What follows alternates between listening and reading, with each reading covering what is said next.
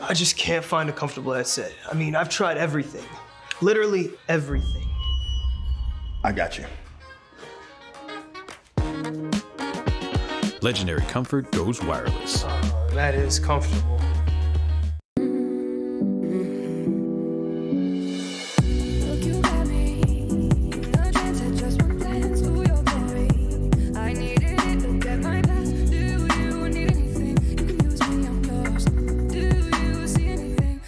Change of range.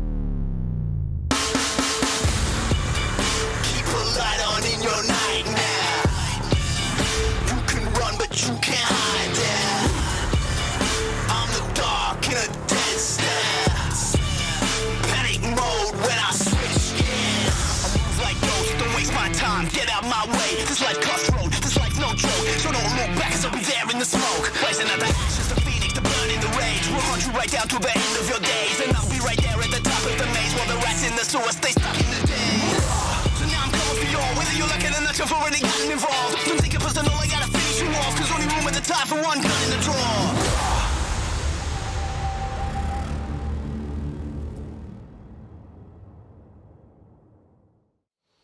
Hello and welcome to the DPC Southeast Asia region. We are here in the second to last day and we have some fantastic matches coming up, and not just fantastic matches but future deciding matches for a lot of these teams. It is really coming down to the wire here. Everything is so damn close and we are going to have a lot of answers today and possibly some more questions. But before we look to the future, we should look to the past and have a look at what happened last week.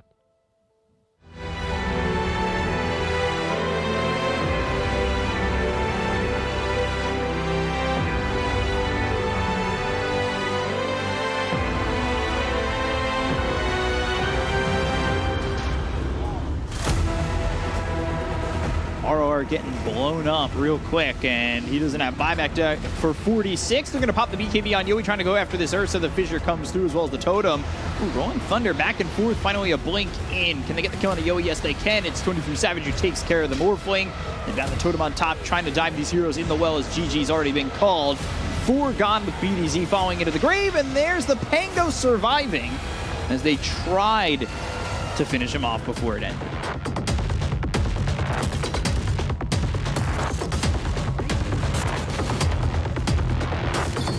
Exorcism gets committed towards the end of the glyph.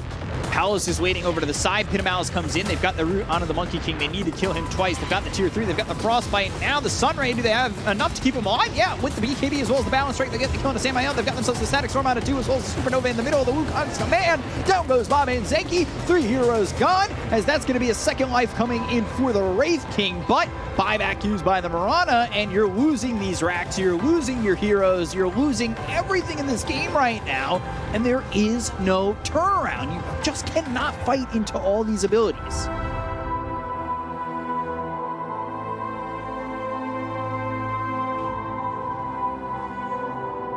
Got the silence on a play hard. Illusions moving forward. Moonlight Shadow used. There is a sentry down for Fnatic. Burrowstrike comes out. That's out from Natsumi. The damage on the Moon forces out the False Promise. The Abyssal Blade is going to be used onto the Morphling, who pops that Manta. They've got the right clicks coming in, as well as the Dream coming out from Asaros.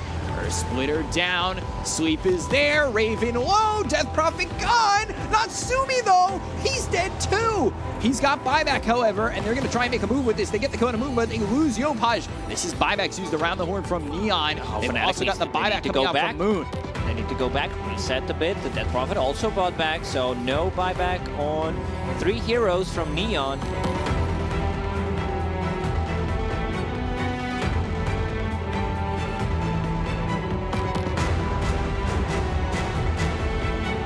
Thunderclap finding KP, Primal Split. Charge came in as the Cyclone was there. KP throws the Arena. I feel like he's going to die first. Bash him from DapPB. They get the kill to KP. It's the Hurricane Pike on Armel, but he's silenced, in trouble, and probably dead. He'll fall just like his brethren hung. Hustle and DapPB will try to run away from the situation as the arrow heavy. He's got a blink dagger. Ain't going to be that easy to hit an arrow on an Oracle.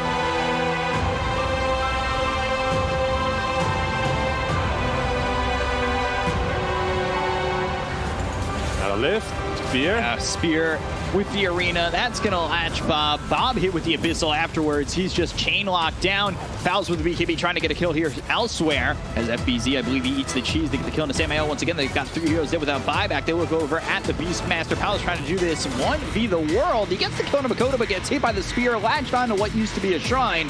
And well, everybody gone on Vice. And that will be the GG call for Vice, as Boom take game number 1 on the back of 23 Savage. He really kept them in this and then just got overwhelmingly strong, where Vice had no answer. Whew. Tingles, absolute tingles. Last week's games were very impressive indeed, and you know, some things we expected, some things we did not, but you know, there's 3 things in life which give me tingles: Dota and these 2 gentlemen right here. Because joining me on the panel to get into today's games are Lizard and Lacoste. Guys, how are we doing? Doing good. I hope the teams are doing good as well. You know, they had a good breakfast, they woke up properly, and they're ready to play.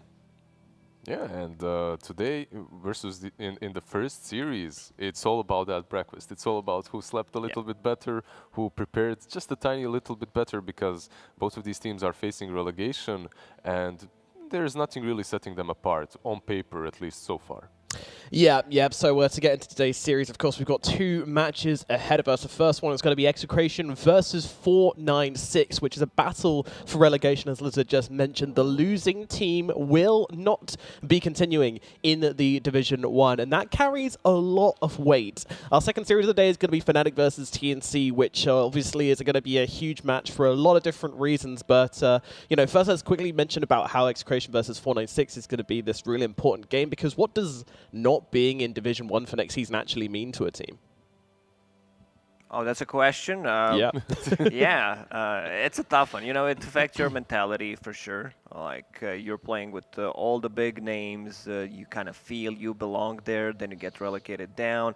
You're probably going to change the roster. No one's satisfied with being in season upper division, then moving to the lower division. It's just you need to make a change. You show that you can play, you can take games off the good teams, and then you just kind of fall apart. It really is tough for these teams. Yeah, and of course, not being able to make it to the major next season, you lose this series, and you're essentially sealing your fate for a long time. Like it's so brutal. This series, this is probably the most pressure these teams have ever been under in their careers. Like I don't think that's unfair to say. For sure. And I think today these two teams will play the best Dota that they can. Like we're definitely gonna see throughout this whole season. Today they're gonna give out their best. Alrighty. So that also means they might make a bit more mistakes. A lot at stake here. So possibly the best and possibly the worst if the pressure gets to them. It does come down to how well they can handle it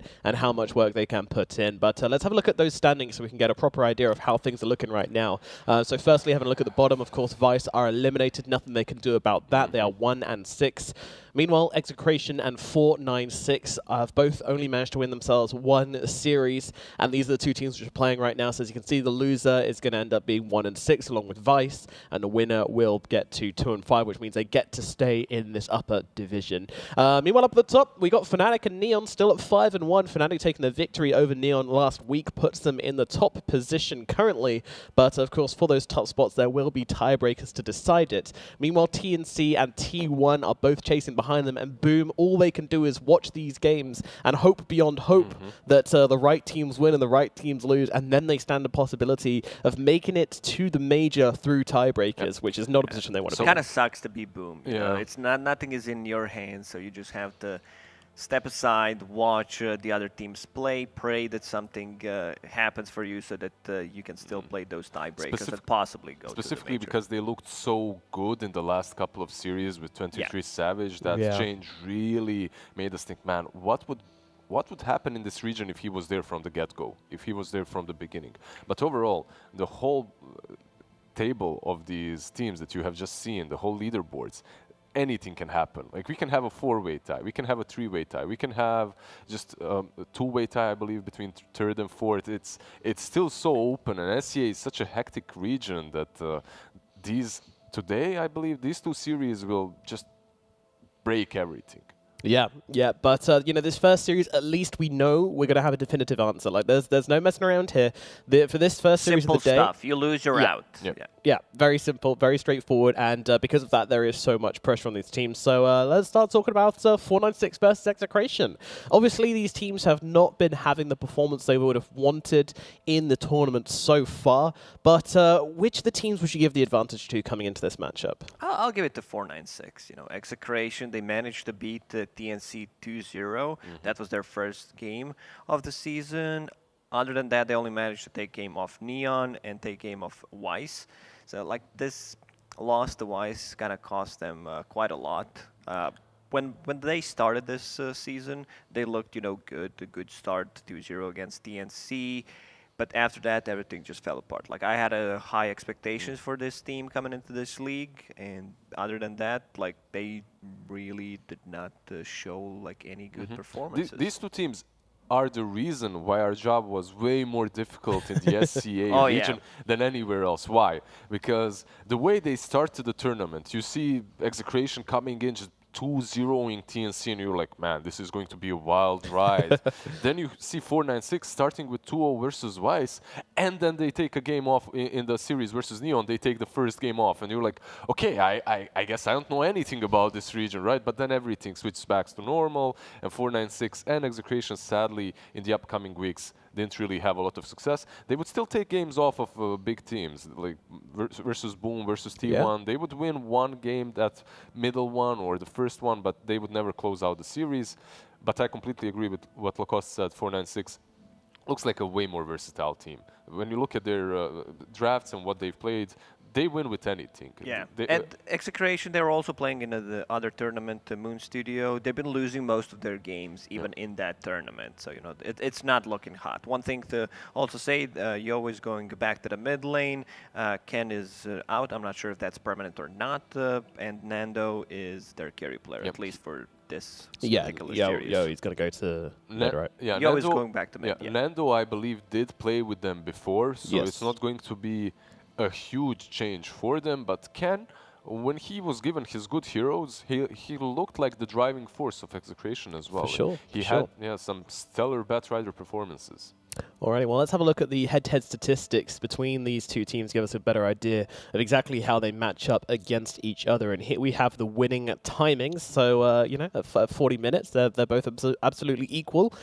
In the late game, it does look like 496 have had a couple more wins than Execration have in that late game, but still not bad for either team. But I think the biggest thing to focus on is early on. Execration, they haven't been able to close out any games at that 30-minute mark or before. And that's usually a red flag for teams. I think from what we've been seeing in the league so far is that the teams which are more cemented as one of the lower tier teams are the teams which struggle to close them out. And they can have good laning phases as well, but often it doesn't translate to taking objectives. Yeah, but that's usually what you expect. You tend to expect that the team that's the underdog also isn't really able to take games under 30 minutes versus these top tier teams, right? They usually play to some full late game potential in which they have the win condition that's stronger than the enemy's team. And we've seen that multiple times. We've seen that from Execration with their Medusa games, and we've seen that also with the Bristle, in which he just goes full god mode at the end and no one can actually hurt him. So if they get the right draft, that's the way for these teams to take, I don't know, Fnatic or Neon or even TNC. But if not, they struggle. When I said that, some of these teams, some of the players need to get more sleep, they need to get more rest, I did not mean for them to, be late, not join the lobby. Someone actually took that seriously, and because I can see, some players from 496 are still missing in the lobby. which is also very funny because 496's motto is "Rise Up." So. Not out of bed, though. Yeah, not out of bed, apparently. They're taking some time. But, that does give us a moment to talk about the head-to-head matchups. And today, I think I want to have a look at the offlaners, in fact, because we don't usually talk about the offlaners, especially with these teams, it often comes down to Ken and Yaoi and stuff. But I think these guys... Red especially, for me, had some really standout performances earlier on. We haven't really seen him recreate that success just yet. Rapido as well, and a couple of heroes can stand out. I'm thinking the Pangolier especially, and a couple of others which he can really perform on. What do you think the main difference is between these two? Red looks dangerous. He does. That's the first thing. Like, I wouldn't like to meet him in a dark alley, but main difference is there aren't really that many. Red plays all the standard heroes on the offlane. Same goes with Rapido. You can see the Mars is very well contested, the Beastmaster as well. Sometimes Monkey King, Nature's Prophet. One thing that Red can definitely do is set the tempo of the game if he gets a good laning stage. Like if you give him a good Nature's Prophet game, he can just TP across the map, get that Orchid quickly, like we've seen in, I believe, the first week, and just crush you across the map. It's very important for your, when you talk about the offlane, you need to talk about position 4, who's he paired up with.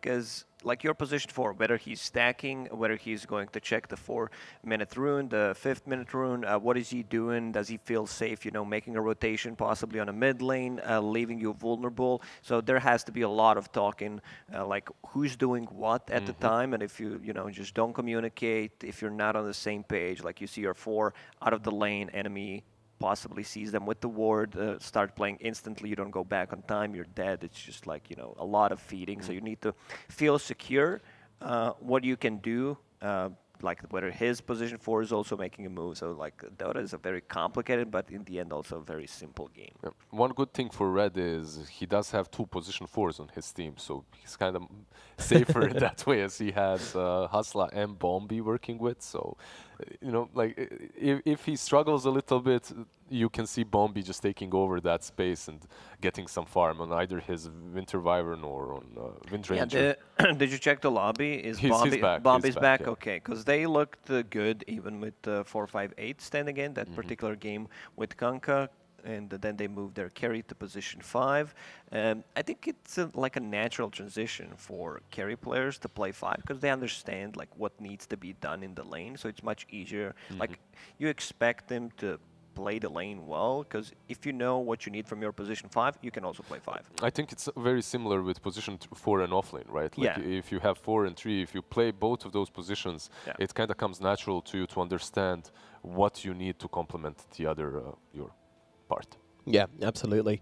The synergies are certainly there when you look at how they swap around these roles. But yeah, a couple of people going back to the roles they prefer as well, I think, especially when we're looking at Execration. What I want to ask next, guys, is contested heroes. I think when we're looking at that, even though statistically they're not that highly contested, I think I have to say Medusa and Nature's Prophet are going to be very interesting ones in this one because... And Lizard mentioned some of the offlaners like Beastmaster, both of them play it. Mars probably going to be contested. Pango Lear, one of the most contested heroes in the Southeast Asia region overall, whether it's position 4, position 3. This hero just provides you with pretty much everything. You have a slow, you have disarm, minus armor, Roche taking potential, good team fight, like very specific counters to that hero as well, so you need to have some like BKB piercing abilities. And these heroes that Lacoste just mentioned are also the top tier picked heroes in SCA. You have Puck, Pango, and I believe Nyx Assassin standing at around 40 games. All of them are above 50% win rate, so these are the standard ones.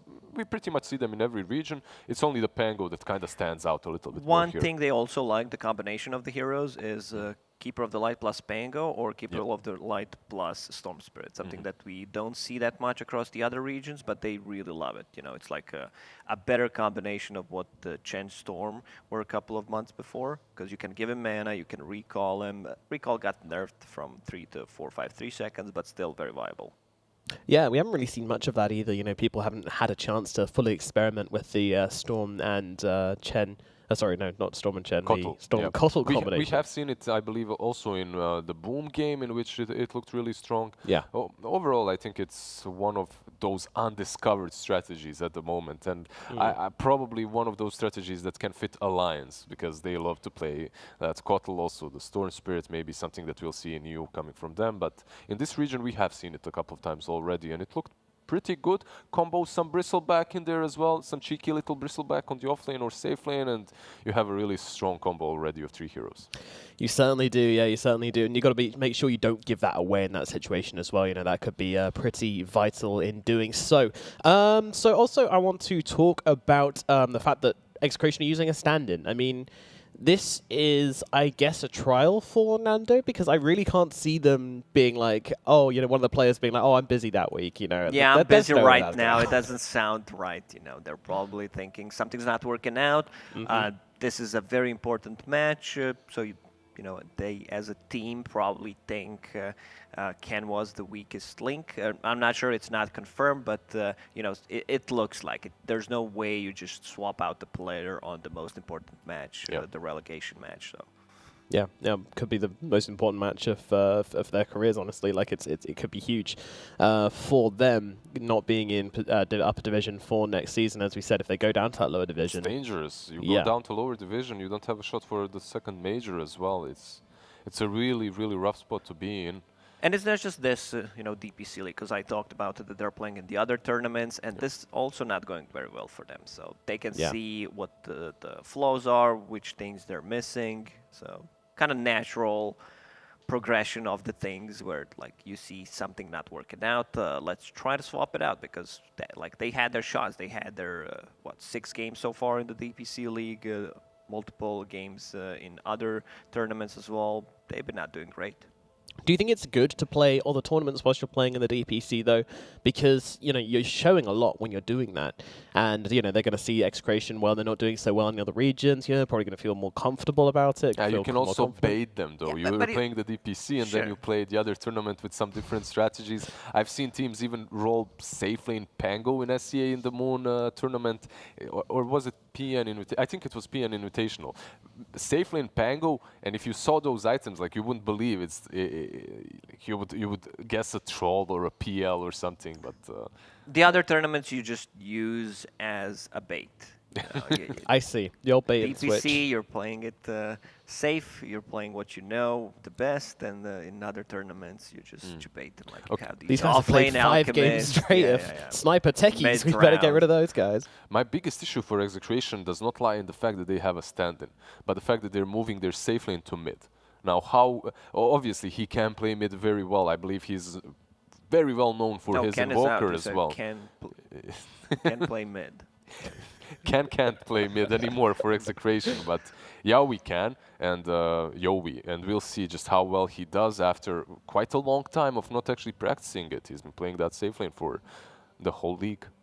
Yeah. I mean, he was a mid lane. I don't know if he changed to good safe lane recently, or if that was like just for this team to make room for Ken or what. But yeah, I mean, he what used to be a mid player. You know, he's known for his Invoker, his Storm Spirit, and I mean, pretty much all the spirits. If you play one of the spirits, you play all of the spirits. And as a mid laner, you got to play all the spirits. Not necessarily. You know, you probably don't play Earth Spirit on the mid lane. Like, it's very specific. That's why we see like some other teams when they want to have Earth Spirits on mid. Someone like Team Liquid that put Taiga on a mid lane to play that hero. Like, Earth Spirit is the hardest spirit to play, no doubt about it. So do you think Nando's, what mentality is he going to have coming into this then? You know, he's been brought in for this hypercritical match for the team as the carry. They're like, Nando, for the love of God, please help us. Like, we're in a bind right now. He pretty much feels like an action star right now, action figure. He's coming in at the last moment to save the day for Execration. Explosions behind him. Yeah, he's moving. He isn't even looking back. He's just walking straight. There's 496. He like chops them up or something, does a karate flick. Yeah, that's pretty much it. Nice. I like how much he got into that bit. That's how I'm imagining it, at least. Yeah, but there's two sides to this coin, of course. He could also be like, oh dear God, why am I in this situation? No, I like that. You know, I like the pressure. I would like to be in his situation. If you're like a professional player, this is your shot. Like, you have a good shot. You win this game, you win this series, and you're gonna stay in the Division 1 for the next season. And you're kind of set, you know. You're going to be with the team. And your teammates are going to love you for it as well, you know. Exactly. You're in it for the long haul, baby. You win, it's your fault. You lose, it's not your fault because, you know. No, they've been doing bad. They've been doing bad anyway. Great. So it's a win-win situation for you. True. And the drafts have started. We've mentioned the Pango, the Kotl already banned out by 496. This is instant OD, sure, why not? Not banned out, but there's a puck possibility for Execration to answer it instantly. Yeah. And they do exactly that. Puck just feels, you know, still like a very strong hero. Got nerfed a bit, but the hero just overall does the same thing. They answer with the Rubik. I love that. It's more of a steal pick because Rubik against OD just feels great. You have a better Astral, and this is your ability that you always want to steal. So I like how 496 is covering themselves with this OD. And it's so good versus OD because you steal that Astral. Once he starts channeling the Meteor Hammer, you either Astral the OD or the hero that's, you know, hammered again. So it's very easy to execute with the Rubik versus him. Plus you have that instant catch versus puck. It's not long, but it's an instant setup. You blink in, you lift the puck, and then someone else can follow up with. When we talk about reliable disables, Rubik is definitely one of those. He doesn't disable you for a long time, but he sets things up, so that's nice. Definitely a good pick. Yep. Now, Execration, they're taking their time already, going into reserve in the first stage of the draft, and that's usually not a very good sign. They probably thought, you know, we can pick this Rubik, Puck Rubik seems like a decent opening. You can flex both of these heroes. We've even seen like some mid Rubiks against OD. So, you know, it's a possibility in Southeast Asia. That's definitely not going to happen here, but, you know, well, maybe it will. You know, they could put Rubik on a mid lane, but it looks more likely OD. And we've seen actually 496 Execration. They needed to pick this puck. They couldn't flex anything else and leave the puck in because 496 actually had the draft with OD and puck as well because they can flex it on position 4 or 5. So they follow up with the Beastmaster, some more push potential. You have all those beasts that are very difficult to deal with if you're Rubik, which is pretty nice, but. So, by the way, 496 look like they're playing without Dat BB, and they've got 458 playing as their carry position. So they're also using a stand-in. Okay, so both of these teams have changed up their position one, more or less, right? Like you're going to have Nando on one side and 4-5-8 on the other. Yeah, damn, I didn't Yeah, see that. this is what I talked about. 4-5-8. He had a good performance while did. he was standing in the previous series on that Kanka. So they're like, okay, we'll just keep him. Let's try and do And some new things. They also picked that Kanka versus the Beastmaster. Yes, they did. So And let's see if Execration decides to ban it out. Temptation is there. Gotta feel bad for that BB though. Move into the support position, being like, oh, it's fine, guys. I'll play support to make room for 4-5-8, so you can play as chosen role, and then you get. Well, I mean, we don't know what's happened. Whether he's. We don't know what's happened, but I've seen, let's say, in my history, I've seen similar scenarios throughout my teams in which position 1 gets relegated a little bit to position 5, and then you're like, okay, but why are you here if we have a real position 5 waiting?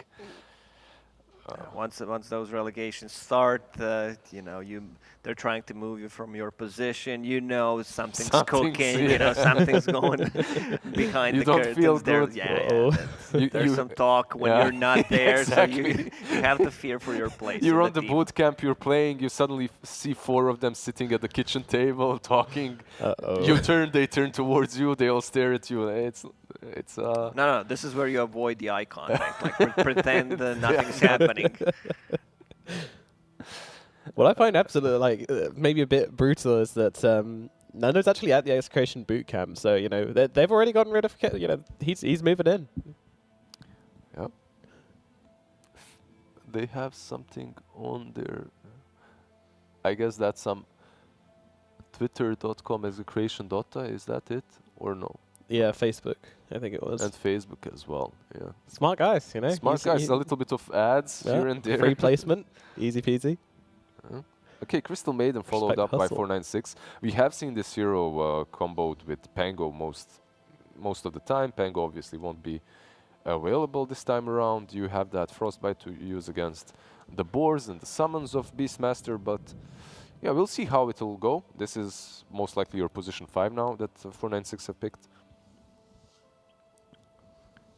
So this says OD is going to be core. Not sure which lane he's going to go to, but yeah, OD feels like one of the most, if not the most versatile hero in the game right now. Can be played at pretty much every role, and he does really well in any role. So still, a lot of things open up for 496. You go with the troll. I actually, from Execration so far, I like this draft. You have the puck that's decent versus the OD. The troll versus Could the OD. mess you up yeah, a bit. Yeah. That can be problematic. I'm taking my words back a little bit, but it still looks solid enough. You have Beastmaster, you have puck, you have Oracle plus Troll combination, which isn't bad. Overall, it does look solid. It does have its problems too. That's definitely true, but a lot of synergy between them. I mean, I like Troll versus Troll with Oracle, obviously. I do like that combination a lot. I think we've seen it do very well, but into the OD, I just don't know. There's other carries. Every carry works well with Oracle. Oracle's just saves lives. It just There are just some that are outstandingly good, like Troll, Monkey King. Then you have maybe a Terrorblade or a Death Prophet. That's not a carry, but whatever. Cores that are really good with Oracle. Yeah. Some other ones might not be as good, like Raid King. yeah, you don't really it's not benefit. amazing, yeah. but This is always a problem for me whenever I see a draft Troll plus pretty much whoever. How do you play into this lane? Because it's going to be tough. I've seen maybe like Timbersaw putting some pressure on the Troll, but if you pick Timber here, your lineup looks kind of weak. They go with the Tidehunter, much more team fight. He doesn't, pressure Troll at all. And Troll Oracle will crush that lane, actually. It's But you kind I'm of worried.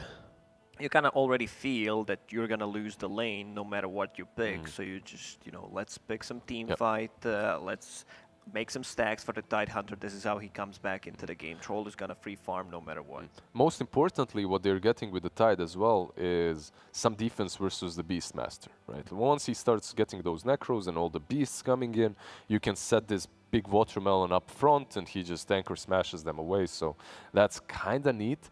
But they have so much burst damage against him. You have the puck, which isn't a joke. You have the Oracle in the laning stage, the Troll who just hits you from range form. It's not going to be easy for him to get to that stage in which he feels strong enough to stand in front. Yeah. That's the issue, even with the stacks. But I like CM as a response, the Beastmaster. Like, you don't bite the boar, you bite the Necro units. good, so they don't move around the fight. It's really, really good. I've seen it in other regions as well. Shadow Demon banned out by 496, expecting that additional support for Execration. I know you meant Frostbite, but the idea of Crystal Maiden just like, you know, jumping on top of the boar and just trying to take bites out of him and wrestling, it's amusing me greatly. Getting her teeth in. Yeah, she can be scary sometimes, definitely. Yeah, don't make her angry. She has that sweet voice and everything, but if you make her angry, man. You need what do they need? Like it might be just a what position kind of one, carry? right? Yeah. Yeah, just a What carry. do they need? Like Phantom Wraith Lancer is King? not an option. Yeah. Wraith King could possibly work. Yeah, I don't mind Wraith King. Drow? No, they go with the PA. PA. Okay. I mean, so I guess it struggles a little bit against Puck sometimes. Coil can be very annoying, stop you getting those blink strikes off. But overall, do you like the pick? I'm just thinking about the laning stage first. She should have a really good lane with the Crystal Maiden, something that VP started to do like 2 months ago, where they just dominated the Omega League with it. Because like you go in Dagger, Crystal Nova, you push the lane, you get level 2 fast, repeat, use that once again. You're kind of securing the farm for Phantom Assassin with the Crystal Maiden. Crystal Maiden 5 is a really strong hero. They respond with the Templar Assassin, 2 good roach-taking heroes inside of Execration, Troll plus Templar Assassin, a lot of tempo coming out from the Tempo Assassin, you can call it. They need to itemize properly for the tempo to actually work, right? Because you can't go full greed on Troll and TA.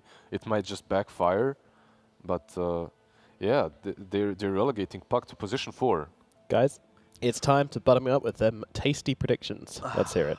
I don't like TA as the last pick. I think they could have gotten something else. I'll go with 496. If they make stacks for Tidehunter to be able to recover, because he's going to lose his lane, a Templar Assassin could pop off, and she should have a decent time on the bottom. Alrighty, Lizard, you ready?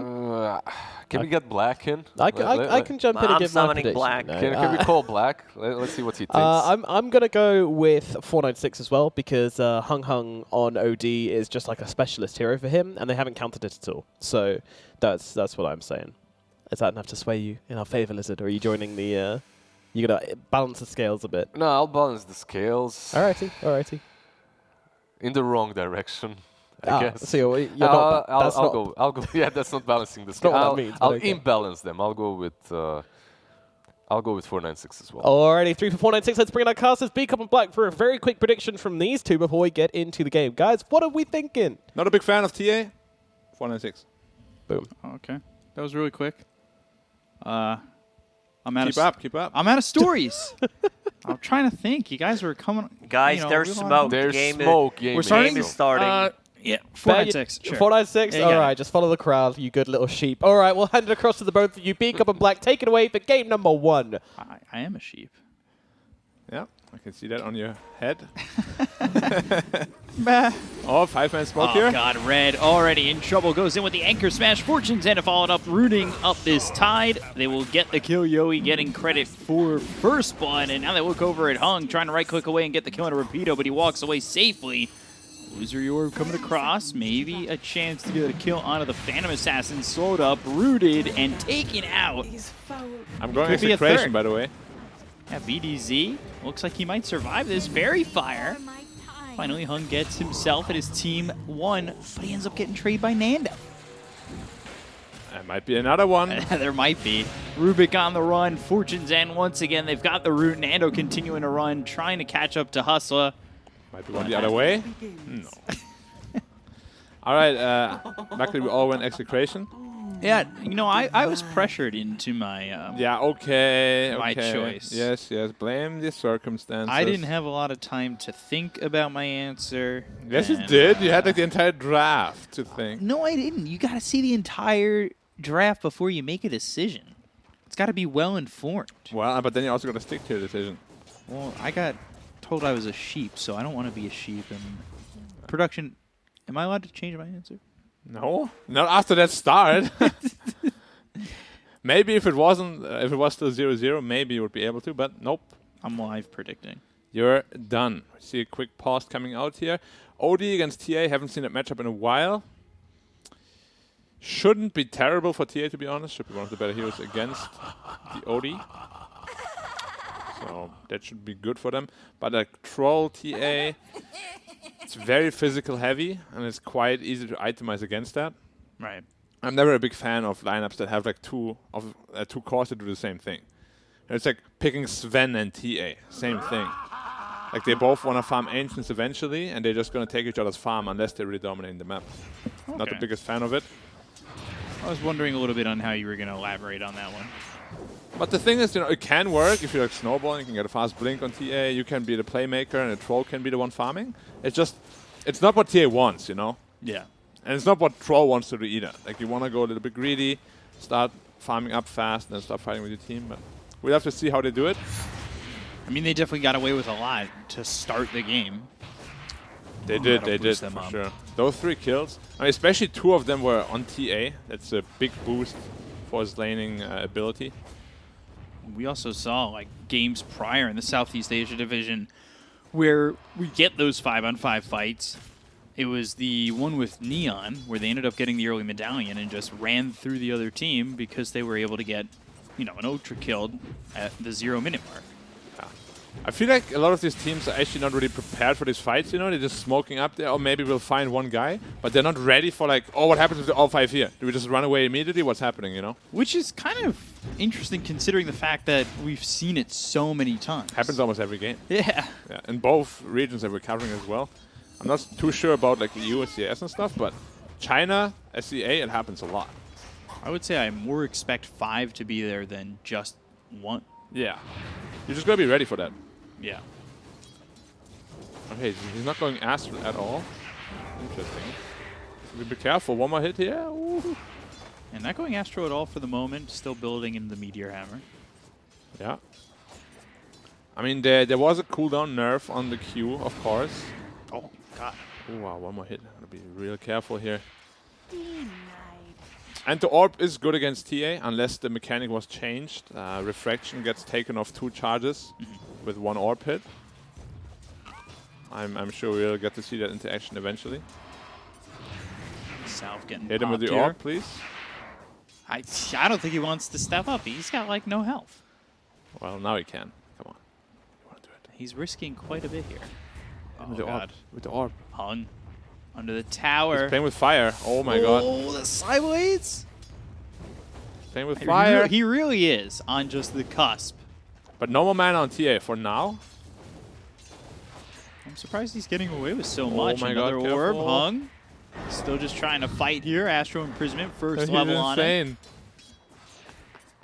Yeah, that I don't have the nerve to do that. It's just really one side blade hit and you can die. So you... Yeah. We will see. We'll see if his greed will be his demise in the end. Finally pops that salve. Yeah, getting one with the courier. So able to kind of feel a little bit more confident in the lane. Yeah. Because he was leading the CS until he sat in the lane for so long pretty low. Yeah. I mean, also the double kill on the T, of course. Like he started with a Wraith Band already, or 1.5 Wraith Bands. Ooh, Red getting chased bottom. He might just drop here to Nando, and Aurora actually gets the kill onto Red while BDZ takes out Bombi. And BDZ falls to 4-5-8. Yeah, we'll have to see like how TA's game will go. Because he, of course, is the winning condition, but Hasta also going down. Oh, this bot lane is getting absolutely demolished. Which is to be expected. Mid lane, CM rotation. Yeah, Yoey in some trouble, but BDZ comes in with the One more silence orb. onto the OD and gets the refraction off. So instead, Hung gets turn on and he falls with a trade from Bombi. Yeah, still worth it though because the TA is on a killing spree, so it's not the worst trade, but yeah, I mean, Execration is playing pretty damn good in this early game, winning 2 out of the 3 lanes. I mean, even top, you know, you can consider a win because it's going even. Right. I give like a slight edge to the 496 lane there, so doing really good for themselves everywhere. The last series we saw 496 in, 4-5-8, I know they lost both games, but he did look good with the team, considering he had just joined. He or did. just like played for them for the first time. Yeah, so they're playing without that BB for now. Yeah, he was playing... He was playing the 5. The 5 when he Bombi was swapped. gone. Yes. 3 bounty runes and 1 bounty rune denied. Okay. That is a huge goal swing once more. Should be up to a 2k goal lead soon. This Odie is actually struggling quite a bit in that lane. 700 gold behind already. And now TA is at the level where, you know, you can really start pressuring with those traps. You can jungle very efficiently. Yeah. Having a really good time. Those 2 kills at level 1 really helped him out a lot. Like, I'm not really sure, like, why Hung kind of stuck around for so long. Oh, 4-5-8 with Bombi will get a kill, but Waning Rift trade, a silence on a Bombi. BDZ might even think about diving the tower if he's given enough time to go after this Crystal Maiden. He does have a raindrop though, so a lot more tanky than you. This. Yeah, than you would think. Also, I just checked the interaction on the orb. It does indeed take 2 charges of refraction. So I'm sure if the lane, you know, starts with a 0-0, not a double kill on TA, it's actually going to be a little bit harder for him. Yeah, that's definitely one of those things that makes it much tougher. Yeah. But again, it just, he sat there with 100 health for so long. Red getting chased for a moment. Nando moving forward. Fade Bolt coming in from Hustle. They've got the root for a second on a Red. Slowed him down again. Nando playing pretty forward and aggressive on both these heroes. Really no retaliation coming out yet from the Rubik of the Tide. Yeah. He got threats at this point. He's very, very strong. As an Oracle as well. Who still has a healing self. Might think about using it on the Troll. I mean, just any Troll dual lane is really so strong. We see it in, like, across the regions. The hero is just dumpstering lanes left and right. Just one of the strongest, if not the strongest, carry laner in the game. Telekinesis on a Nando with the anchor smash, but still Nando seeming unfazed. Not really taking much damage from this lane. Yeah, I mean, Red has a hood on himself now, so he shouldn't really die here anymore. Because they do have a lot of damage on Radiant, but most of it is magic, so... Good item pick up by him. And he's maxing Kraken Shell. Alright, now he definitely won't die anymore.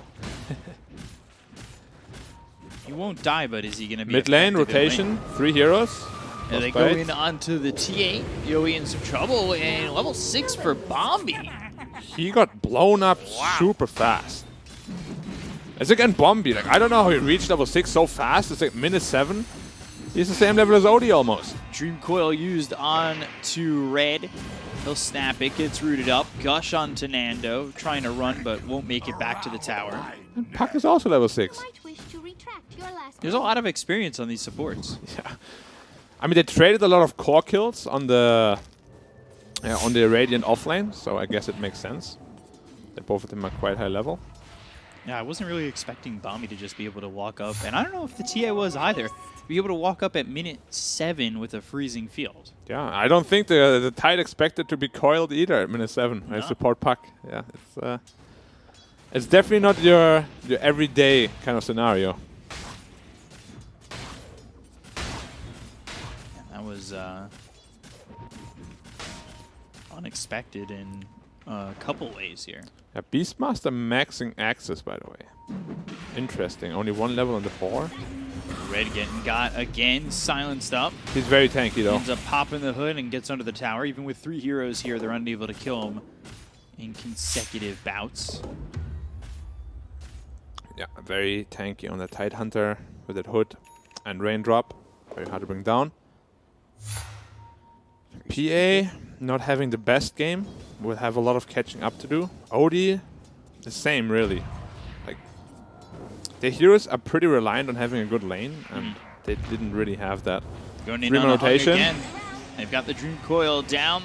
There's the Astral Imprisonment onto the TA, so Hung ends up falling. Bombi comes in, does have Freezing Field, goes to it. Might be able to get a kill now onto Yoey, who is disarmed for a second. Meltstrike comes in, but he tries to fight the Crystal Maiden. Oh, false promise! He just got it. Just got 6. Oh. He doesn't have much healing though. He only has 10 health. Oh my god. One more right click or something would have done it. I can't believe he ran back in there. CM ult gives you 20 armor, Yoey.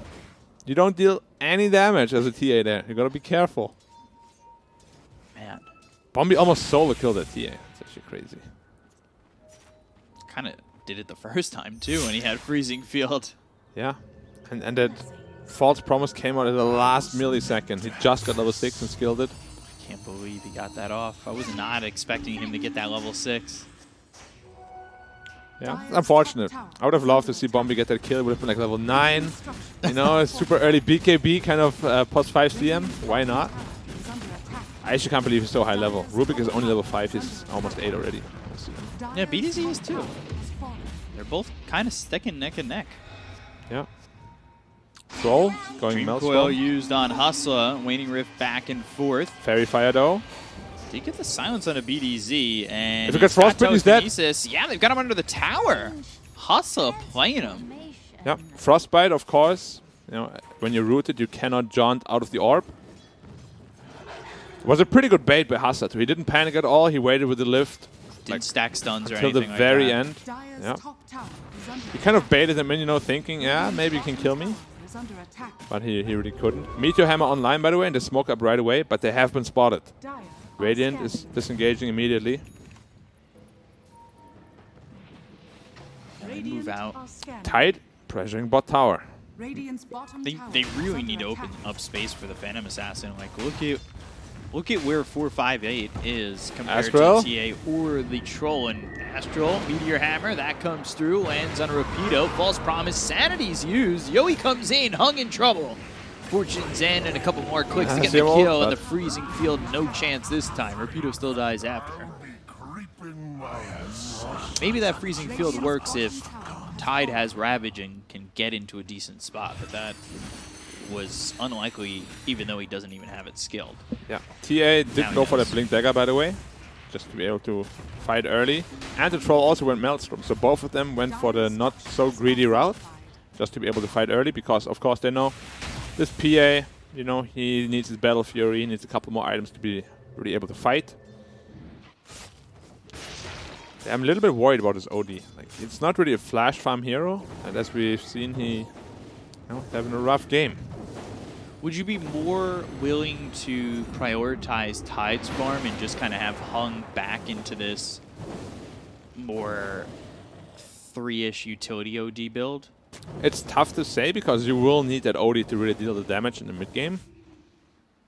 But at the same time, you don't have any initiation as well.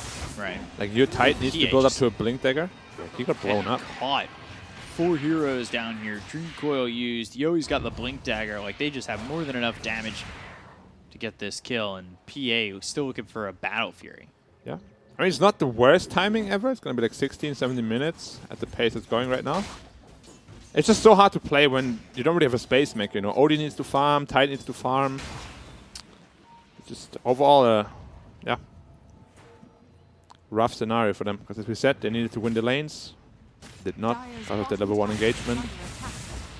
Now it's really just all about defending towers. Maybe, you know, get a good team play with the Ravage plus like freezing field. Right. But even that is not easy. Like there is a lot of ways to cancel that CM. You know, the first few times Crystal Maiden gets away with it. Now probably not as much. Yeah, I mean, they also know, you know, like after you get owned by it twice, everybody just thinks about it so much more. Tide getting gone on. Yeah, Red backing up onto the high ground, has Crystal Maiden behind him. Yeah, they don't want to mess with Bombi. And yeah, Bombi's going into a Veil and then a BKB. Do you think delaying that BKB is the right way to play it? Like, is this Veil going to have enough value? I mean, Veil is just so they can skirmish a little bit earlier into the game, and it increases all the pure damage from the ODE, so it's not the worst. I mean, he recognizes also that they're weak just now. He's just trying to, you know, amp their fighting power a little bit for the early game. Maybe Veil's enough to deter Execration in a fight, potentially. See they get veiled, and they want to maybe not take that fight with the potential chance that Bombi gets a good freezing field off. Yeah. Right, that being said, TA is still very, very squishy, so if he ever gets caught out of position, he can die very, very easily. I said very 4 times there to emphasize how squishy he is. He is very, very, very, very squishy. Yes. That is right. But getting into one of these Mithril Hammers already. Yep. And he will probably itemize just into a BKB after the Desolator. Very cookie cutter. Troll going into his BKB straight away as well. And when those 2 BKBs are up, Tide doesn't feel very comfortable team fighting. So they're smoking up, looking for a fight right now. Tide is not smoked though. Trying to invade the triangle here. On top of which, I do like the TA shard. I mean, yeah. Ooh, they're gonna spot this stack. They need to stop Yoey from taking it. He has Blink Dagger though. He backs away. I think you now need to take this stack yourself. They do have a trap there though, so they see it. Potential rotation maybe, or maybe they just pressure the mid tower. Was a big stack to take away from the PA. Rubik just has phase shift right now. Yeah. He tried to steal orb, but not the easiest thing to do. Puck picked up a Blink Dagger a minute 15 as a +4. Wow. Okay. Yeah, 1,000 more gold than this Rubik. Yeah, and the Blink Dagger Puck can really do a lot of work here. One good coil can completely turn a teamfight around. 458 almost has the Battle Fury. Yeah, needs just this camp. Should do it for him. The math checks out. It does. 5k gold lead in favor of Radiant, however. And we said how they need to snowball out of the lanes, and they're doing just that. I will say, I've seen a massive amount of Phantom Assassin games where you're up so much, and then one fight, the Phantom Assassin just, I guess, lit a couple candles, prayed to the right RNGesus. He's just and dead crits again, everybody. though. But yeah, down bottom. That is so cocky from him. Like, they just showed there like 10 seconds ago. Where do you think they went? They didn't just run away. And he gets punished severely there. Finished up his Battle Fury though, but deaths like these really hurt. Yeah. 30 seconds, you're not farming, you're not getting that gold back, and now TA has a Desolator, which means Roche time. Dead. Ooh, John. Or is he? Didn't play aggressive. I thought maybe the BDZ would. I'm surprised. Definitely some other puck players would make Bombi God. that try. You can't kill Bombi like that. You need to bring your whole team. But yeah, this should be a pretty free Roshan. Desolator picked up Beastmaster with his aura. Have to see if Troll picks it up or TA. I'd assume TA is going to be the one picking it up. And that's the crazy thing. We've been talking about Yoey. We've been talking about Rapido. We've even been talking about BDZ. We really haven't spoken about Nando being top of the net worth at the moment. On this Troll, he's just been 3-0-5, free farming. Yep, won his lane. Been farming away quietly and efficiently. And now they have an Aegis on their TA, who is now also itemizing into a BKB. They really need that Blink tight. Otherwise, they have 0 forms of initiation. They do have good tower defense, though, because Rubik stole that orb from Puck. You need to be careful. Look at this, already going in. They're looking over at Red. The BKB gets popped as well as the Battle Trance. They'll take out Red, freezing field. Bombi trying to get a kill here onto Yoey, but he'll lose his life to Rapido.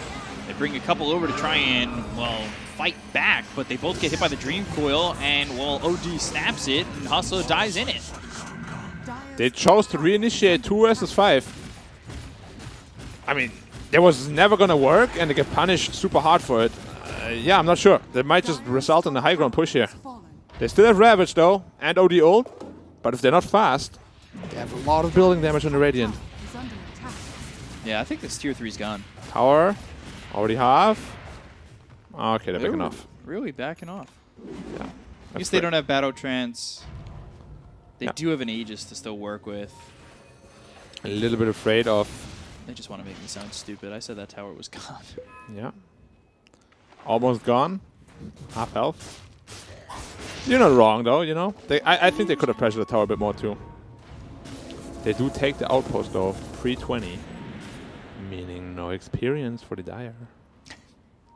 Yeah, that is a bad feeling. They need to get that back. Like, they're so far behind, it almost has to be a priority. Oh, God, Bombi. The thing is, you can't fight into them anymore at this point. Like, you have Ravage, sure, but Troll has a BKB. TA is building into his. Not an easy fight. Any stretch of the imagination. And 458 just has Battle Fury. Like, that's it. Like, that's all he's fighting with. And luck, maybe? Yeah. I mean, it really just comes down to the lanes. They're wrapping behind them. Yeah, Coil Got the Dream Coil used, and that's on to Hung. They wrap all the way around, and I think Red's thinking about throwing out a Ravage here, and that's exactly what he's going to do. but that only hits on a Rapido, uses the Primal Roar onto the Phantom Assassin. Trap right on top of Hustler. Stolen Primal Roar hits on a Yowie. They still haven't gotten a kill on a Rapido just yet. Now the PA's been caught. They'll get the kill there on the Hustler in 4-5-8. Take out Red. This is almost feeling like a certain game for Execration. I don't see how they throw this one away unless you know, PA crits on every attack. And even then, it still looks rough. Yeah, it's just they were supposed to win the lanes on Dire, but they got crushed pretty hard. CM Finding Bombi again. Yeah, and there's nothing you can really do anymore. Like if you leave base, you will die. Yeah, it's a rough one. If your draft is designed to win the lane, you lose the lanes. That's how a game will look like. You can see the small recap of the fight here, starting with the coil on the Ravage OD. doesn't hit anybody but Rapido. Yeah, there's just no play really. The summons are just on the OD, and in the backline, TA just jumps in. You don't really have a counter play right now. So this TA auto troll. Yeah, it's almost an impossible situation to be in. Yeah, yeah. This is really, it's looking like you need a Hail Mary from 496.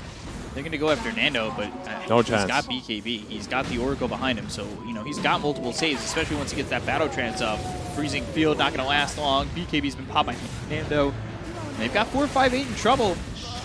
Going to try and get away, but the Dream Coil comes in. They get the kill on a Red.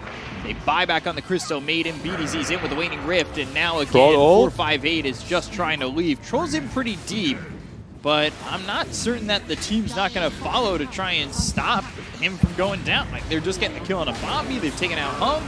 False Promises there. Like, they follow him right in. They've got the Primal Roar. That comes out on a 4-5-8. He's dead again. These heroes don't have buyback. They'll call GG, and Execration absolutely wiped the floor with 496. Yeah, I expected 496 to do a lot better in the lanes, but of course, that initial skirmish level 1, messing things up big time for them. Yeah.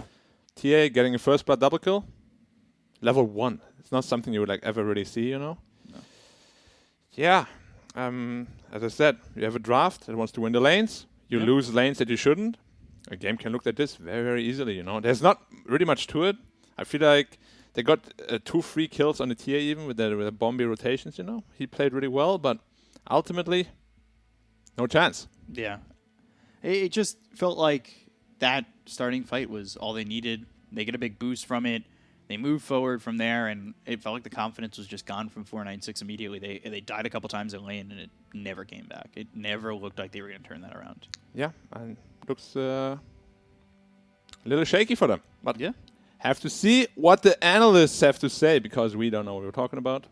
Yeah, so we'll throw it back over to the analysts. Guys, take it away. Thank you very much. Yeah, that was an absolute destruction from Execration. I mean, it'd be very awkward if somebody, you know, predicted that 496 would win this, let alone 5 people. But thank goodness that's not the case. Guys, I mean, what happened? That was quick. I still feel they had a much better draft than Execration. It's just a couple of these mistakes. They start with 3 kills advantage. I believe it was TA who got the double kill. So yeah, that's I'm not sure how this lane should go. I'm not an expert in this type of matchup. I don't remember seeing this matchup, but TA had like 2k gold lead before 10-minute mark, which is pretty impressive. I guess those 2 kills kind of gave her a boost. OD is also not the hero that loves to play from behind. He wants to farm that Meteor Hammer, keep the pressure on the map. It's very hard for like safe laners. A lot of the safe laners, I watched some interviews in NA as well, where they say like, yeah, OD is a nuisance to play against. Like, he puts so much pressure. If it's like an off lane, if it's a mid lane OD, he forces you to play a different kind of game. You don't want to play that kind of a game. Like, you can't be on the lane, you can't show, you're straight up dead. It's very hard. But if he's playing from behind, yeah, it's tough. The problem is, the first problem is TA had a double kill, obviously. You go into that lane with pretty much a double raid band very early on. Yeah, if he had triple kill, he would have triple raid band. Triple raid band, yeah, exactly. The problem for OD, however, was he refused to buy more region early on. That TA was dominating him and zoning him, and he wasn't last hitting or pressuring TA. because he was sitting on, what, 150 HP at all times. If you really took a closer look on the mid lane, he could have done a little bit better there. And later on in the game, it becomes more difficult as TA has been... Yeah, Crystal Maiden stopped him a couple of times, but your TA ends with score 8-2-11. Uncontested when farming, and Troll also covers that playmaking potential. Troll as a hero just dominated Tide in the lane. Tide was forced to go for a hood because he's dealing with a lot of burst, but then again you have these right clicks that are really not a joke as well, coming from the TA and the Troll with the Maelstrom BKB. I think that's really important to say. That's the build this game. Like, I don't think like just only in this game. He's like, did you see that? Did you see that? This type of build on Troll is like, I compare Monkey King to Troll quite often, where like if you go for the Battle Fury, you can't fight. If you get Maelstrom into BKB, you're ready to actually contribute to the team. And this time around, they were looking for this timing. TA gets a Blink Dagger, she gets a Deso. As soon as that's online, they go inside the Roche pit, take the Aegis, and just close out the game from there. So it's all about the timing. Like if Troll has a Battle Fury, then he like gets Yasha. He's not ready to fight. With this type of build, he's ready to deal damage, ready to join fights, and eventually just close out the games. And when you look at Execration, their draft had 0 downtime. They can fight every single time Beastmaster has Roar or Necros or both, and they're fine with it. Meanwhile, on the other hand, you have 496 that are just able to fight around that Ravage, and that's it. I had to double check the latest patch, like what was changed. I thought Ravage is a passive ability because it was not used, and apparently it was not there in the patch notes. I think only one Ravage was used that game. Hit one hero and one creep. And the Centaur Did War last Runner. hit a Centaur, pretty sick. Value. Yeah. No, well, unfortunately, that wasn't really how it goes. I mean, the thing is, I think, obviously, this game was decided in the laning phase. Some could even argue before then. But what really struck me as interesting was how 496 just tried so hard to salvage that mid lane. Even though Hung Hung wasn't buying regen, the supports kept rotating in, and that actually opened them up to kill the Tide and make his lane even worse, and his lane wasn't going great. I feel like it's kind of win 3 lanes mentality, where they're like, oh, you know, we want to make sure we're winning. That's usually what happens. Even their safe lane was struggling because of it. Beastmaster was out CSing PA by 10 CS at some point because everyone is trying to help out mid lane. And it happens very often. When one lane is struggling a little bit more, you try to salvage it, and if you put all your efforts into that lane, the other lane starts to struggle. Sometimes it's just let them die, let them feed a little bit and come back later. Come back later. Yeah, exactly. Unfortunately, that wasn't the case, and 496 do slip up and end up losing this game. Who would you give the MVP to, though, guys? I mean, TA played really well. Probably, yeah. Oracle 5-0-13 as well, not too shabby as well. Not too bad. Not too bad.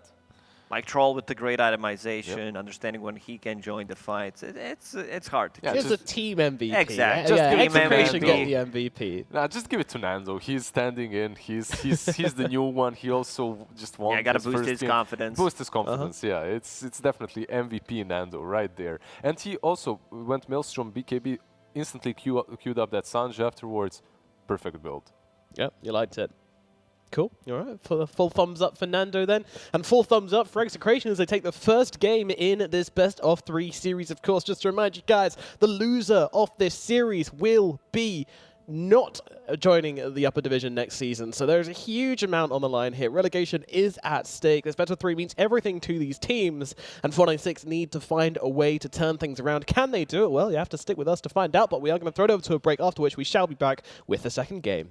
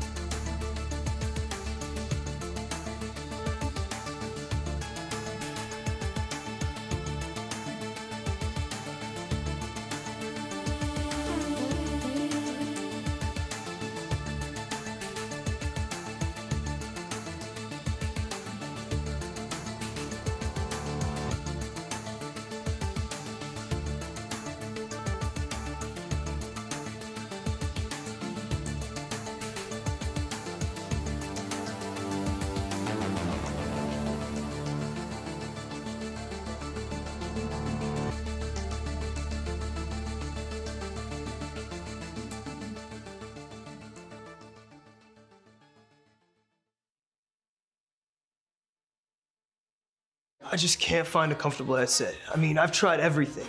Literally everything. I got you.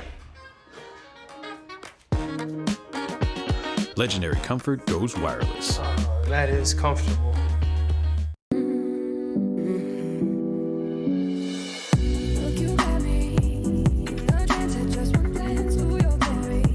I needed it. Look at my past. Do you need anything? You can use me, I'm yours. Do you see anything? You wanna change your arrangement?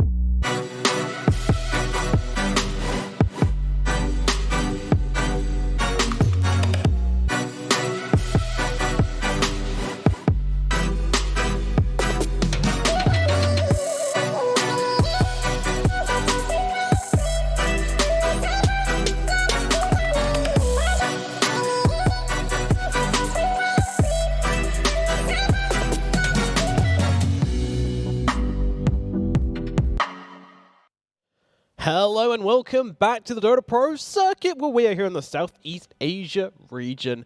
Brought to you by PGL. My name is Nomad, and joining me on the panel is two lovely gentlemen who go by the names of Lizard and Lacoste. Guys, getting into game number 2, what are we expecting from this one?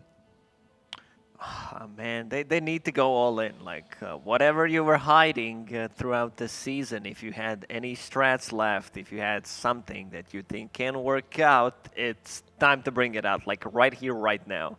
That was a really unconvincing performance from 496. It really was. Like, we've seen... that might have been one of the worst we've seen them play, honestly. I mean, it's hard. They lost out pretty badly in the first little engagement where they kind of ran at each other 5-on-5. Love to see it, you know? And it's kind of the epitome of SEA Dota there, isn't it? When we've got this high-stakes elimination match and they start things off by just running 5-on-5 at each other. I really never thought that BB was a big problem for 496. Most of the time, it's just the execution and the way they would fail in the mid-game to late-game scenarios. But it's difficult. Lacoste says, yeah, everything that you've been preparing for, like preparing your secret strategies, you need to get them in right now. Like, think of something, like right now, think of some secret strategy that, you know, other top teams will copy it. Like Bloodseeker, Zeus. You use Blood Rage on the Zeus, you link up with the Zeus, and then you overpower him. You get to about 50% spell lamp, 1 ulti, team wipe. Yeah, just tell your substitute you're standing, yo, give us one strategy right now. That's what you're here for. We haven't prepared for anything. That's why we're here in the possible relegation spot. Give us something. That's what you need to do. Sweet. By the way, if any team uses my strategy after hearing that, then I would like to... Yeah, that has been used before. Nomad, it's not your strat. Oh. Has it? Yeah. When?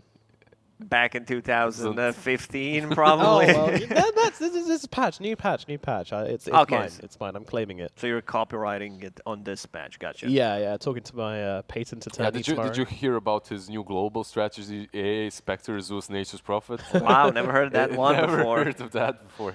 Actually, now you mention it, the Lunar Ags plus Nature's Prophet is a little unexplored thing where you can cast it on the hero instead, and then you just global teleport on anyone's face, and you know you got a lunar ulti right on your head.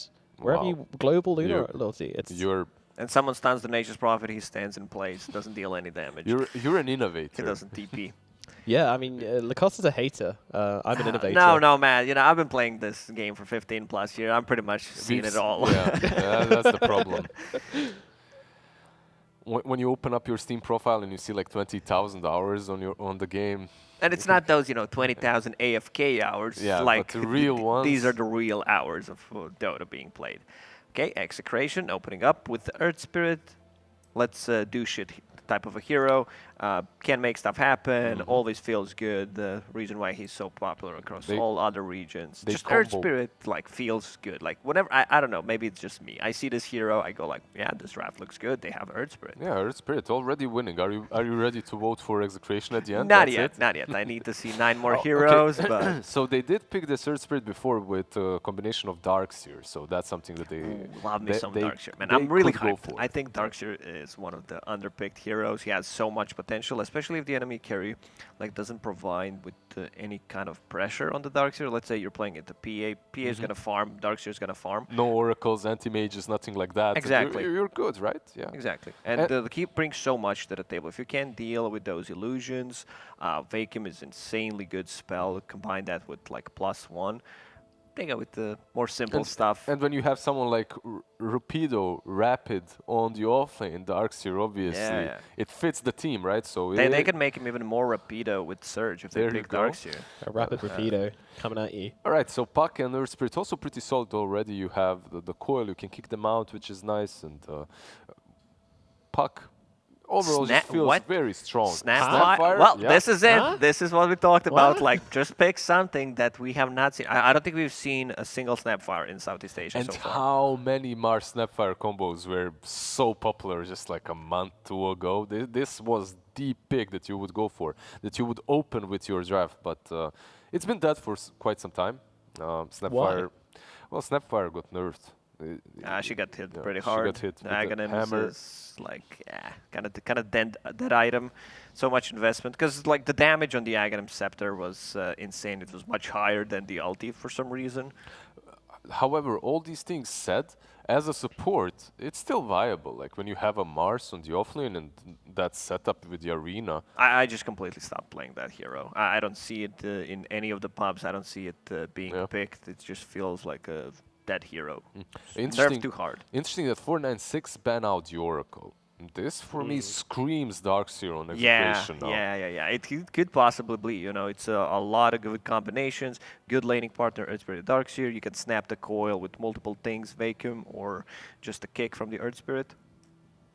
The Aghanim is built as well with the Iron Shells everywhere on everyone, giving them bonus HP. Yeah, it's pretty interesting. We also see some people going for the Grimstroke plus Spirit combination. It's a standard one. It's a very standard casual one. Like you could go for that as well here. It wouldn't be like extraordinary. The only problem is your only flex with Puck would be offlane or mid if you go for Grimstroke. So maybe you want to reserve that pick for a little bit later. Be a bit more flexible with your opener. Troll ban out by 496 together with the Ricky. On the other hand, Execration with the Night Stalker and the Lycan. All of these run-at-you kind of heroes are eliminated by Execration. They didn't ban the TA though, so usually when we see this Puck picked at this point, they do ban the TA afterwards. Why haven't they? Oh, just a flex. You saw the Puck in the last game as well. It was flexible, it wasn't mid, so... Yeah, true. That's why. In the TA, DK, both of them are still in the pool. So 496. Is this the extent of their combination with the Snapfire? They just go Snapfire Mars and hope that it works? They didn't think it through, man. 30 seconds. They're like, yeah, Snapfire looks good here. What do we do next? Well, we don't know. Let's try to think something because they are using a lot of reserve time. Like reserve time already gone. They've got like a whiteboard of their own, and they're all trying to like desperately scribble out math equations and stuff. And they're going with Mirana. Interesting. So. It doesn't seem like particularly good Mirana game. You don't have like a real setup. Could be like spear into arrow, but that doesn't sound too great. So this Snapfire is probably either mid or position 5. But they've got like coil. And it's also Mirana into Puck, which is kind of unplayable. Play, this looks like right now position 4 Mirana, 5 Snapfire, 4 Mirana with the Mars on the offlane. You can secure that Carti always, which is nice. Mirana overall isn't a bad hero. Like, it's in a decent spot. We see her picked quite a bit in all regions. It's a skill shot hero, especially if you don't have any kind of setup for the arrows. You miss an arrow, you miss another arrow. You're just gonna look weak. If you don't shoot any arrows, you can't miss any arrows. Exactly, that's what we've seen from the Tidehunter. If you don't use Ravage, you can't miss. No, but in reality, the problem is when you're playing pubs with Mirana players, they're constantly hiding in the trees. They're trying to hit those arrows on heroes. No, that's not what you need to do. Just go in the lane, right-click the enemy carry, and then arrow the range creep plus the catapult. That's it. The hero is very simple, and you'll always have enough gold because after you do that, you rotate to the jungle, you kill that big camp, stack it, take a rune, it's gank mid. It's a very mobile. Yeah, but what if I hide for a minute and a half and they don't know where I am, so everyone's just being super cautious. just standing behind the tower. I did not want to get arrowed. Like, I actually, a long time ago, like in some of my teams, I had this discussion. Like, if Mirana is off the map, like it feels bad for the mid laner, and he always has to be a bit more cautious and whatnot. And it does have that psychological effect, but not nearly as much as before. Because before, if you get hit by that 5-second arrow, you're dead. Yeah. Like right now, it's 3 seconds, level 1. It's still bad, but not as bad as before. Yeah. And we're going to go with CM for Execration, and 496 immediately pick up that Ursa Warrior for themselves. Okay. Overall, for 496, it looks like a solid draft. A lot of synergy between them. Might struggle a little bit versus the control of Puck and Earth Spirit, but nothing crazy. They don't have that control for Puck. They have no real stuns. He can dodge pretty much everything, so looking like a really, really good mid-Puck game. Let's see what they decide to pick. They go Viper, so yeah, that's going to pressure Ursa quite a lot. Ursa will struggle. He's playing into Earth Spirit, Viper. Man, it really makes his lane unplayable, especially if it's Snapfire 5. They could get, some kills with the Cookie, Earthshock, a lot of movement in that lane to get out of a lot of jumps. A lot of the jumping, a lot of the kicking, a lot of spitting. It's a circus bear right there. That's how it's going to feel. Sounds like UFC, what we just described. Is there any biting happening? There's a frostbite. There's a CM, she likes to get her teeth in. So I don't mind this Viper at all in the laning stage. It's pretty solid, but Execration's draft does look a little bit wonky overall. You can see why they're picking the heroes they're picking, but Viper in the mid game, if Ursa goes to the jungle, if they get this mid laner that can pressure Puck, DK, or let's say, well, do you really want TA with the Puck in the game, with the Viper in the game? That's they could swap, yeah. If they could swap the lanes. I don't think you ban TA here because you can put Viper on the mid, put Puck on the off lane. You're still gonna have like the strong mid and the off lane, so you don't have to cover that. Possibly, like Dragonite would be okay, but then again they have Viper to break him possibly. They're not banning any of those counters literally, so because of that flex option between Puck being off lane or mid and Viper being off lane or mid. Final ban out from 496. They need to get rid of a hero here, and they're going to choose the Alchemist, taking that away from Execration. So much magic damage in these mid-game teamfights from Execration. You have Puck with Dream Coil, Nether Toxin, Crystal Maiden, then you have Earth Spirit obviously with his ultimate. It's going to be rough for 496 to engage in the mid-game, even with Snapfire and Mars Arena. I'd love for this 496 draft to work. Like, it's pretty crazy. However, I don't think it's going to. Like, it looks a little bit... I don't think the draft is that extraordinary. It's only the Snapfire. Yeah, but Snapfire Marana support duo, I mean... Yeah, they just need some catch from the mid lane. If they can finalize like that, it would be very solid. Raid King, this looks strong. Yeah, like Crystal Maiden, Raid King lane works really well. And we've seen throughout this season in all other regions, Raid King is just doing so well. Strong laner, even if he feels pressured, go to the jungle, hit the Radiance timing. I do not want to see any shenanigans, Armlet into Deso kind of stuff here. Just Hand of Midas Radiance or Rush Radiance, hit your timings, depending how mid lane is doing, how the off lane's doing. But looks like a really, really good Raid King game. Okay, so two core lineup, Ursa and Morphling, something that we see quite often. Yeah, it's pretty solid versus the Viper later on as well, as you can steal that Nether Toxin used on him, which is very nice. It's also very, very greedy, and I wonder which one of these two, 458 or Hong Kong, will be able to dominate the mid game or be that playmaker. Do you think we're going to see the Ursa going for the Battle Fury this game? I mean, it still has to. Yeah, right? I still think so. Ursa isn't the same hero if he doesn't go for Battle Fury. It's Morphling is kind of playmaker here. You go in, hard to kill. You create space for Ursa. You still scale, but looking rough for 496, I would say here. Execration. Much better draft, a lot of pressure from the lanes. Puck is going to have a free time. They have 0 silences. And they have like 2 stuns, so Execration. Yeah. I'm going to follow my Slav bro. I'm going to go with Execration as well, unless 496 Now you can't gets do some, that. Now you unless can't. 496 gets some crazy. It's just written, Lizard. No, It no, said no. Execration, No not caveats. unless. Not It doesn't have that part. Unless they get like 5 kills, minute 0 in the river, like in the last game, and it completely switches everything. But yeah, still sticking with Execration. Yep, and I will also go for Execration. I will follow my brothers, my other panelists, into that good night, wherever it may take us. Let's bring in our casters of B-Cup and Black, our favorite father-son casting duo. Guys, what do you think? Very fast, please. I don't like Morphling. Execration. You going to Execration? Wait, you don't like morphing Execration? Well, 496 is Morphling. Okay, yeah. You're right. Game. Okay, so You can take your time, by the way. The game is paused. Okay. We're giving you a full minute, B-Cop. Take it away. So all you. Give us you guys something are all good. Execration right now? Yes. Yeah. All right, I don't want to be a sheep this time. The classic flip-flop from the panel. The other team won. Quickly, jump ship, jump ship. We So, are very unloyal people, aren't we? I'm gonna do a Lizard right now. I'm gonna pick 496 unless they lose, then I'm picking Execration. What kind of prediction is that? We gave you a minute for this, and you just decide to burn I'm picking me? both. Like, I can't go wrong with that. I think both are gonna potentially win. but I didn't pick both. If one, yeah, but you know. Can you give us a prediction? Maybe listen to the winds or look into the tea leaves or something? All right. You read from my palm. I heard there's a reading done with sheep's wool. Maybe you can do that. Sheep's bladder. I actually looked it Yeah, up. because there it was you go. very interesting. Your palms You get say 496. Yeah. You know what All right, his go palms for it. say? Palms sweaty. Mom Knees spaghetti. No, DMT. Sorry. Wow, guys. We went The there. game is paused, by the way, so we have a little bit more time to chat with our lovely casters. What do you guys have for breakfast?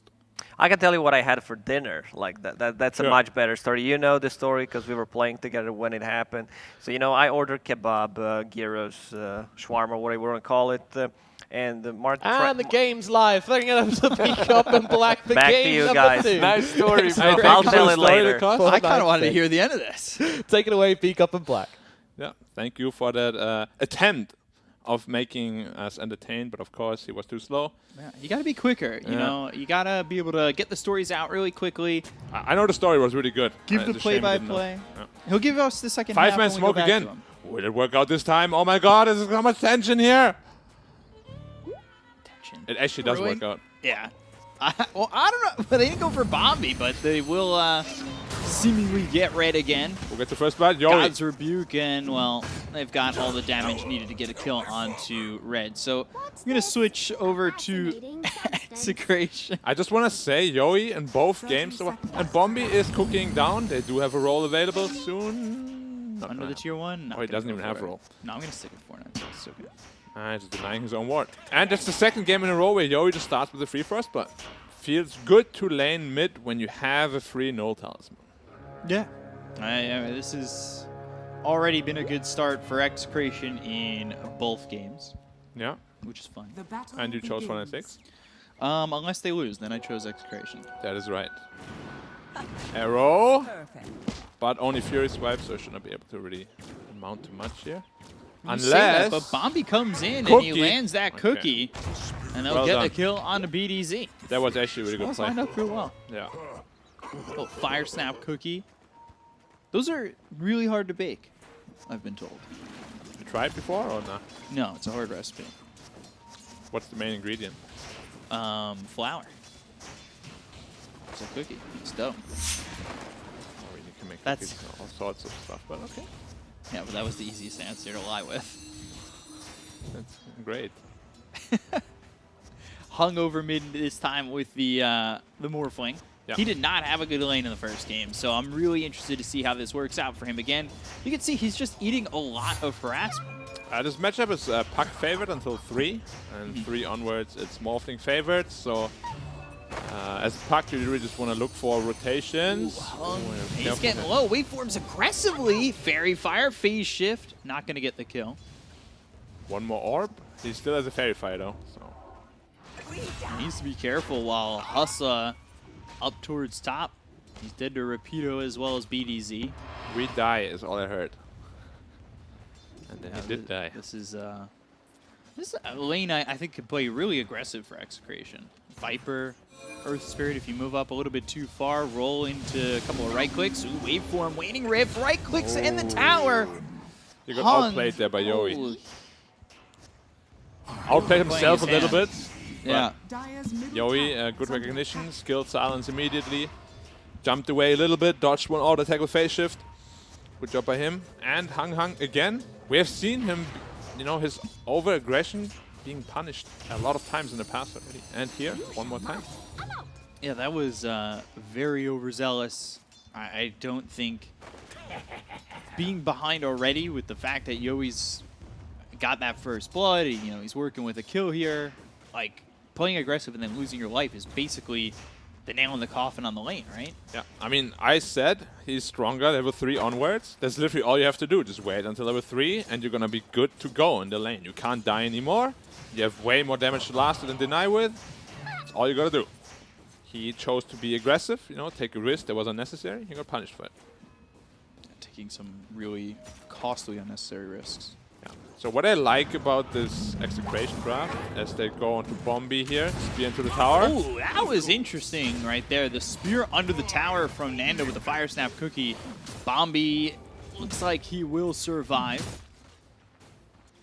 It's a good kill there for Spear and the one. two of them. That's level 2 spear now. One more hit. Line it up. Yeah, he can. Doesn't even need to line it up with the tree, just needs to hit. Damage is there, they get the kill. That's really good recovery there. That was one of the things that went wrong with 496 in the last game. Every lane went wrong. Yeah, doing really good here on the off lane for sure. But what I wanted to say is what I like about the draft is Wraith King matches up really well into Ursa generally, because he either has to expend his BKB or his ult to kill you. And of course Wraith King just comes back. Another spear. Another spear coming in. Scatter Blast hits 2. Wraith Fire Blast thrown on a Bombi with the Frostbite. Bombi will Fire Snap Cookie away, but meanwhile, top 458 loses his life to Rapido. They're still trying to fight back and forth. The Mirana up against the Earth Spirit as well as the Viper, and it ends up being a 2-for-1 and a double kill for Rapido. Just like the first game, and you know, a lot of comparisons, you're losing 458 a lot. He is not having a game. Yeah, but at least Viper, you know, is getting pressured a little bit CS-wise. He does not have a good farm. Yowie low here. They need to be careful here on Hang. Refill the bottle too. Ooh, RR. Another Scatter Blast, and I think trying to draw him towards the rest of the team. Roll comes in, Scatter that'll Blast up. land. Scatter Blast comes through to get the kill on RR before he loses his life to Yowie, but that is now a killing spree for the puck. Yeah, but very well worth it. Trading supports, taking the rune away from the puck. Good job overall. Then you can just see like the puck can't really pressure Morph at all anymore. Yeah. Because creating HP out of nothing seems pretty good. Bounce. And refilling his bottle as well. Yeah, so the Bombi death, tactical feeding as it's been called in the past. Yeah. Puck orbing, trying to steal the bounty rune here. Avoids the Fire Snap Cookie, and now we'll be able to refill that bottle again and get a bounty rune. Yeah, he manages to steal the bounty away. He has no coil to work with. Good spear. Wow, that was really running in as well. That's 4 heroes bottom. Red, I don't think he gets out of this one, especially with a kick back into the hands, and Nando has the Wraith Fire Blast in the kill. Yowi's actually getting credit for that one too, and that was good timing from the Mars, but 4 heroes, like, you have no chance, right? Yeah, I mean, he, you know, just tried to take the bounty rune. XTTM was very ready for that. Puck has to be a little bit careful. When Morph reaches 6, he can, of course, morph into the Puck, silence him up, which could result in a pretty quick and easy kill for the Morphling. Checking the net worths. Ursa, Viper, sitting neck and neck. It's just really the mid lane where Puck has a dominating lead over the Morphling. Dream Coil used on the Morph. Yeah, just to get the rune. Yeah, refill that bottle again. I'm surprised Rapido's as low as he is. I think his lane's gone really well, but I guess both him and the Mars don't have that much net worth compared to the Puck. It's all close. It's almost the illusion is with the Puck being so far ahead in my mind. Yeah. Now he bought a lot of mangoes on that Viper, and Right. he doesn't have the most CS either. And his lane shouldn't be terribly hard, right? Nah, it's a pretty damn easy lane. Puck rotating top of the Invis rune. We'll see if 458 can smell that out. He does. He doesn't have a Dream Coil anyway, Well, so they didn't have the lockdown. They have a sentry there, so they saw him. So there's no way this will result in any kill. He's just jumping on him even. Yeah, I think he just wants to scare him off, right? Yeah. Get away! Hit my tower, not me. Basically. Giving a lot of space for that morphing, of course. 3 heroes bottom, they have to be careful. If any of them get speared, they can die very easily. Arrow on the CM.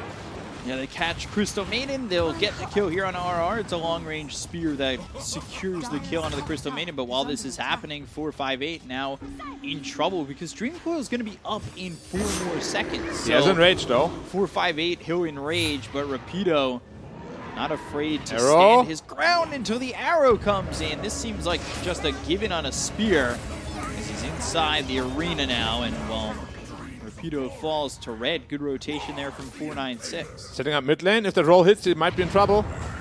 It will land. Silence. With the Geomagnetic Grip. Good combination coming in. Hung getting low, but he survives. Gets into the shift just in time. Not enough damage. See him getting run down here. Down. Yep. He does not have ult to work with though. He needs to be a little bit careful. Yeah. And we can just see the puck nerf on the W coming into play here. Might have resulted into a kill otherwise. Potentially. But you never know. Morphling is a very volatile hero. Had a big stick. Used the big stick to heal up a good portion of his health. Mars. I mean, Viper itemizing to travels first. Very greedy item build. I don't really like that item first for him. Me neither. Smoke up top. Coil up in 10. Earth Spirit level 5 still. Just trying to go and get the top tower, really. They've got 3 heroes here for 496. Waning Rift coming through on a hustle. That'll send him back. But they've got 3 heroes available for Execration. We'll see if any more rotations come in for either side. Yep. Roll. Nope. Ooh, that actually misses. Morphling TPing in. And they've got the Morphling TPing. Geomagnetic Grip is early. Hung should be able to get this kill on a BDZ. Dream Coil used on the backlines. Red low. Red is still alive. He's getting poisoned up a little bit. Ooh. It's fine. God. Just still surviving with a minuscule amount of health. Yeah, Viper needed one more right click, couldn't quite get it. Pressuring here on the Ursa, and Rage popped, he's fine. But now it's on cooldown for 70 seconds. Yep. One more Frostbite could result on the kill. He needs to be careful, stun up in 3. They're gonna go aggressive on him. He Doesn't needs look like to not play too far forward. Because it could be a Frostbite, Wraith Fire Blast, and then he would be done for. Ursa TPing to mid lane. Rapido hit with the Fire Snap Cookie. Waveform over, Scatter Blast, and the right clicks in. They get the kill there onto this Viper, slowing him down. And I'm still wondering if he's going to commit to the Boots of Travel. I would just love to see Vessel on him, to be honest. It's so good against Mars, Morphling, and Ursa even. Not sure why he's choosing to go into the Travels first. Very greedy with a lineup that's already pretty greedy in itself. They do have Coil bottom and 5, but every time they rotate somewhere, the Coil is always on cooldown for like another 3 seconds, you know? So they never really result in a kill. They're just trying to pressure towers, which in this case should result into a tower kill. Then I'm expecting Wraith King to rotate top and try to pressure that tower after. If I'm not getting that tier 1. Ursa going straight into BKB. That might be a big problem. But a Viper here getting attacked by Morphling. Yeah, break with the waveform and the damage coming out from Hung. Hung was hit by that Viper strike. There's nobody here to follow up on this, so this is fine. We can just see why Morphling is so good against Viper. Waning Rift, and the look over at the Mirana. Mortimer's Kisses comes in, but there's the Dream Coil. They're right on top of Bombi. Waveform through. Yoey in trouble. They'll get that kill onto the puck. They look over at BDZ. Magnetizes in. That should finish off Bombi. Waveform in 1. Waveform aggressive under the tower. Now, Rapido's TPing in. RR gets one shot from dead. Maybe moving forward with the help of here. Nando. It's a lot of damage. This is a lot coming through onto the Morphling, who waveforms into the trees and escapes. Good escape there. Hang playing very, very well. 4-5-8. They want to make a move, and Rapido will be that target. They jump in front of him, they get the arena down, they'll get the kill on Rapido. They might be able to look over at Nando's. They've also taken out an RR. Great Fire Blast hits on a 4-5-8. They've got Yo here with him. No Dream Coil. The arrow hits onto this puck. Geomagnetic Grip hits on a red as well as 4-5-8. Bombi coming back in, doesn't have Mortimer's Kisses, but does have a Fire Snap Cookie that lands onto the puck. Oh, Scatter Blast to follow it up. Yoey goes down, there goes BDZ, and it's looking like Nando will also fall. He does not have a point in reincarnation, so he just falls dead. All of a sudden, 4K lead for 496. Yeah, that's how the cookie crumbles. The infamous line. But they're just running in one by one, really, without much of a team player synergy. Like, he gets caught on a Viper alone, then Earth Spirit rolls in after Viper is dead, then Earth Spirit dies, puck goes in. Not really a lot of team play coming out here from Execration, and it's really hurting them right now. Like, they gotta start playing together. So one by one by one. Yeah, I mean, of course, good place. That's very well placed. Of course, there's good plays coming out from the Dire side as well. I don't want to discredit them. But, like, Radiant looks really lost right now. You noted earlier, they're always fighting without Dream Coil. Yep. Like, they were fighting there, and it was still on cooldown. For like another 10 seconds again. Yeah. It's the third time in a row. But you know, he just recently went back to the mid lane, so maybe, you know, a little bit uncomfortable. They still want to go. Arrow on the CM. Crystal Maiden getting caught, roll misses, Mortimer's Kisses, that should get RR, it will. And now they'll drag some Kisses back the other way. Dream Coil used, they've got the silence on a red, he stays in the coil, Hustler does not, and Snapsy doesn't die for this. They've got the silence on both the Mirana as well as the Mars, magnetized down, but Yoey's dead again, BDZ falls afterwards, and they're going after Nando again. He's gonna lose that first life. Whether he gets behind the tower or not, I don't think it matters. Rapido comes in, he's got Viper Strike to throw if he wants to try and defend. They only got the first life out of the hand of Nando, and they couldn't get the second. Moonlight Shadow to try and retreat. Although 496 still postured pretty far forward just in case somebody comes in, maybe get a second kill on a Nando or the Crystal Maiden. I turned away from the cookie. Yeah. Might have been another CM kill there. It's just crazy, like how Morphling went to the CM. RR. That's a freebie. Into the trees, arrow misses, and Fusing Field, your armor has no power here.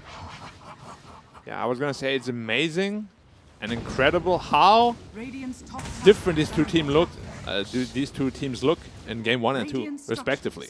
But then that also gives you a little bit of information on why they're in this position towards the bottom of the table. It's the inconsistencies. Yeah, they're incredibly inconsistent, both of them, as you can see in both games. Coil onto the Mirana, free kill there. Yeah, but now BDZ rolls in. They're looking over at Hung. I don't know if this is going to work out in their favor. Great Fire Snap Cookie on a creep to lock down BDZ. Scatterblast finish for Bombi. Bombi's a god. And Yoey, he's caught. Now trying to leave. I don't know if he got enough distance. Hung has a waveform in 5 seconds. He should be fine. Got an orb out as well if needed. Yeah, Wraith King. Waveform? Oh. There's the illusory orb. Another jaunt away. Just be a little careful. Itemizing to his blink, needs 800 gold for that. Might be a potential comeback item. I can't believe Viper actually went for travels after they've been losing fight after fight. Yeah. That just... 2k wasted gold into no fighting ability at all. Especially because 496 are moving around the map really well. Like, I don't know if these boots of travel even help you farm if they're just going to move around from lane to lane and continue to lock down your team and shut down where you have effectiveness on the map, right? So you're trying to expand where you can farm, but if they shut down the map, I don't think that's going to work out. That's an arena right there. Arena down, no reincarnation for 70. Nando trying to run, trying to juke these kisses, but eventually the kiss is too strong and they lose the life of the Wraith King. They look over at Red. They've got him by himself. The rest of the team retreating. So it's a trade, but you're losing the Wraith King, and now you're losing your puck. Yoey dead again. And Coil wasted. don't know if they want to go in on this. BDZ is here for maybe some moral support. They do go in on a Hung who's taking a lot of Overextended. damage, and he's overextended. Yeah, you said it. They'll find Bombi too. All of a sudden, it's 496 who are playing more that 1-1-1 and come in, and Morphling's by himself. He got a solo kill on the puck, and then he just waves into 3 heroes and dies. There's like inconsistency at its finest. Crazy. But, I mean, he did a super good play to solo kill the puck even, you know, but then it all turned real bad because that Morphling was on a big spree. He's like the big carry, big damage leader. However, Ursa finished up his BKB, so I'm sure he'll be part of pretty much every fight from now on. With that BKB, he's practically immortal. He's going for Deso next. Yeah, it's a very curious Ursa item build. Not something we've seen in a very long time. I don't think we've seen it this DPC at all, at least in this week. Yeah, BKB into Deso. Not even a blink, you know? So we'll see. Remember when we used to see Ursa phase Abyssal? Yes. Radiant's middle tower is under attack. Radiant's middle Great tower item. has fallen. You don't sound enthused. Now he's going into the vessel after the travels. Why not just before, you know? Yeah. It adds so much more fighting ability. I hope he has a reason. They're just going to Roche Pit with that They Ursa do have BKB. Dream Coil. They do. Magnetize on cooldown for another 14 seconds. On There's 3. Dream Coil as well as the roll. They're Morphling. Magnetic Grip that hits out of 3 of these heroes with BKB be popped by 458. They get the kill on red. It's actually Roshan who gets credit for that one. They'll take the Mars, and now 30 seconds on the sideline. Mortimer's Kisses up the steps, or well, now forget the Crystal Maiden. Go after Rapido. Get the kill there onto the Viper. Take out BDZ. They look over at Yoey, who's being caught with the Fire Snap Cookie. They've got the damage Scatterblast waveform. 3 gone on Execration. Make it a 4th with RR dying to Hustla near the tier 2 tower. That was very scary, very close. Hung had like 100 health. Just a little bit more damage and he might just be dead there. If you want to fight at Roshan, you need the Wraith King. Where is the Wraith King and all that? Like, you obviously know what's going on. All 4 are there. You know, like, what's the communication here? Where is it? But would you rather him fight there or finish off this Sacred Relic at the Radiance as quickly as he can? I mean, either you fight there with all of them, or you don't fight at all. Right. Like, you just farm 3 lanes, push them out, you know, get ready for the Radiance timing, or you all commit and fight. Because what happened now is 4 for 1 trade, and they get Roshan anyway. Watch us fight again. Yeah, just look at the Morphling. If Morphling dies there, it's an easy fight for Radiant, but he gets out barely. Yeah. Like, 1 Wraith King stun there, he's dead. And Hung very aware of how far he could get away with that Dream Coil on him. Didn't snap it. Was very close, yeah. I was looking at it, I thought he might, you know, panic break, but he didn't. They have Coil for Bombi, out of position here, and he's just dead. Yeah, they don't even need to use that Coil. Bombi's just gone. 4 heroes around him. Yeah, he had a Blink Dagger, so he just wanted to push out the lane real quick and get out. By the way, +5, Snapfire having a Blink Dagger this early. It's just a testament to how good he is. 6, 4, 15. Bombi is a god. He's going, Yule Scepter. Yule's arrow, that comes in, hits on an endo. Rapido coming through as well as Just RR do that now, here. though. Well, Marana, okay. Cute try, but in the end it's for feeding your life. Hung. Okay, he's fine. They're smoking down to the mast. They've seen him under the outpost. They know he's farming there.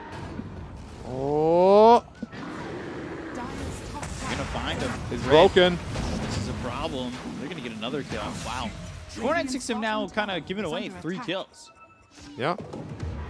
And easily, too. Like, it's not... This game is all over the place. Yeah. Now the 4K advantage only for... But then dying to Bombi. CM dies suddenly. Now they're going to go with a Waiting Rift. They'll find themselves hung for a second, but not going to follow that up. Yep. They do have Dream Call available still. But again, BKB is still up on Ursa. As we said, going to the BKB. And this Morphling is going to become a problem. And this is Skadi next. Go on to the puck. Without finding him, they'll pressure the tower. I'm thinking about why Deso on Ursa. They don't really need building damage. I got Morphling for that. I feel like Blink Basher is just superior in pretty much every way. Damage-wise, as well as utility-wise. Right. Interesting. Maybe get some interview, ask them later. if they do end up winning. Radiant's timing is now up on the Wraith King, though. He is pretty damn strong. Smoking in behind. They have no idea this is happening. Arena on 3. Have the Arena. Mortimer's Kisses coming in. They're going to look over Rapidos. They've already gotten the kill on RR Waveform down all the way over past the steps. They've got the Dream Coil down in a 4. Rapido gets the kill on a red. He dies in the Nether Toxin. Yeah, they got completely caught by surprise there. Arena on 3.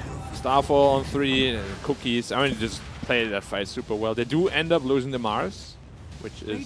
Bottom tower is under attack. You can stomach that loss. You get a T2 tower. Oh, they're just all running mid lane. They're so fast on 4 and 6. Like, this aggression is relentless. They're just moving around so much all over the map. And again, like, what has Rapido done with these boots of travel? Yep. He would have almost had his BKB at this point if he didn't go for those travels. Makes you wonder. Dire's middle tower What could have been? denied. What could Bobby have been? now has the Ags shard. We don't see Snapfire a lot, but it does cause that Scatter Blast to knock back units. And stun for 1.5 seconds too. That stun is the big one. Yeah. You can just cookie yourself in, stun him for another.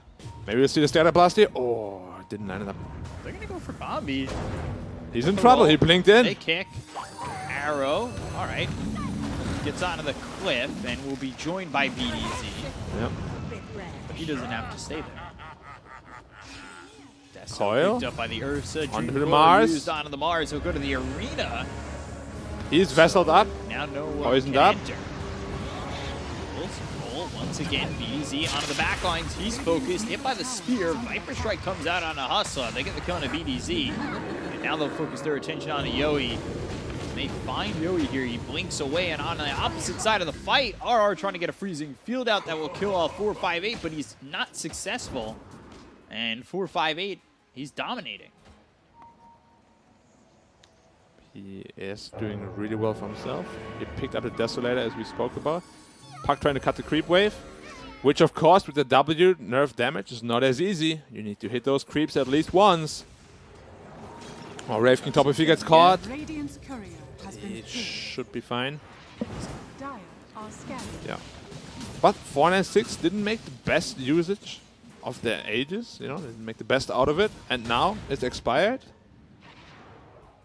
Morphling, still no BKB, no way to dispel that vessel. If he ever gets caught in a coil, he can die real fast. And the Wraith King is also getting very strong. Puck. Got it dueled up. Arrow. Perfect timing. And just quick damage coming in. What do you want to see 458 go for now? He's got 1,400 gold. I want to see the Blink Dagger no matter what.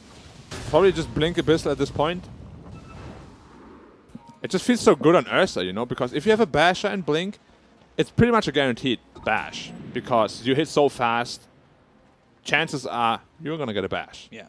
Like, it's unlikely to not get Now one. that Blink is in a dead spot in the inventory. You can upgrade that. Yeah. Get something like a Swift Blink if you want. Really, I don't mind the Swift or the Overwhelming Blink for Ursa, but obviously Swift Blink's probably preference, right? Yeah. Just for the burst damage, burst attack speed. Viper is struggling so hard with this game now. He had a really good game early on. Now he's sitting bottom 4. He's Yep. behind the Mirana. So much farm for the Mirana. He really did sabotage himself a little bit with that item build, I feel like. BDZ. Geomagnetic Grip Arrow. comes out. Arrow misses Nando. Yules. Oh, he got him the just. Yules anyway. It's not an easy kill though. They're reinforcing here. And they need to be careful. Wraithfire Blast. They'll start to follow up for some reinforcements. Nando's still able to get his way back. Ooh, roll used by Hung. Give up the Dream Coil. Freezing Field. It's zoning a little bit, pushing them back. They've got the Arena down there with over BDZ. Wolfen taking a lot of damage. Hung. He sits low, so does Ray, but the Magnetize onto all 5 heroes. The Fire Snap Cookies on a 2. Rapido, BDZ, they're both gone. Nando loses that first life. Wraithfire Blast on a 458, but he's starting to right-click away as he's enraged. Illusory Orb across this team fight, and it's Yowie looking for an opportunity to maybe jump in onto this Ursa, who will eventually die to RR. So Yowie takes that opportunity to have an advantage and kill off Hustler, and now Hung Fighting Yoey, right clicks in, Frostbite used by RR, damage coming the other way, Scatter Blast, I believe misses, Fire Snap Pookie does too, but they've got the kill on RR, Little Shredder used by Bombi right onto Yoey, who blinks away. Does he risk it? I hope not. He thought about it, he turned around, he's like, I might be able to get in there. Rolling, Oh, he has nowhere to spell out, this! and yeah, well, Hung, he's dead, playing well too far ahead with no team. So cocky. And he gets punished for it. I love it. You know, sometimes cockiness pays off. In this case, Does not? yeah, punished to the max. And it was not a bad fight. They were behind 10k gold, you know, and they traded somewhat evenly. I think in the end it was 4 for 4, I believe. Double damage. And yeah, this morph you can see, he is really easy to bring down still because he does not have a way to dispel that vessel. Oh, They've got a Bombi. sentry right there. Ooh, Coil? Okay. Okay. You really wanted that lasted, huh? He's working with double damage. I don't think he had much trouble getting it. But you gotta, you know, make sure that you get the kills. Another roll onto the Mars. No BKB on him. Yeah, he's gonna be dead too. They're getting outplayed right now. Is he? Well, yeah. I guess it is an outplay, but it's also 496. Just again, inconsistencies, not sticking together, knowing that there's heroes right there. As Bombi just died and still sitting at a spot that's vulnerable to a roll like that. Yeah, definitely a bit sloppy here from 496. Roshan is up, but they don't have enough time to kill it on the Radiant, I believe. They just have to make sure that the Dire doesn't just take it for free. Because this morphing right now, even though he has Skadi St. Jasha, he's actually not that strong. He gets coiled, he gets silenced, vesseled, he can die very easy. Invisibility. He needs another 3,000 gold now to finish his BKB. I can't believe he didn't go for Manta or anything like that to dispel, you know, the upcoming vessel. But yeah, something he has to do.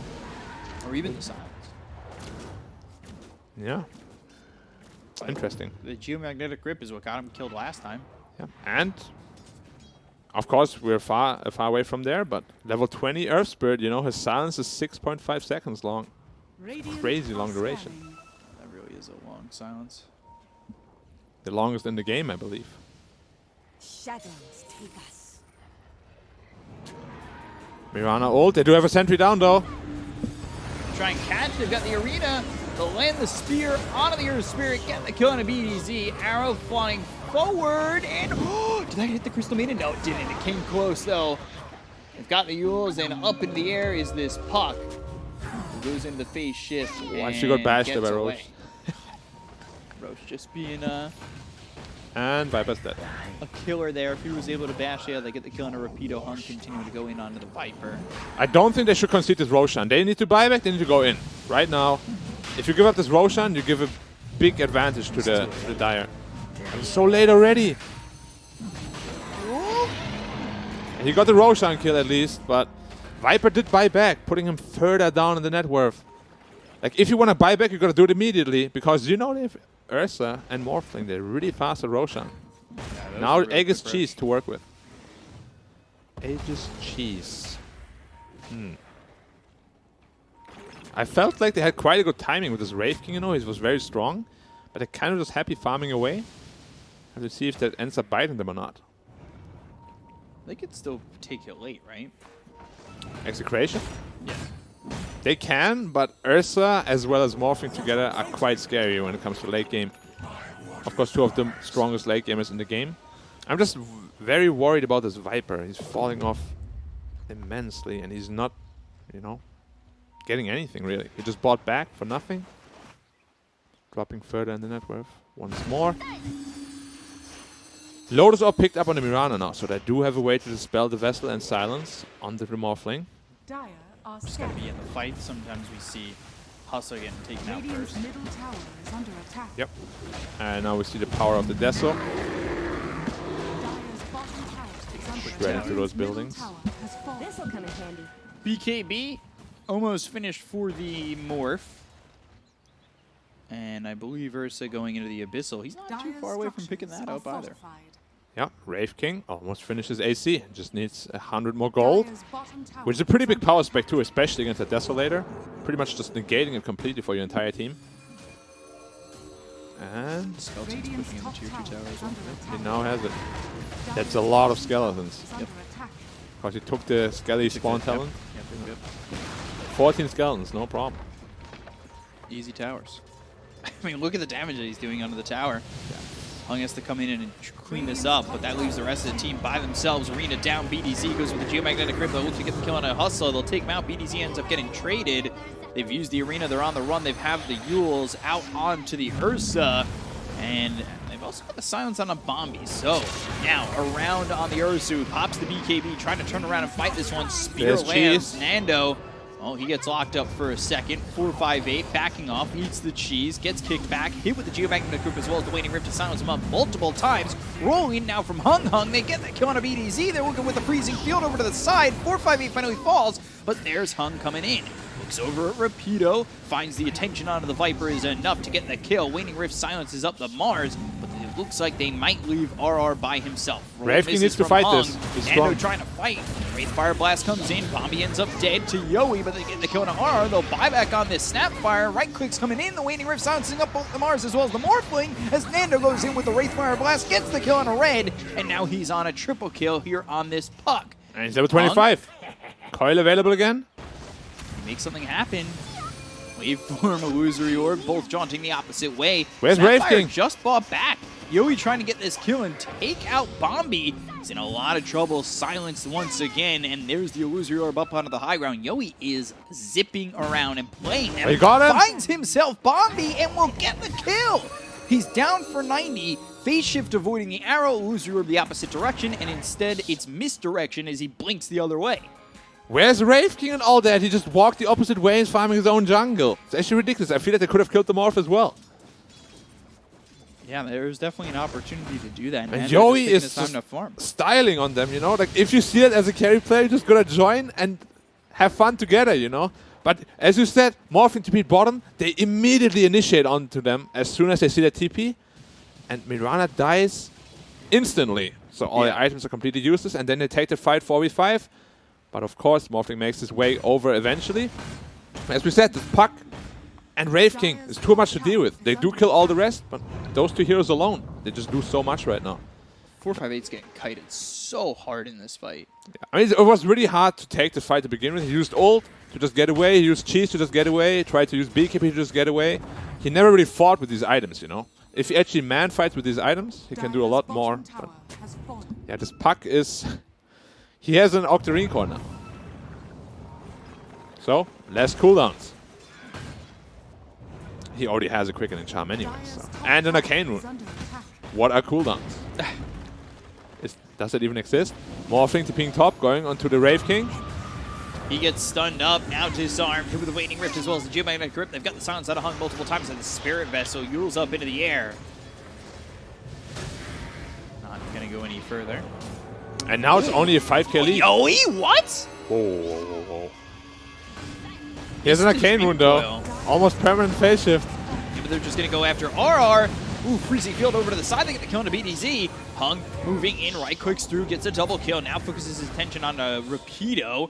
Right clicks, has that Scotty, slows him up. Fire Snap Cookie coming in. That's the stun with the little shredder. Down goes Rapido. Bombi gets credit for that kill. Roll as well as the waveform trying to catch up, maybe get this Puck. They've got the silence coming through. Do they have the damage phase shift? 4-5-8 coming in, trying to time the roll. And the arrow, they both miss. Too elusive. No way you can catch him. Too much cast range there. Oh, as I say that. Hung is really trying. Waveform roll. That is a lot of reach. You know, you see they're just completely ignoring the Puck and Wraith King and just going for the accessible targets, which is really well played by 496. That's what they have to do. But I would really just love to see the Wraith King, you know, get more in there. Like, be in their faces more. He's playing very reserved, almost as if he's still scared, you know? Even though he's already being ignored. Like, he is a big portion of their net worth, and he needs to, you know, make stuff happen with that. Like, I feel like the Puck is playing really well right now into the back lines. Make a lot of space in that fight. But Wraith King, way too conservative. He needs to start hitting people. Oh, silence. Bombi! Bombi is getting greedy. And they're going to find him.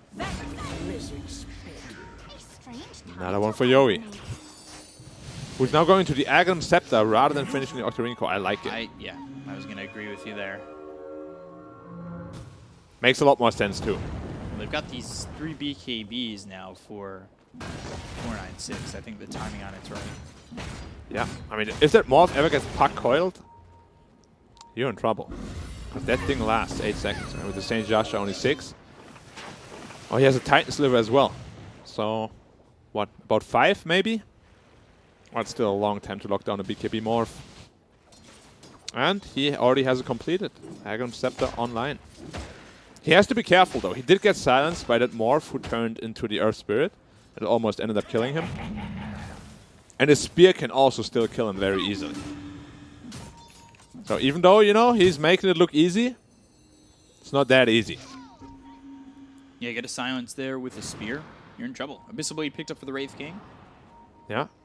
They've got the Abyssal for 458, who's going Orchid afterwards. Coil. That's an Axe one. Oh, he snapped it! Yeah, that gets snapped as I believe RR was the one who used the 4-staff BKB. Red surviving! No, he has a spear! Oh my god, Red! It was a misplay by the puck there because he just went out of the phase shift prematurely. But good presence of mind by by Red to even try that, you know. Sometimes misplays happen. Good on the Mars. And he has a Vlad, so he's full health already again. Picking up a spell prison for his team. You can see it here again. So close, he was almost dead. God. And oh, God. He went out of his phase shift a little bit prematurely. And now it's Wraith King against the world, pretty much. Abyssal. Now the silence on it too with the Geomaniac Grip. They've got the Nether Toxin to use, but they haven't thrown it down just yet. Just the Viper Strike for now. No BKB. Spear and Nando's just dead. Yep, and this might honestly just be a game. And, yeah, now the Nether Toxin's down. All right. That's at least 2 sides, if not 3. Their physical damage is very, very strong. Fire Snap Cookie that's going to land with the Waveform coming in. They got the kill on a BDZ. He drops the Magnetize, not going to do much of anything there. No buyback on that Earth Spirit either. Are they going to try to go for the throne or just play it safe, go for Megas? Looks like they're going to go for Megas. They take these towers really quickly. Puck is up at 20, but I don't even know if there's enough. And he's going to go top next. Butterfly and Morph as well. That's a ton of physical damage coming out. Roshan is up right after that, so that's probably what they're going to look for. After they get Megas.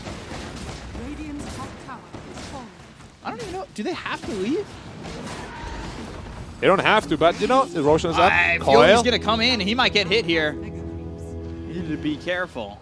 But that stream coiled down. Yeah, just wants to keep him in place. And that's how the cookie crumbles, man. You die one time on puck, the game is over suddenly. Yeah. You can play out of your mind all you want. One mistake is all it takes sometimes if you're having a game like that. You're level 25, you're dead for 100. It's not completely over, of course. It's still going to be difficult to finish the game against this puck, as well as the Wraith King. But of course, you know, playing with 2 super good late gamers with mega creeps is always going to be tough. Yeah. Was that? Mirana picked up a side of Vice, by the way. So Puck even more problems now. He has a timeless Relic on Puck though. One of the best Puck items in the game. Alright, it's a Refresher Shard from Mars. Double Spear, double Arena. Nando getting looked at. Abyssal Blade comes in. They've got the Waveform forward. They'll look to get the kill onto the Wraith King. They've got the Arena down around RR. Land that Spear. BKB popped. He'll pop the Refresher. So he's ready to go right again. They get the kill on RR. They look over the Wraith King. They'll land the Spear once more. They have the silence. They're pushing him off the map. Okay. Push him off the map into his death. He's fallen off the map. He's fallen off this game. And he is no longer available to the side of Execration, who are buying back in bunches. They are looking to stay into this game as Hung is hit with the Viper Strike, slowed up, silence onto a couple of these heroes. They start to retreat. Bombi left by himself, hit with that dust. They've got vision of the Snapfire. BDZ will roll away.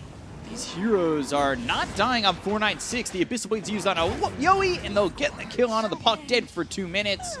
That should be it, and it will be. 496 even up the series, and now after the season has come the full distance, it will be 1 game to decide who gets relegated. Wow. Strong effort by XCTN, especially after the early game. You know, but very sloppy game overall from both sides. Very, you know, doing their own thing here and there. But 496 does come out on top in the end. I really feel like Yowie, you know, played out of his mind. But I'm quite disappointed in the Wraith King. I feel like he did not join any fights. He was farming the entire game pretty much. Did not put his net worth into any sort of damage. And he's the, you know, tryout. I'm not sure what's going on there, but I have no idea. This game, he, you know, a lot to be desired. Let's put it that way. 496 though, good job on them. They played well overall. Yeah. Keeping their hopes alive of staying in the upper division. They really needed a game like that, and now it's down to one game. BO3, BO1. Now it's anyone's game. That's what it really is. Yeah. And to break it down a little bit further, and then get you ready for game number 3 is the panel. Back to you guys. Thank you very much, B-Kyop and Black. Yep, that was, again, a very convincing game, but this time going in the opposite direction. Thank goodness the entire panel didn't predict one team and then have the other team win. Yeah, it would be super embarrassing if that happened back-to-back, wouldn't it, guys? But, you know, thankfully that wasn't the case, right? It happens. This time it was most the of case. the time, yeah. Didn't we have B-Cop flip-flopping? At least we have B-Cop flopping, but he's not on the panel. This Dota, what we just witnessed, is just pure chaos. Like a lot of these, I'll be the bad guy. A lot of these moves don't really make much sense. It's just like random feeding on the map and then counter-reacting to one hero being in trouble. We can see here like Viper trying to TP with the Boots of Travel. You have 2,000 gold investment. They kill the creep wave. He's not even in the fight. Like a lot of the mistakes from both of these teams. This has to be probably one of the worst Dota we've witnessed in Southeast Asia upper bracket. Are we gonna do the bad guy panel? Bad guy. Bad cop. I had a great time. Yowie played amazing. Like his puck was extraordinary in this game. Was pretty much single-handedly keeping them in the game. Other than that, like Earth Spirit, I think he missed more than 50% of his rolls. Like his spells were really not on point. That's how we were feeling. This is you know what we were also doing in our green room. Wraith King. I'm not sure what my boy is doing. You know, he's probably trying to get into the team. He's on top of the net worth. That doesn't understand the power spikes of the hero. Like he is the strongest hero in the game. Like that one fight when Buck was still trying to fight them inside the Roche pit, Morphling plus I think it was Bombi's Snapfire, and he just ditches. He's like, see you guys, I'm out. I'm out. I'm gonna hit some jungle creeps. He died once, I believe, very early on in the game, and after that death, he was playing in such a timid way that it's unacceptable from a core player. But overall, this whole game was really crazy. Let's go in details. Let's talk about the early movements. Dire Tier 1 offlane tower is the first thing that falls. Like you just this is just a great showing of what's happening in this game. Like how? Like that should never. Like that happens 1 out of 100 games. It happens, you know, when your offlane tower falls most of the time when there's like someone with the summons, or like when there's a Nature's Prophet, possibly Lycan on the safe lane. When your offlane fails hard, right? But they're diving this Mars under his tier 1 on the offlane. He has his ulti and no one is TPing in to help. There's nothing happening.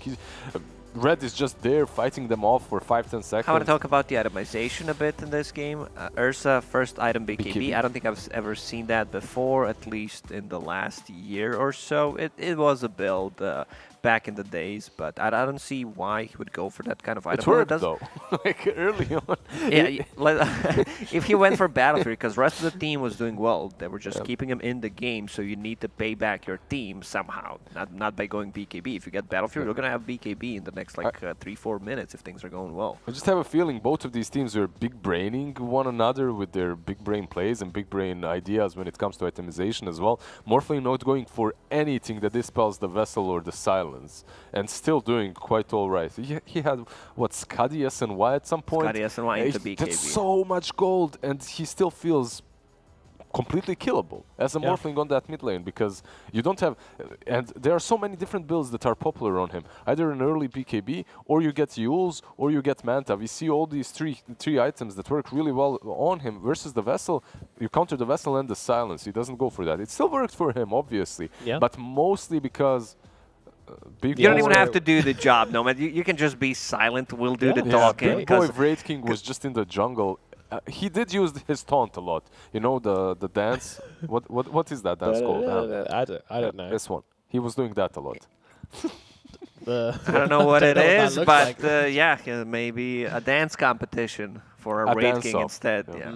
Yeah. Well, we do have an MVP for this game. That's going to be Hung in the mid lane for this side of 496. Playing on the Morphling, of course, just kind of cruising around, doing his thing, carrying pretty hard, did very well in the laning phase, and carried on that advantage through to the mid. Yeah, a very Hung game this time around with the Morphling just dominating across the map, killing off that puck as well, making him use his dream calls on him, and just overall carrying the game for his team. Absolutely, and if you want something which will carry you through your games, then you should have a look at a Secret Lab Checks. It will carry your butt straight through the MMR brackets and make your game 1,000 times better, because, of course, a comfy gamer is a good gamer. So check out Secret Lab Chairs and get yourself a brand spanking new lovely sitting device if you are so in the market for such a thing. However, we are going to throw it over to a break, after which we shall be back with game number 3, the thrilling conclusion of this very entertaining series of Execration versus 496. We'll see you very soon.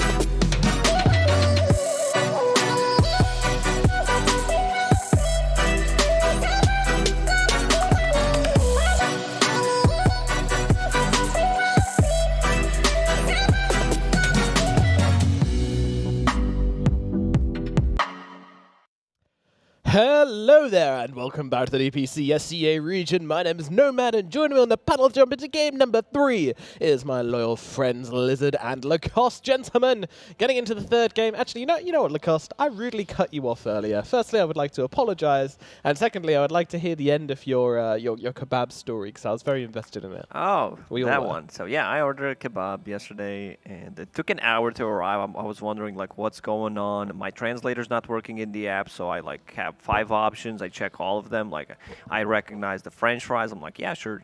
I recognize the Extra Romanian fries, word for yeah. it. Extra fries, why not? So after an hour, it arrives. And then I get a kebab with just the pita bread and the meat, and then I use a translator. It's working right now after an hour, and I realize I like unchecked. What do you want your kebab without? And I like checked everything and realized like I didn't get any. I just got the meat and the bread. He's getting the gains, man. That's why he wants to join the gym as well with Just the boys. carbs and protein. Just protein. That's it. Isn't it better if you just eat some other stuff as well? Vegetables, Yeah, yeah. on top of that. It's fine. Wow, what a delicious, fulfilling dinner you must have had. Oh yeah, felt good.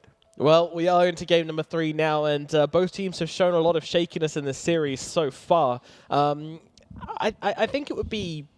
I don't know. I don't know who's going to take this third game, honestly. Like, we haven't been able to tell from the drafts. Both teams, when they had the draft advantage, at least how we felt, they ended up dropping the game. To be honest, I don't think it really matters here. If you want to play Dota like this, it's like we didn't see too many like strategic stuff happening in the last game. It was just a straight up brawl. We're gonna fight, and whoever's stronger, who's more farmed, who makes less mistakes, is gonna get on top. And just keep repeating that, like keep repeating until the throne falls. You're missing one key ingredient: who shows up with all 5 heroes as well. True. Whose carry decides to fight this game around?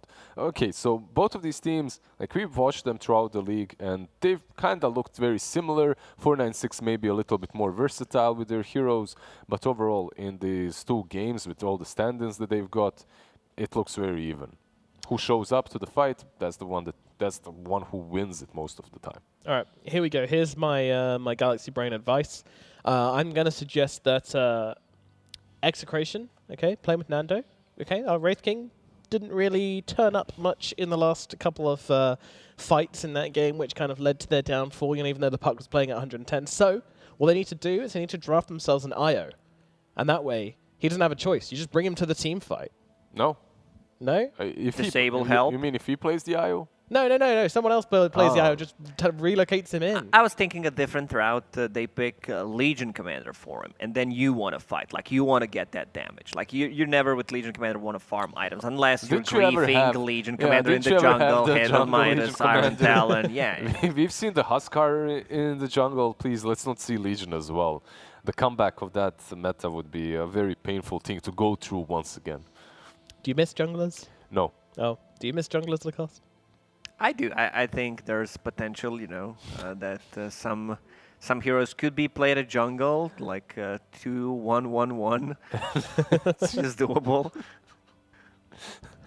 Maybe not in this patch, but eventually someone might, let's say you have Nature's Prophet in the jungle, and you stack every single camp with the Treants.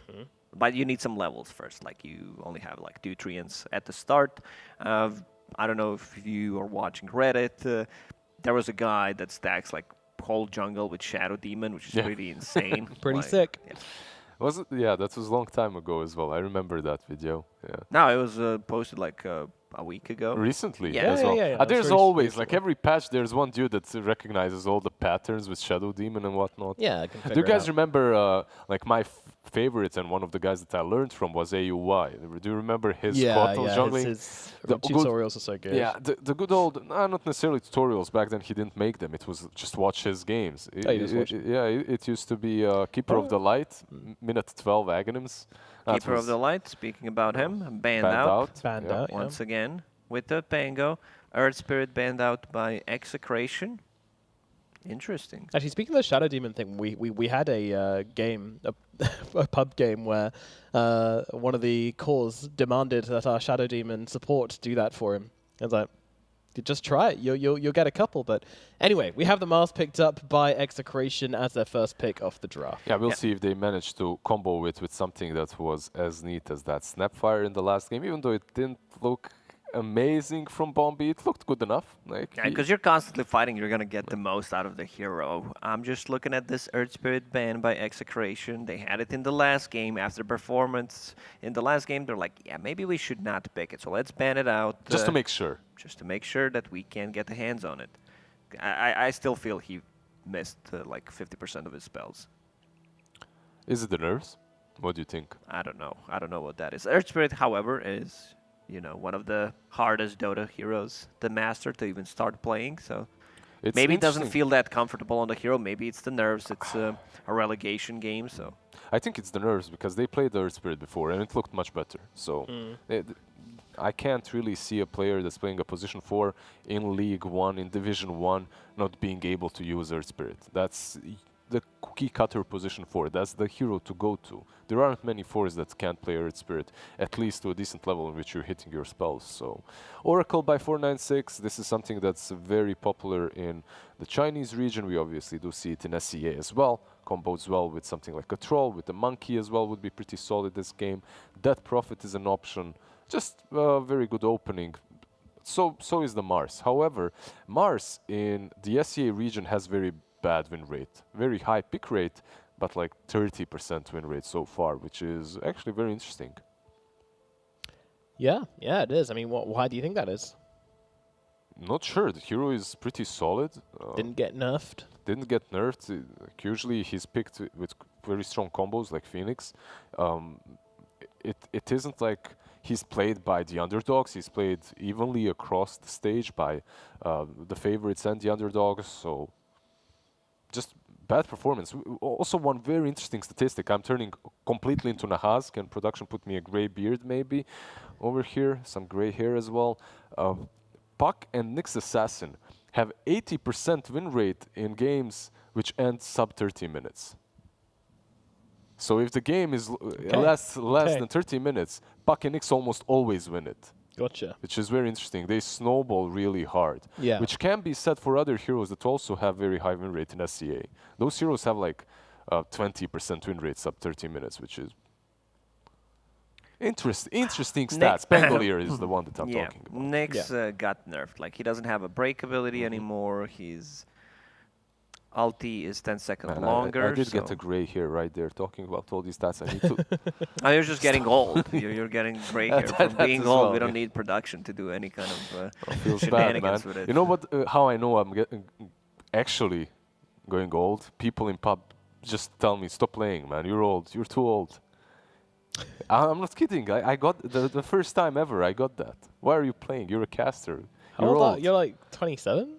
9. 29? Yeah. Now you're pretty old. Come on. You're aging well. Stop Okay, playing. okay. Like so, wine, like wine. Retirement time. Batrider, huh? We've seen a couple of games of Batrider. We have. Not been really convinced. After the nerfs, he deals 50% less damage to creeps, to units in general. So quite a hard nerf. Needs a lot of stacks to be able to farm the Ancients. But I'm talking about stacks, Napalm stacks. Just feels much weaker, and like his laning stage is nerfed pretty hard. It's all about that laning stage. Yep, but they do have the Oracle on their team, so you know that's something which Execration might be able to take up. And we don't really see the Abaddon played too much in this region. Possibility of a Legion, but I highly doubt it. You're thinking about these mid laners that usually did crush Batrider.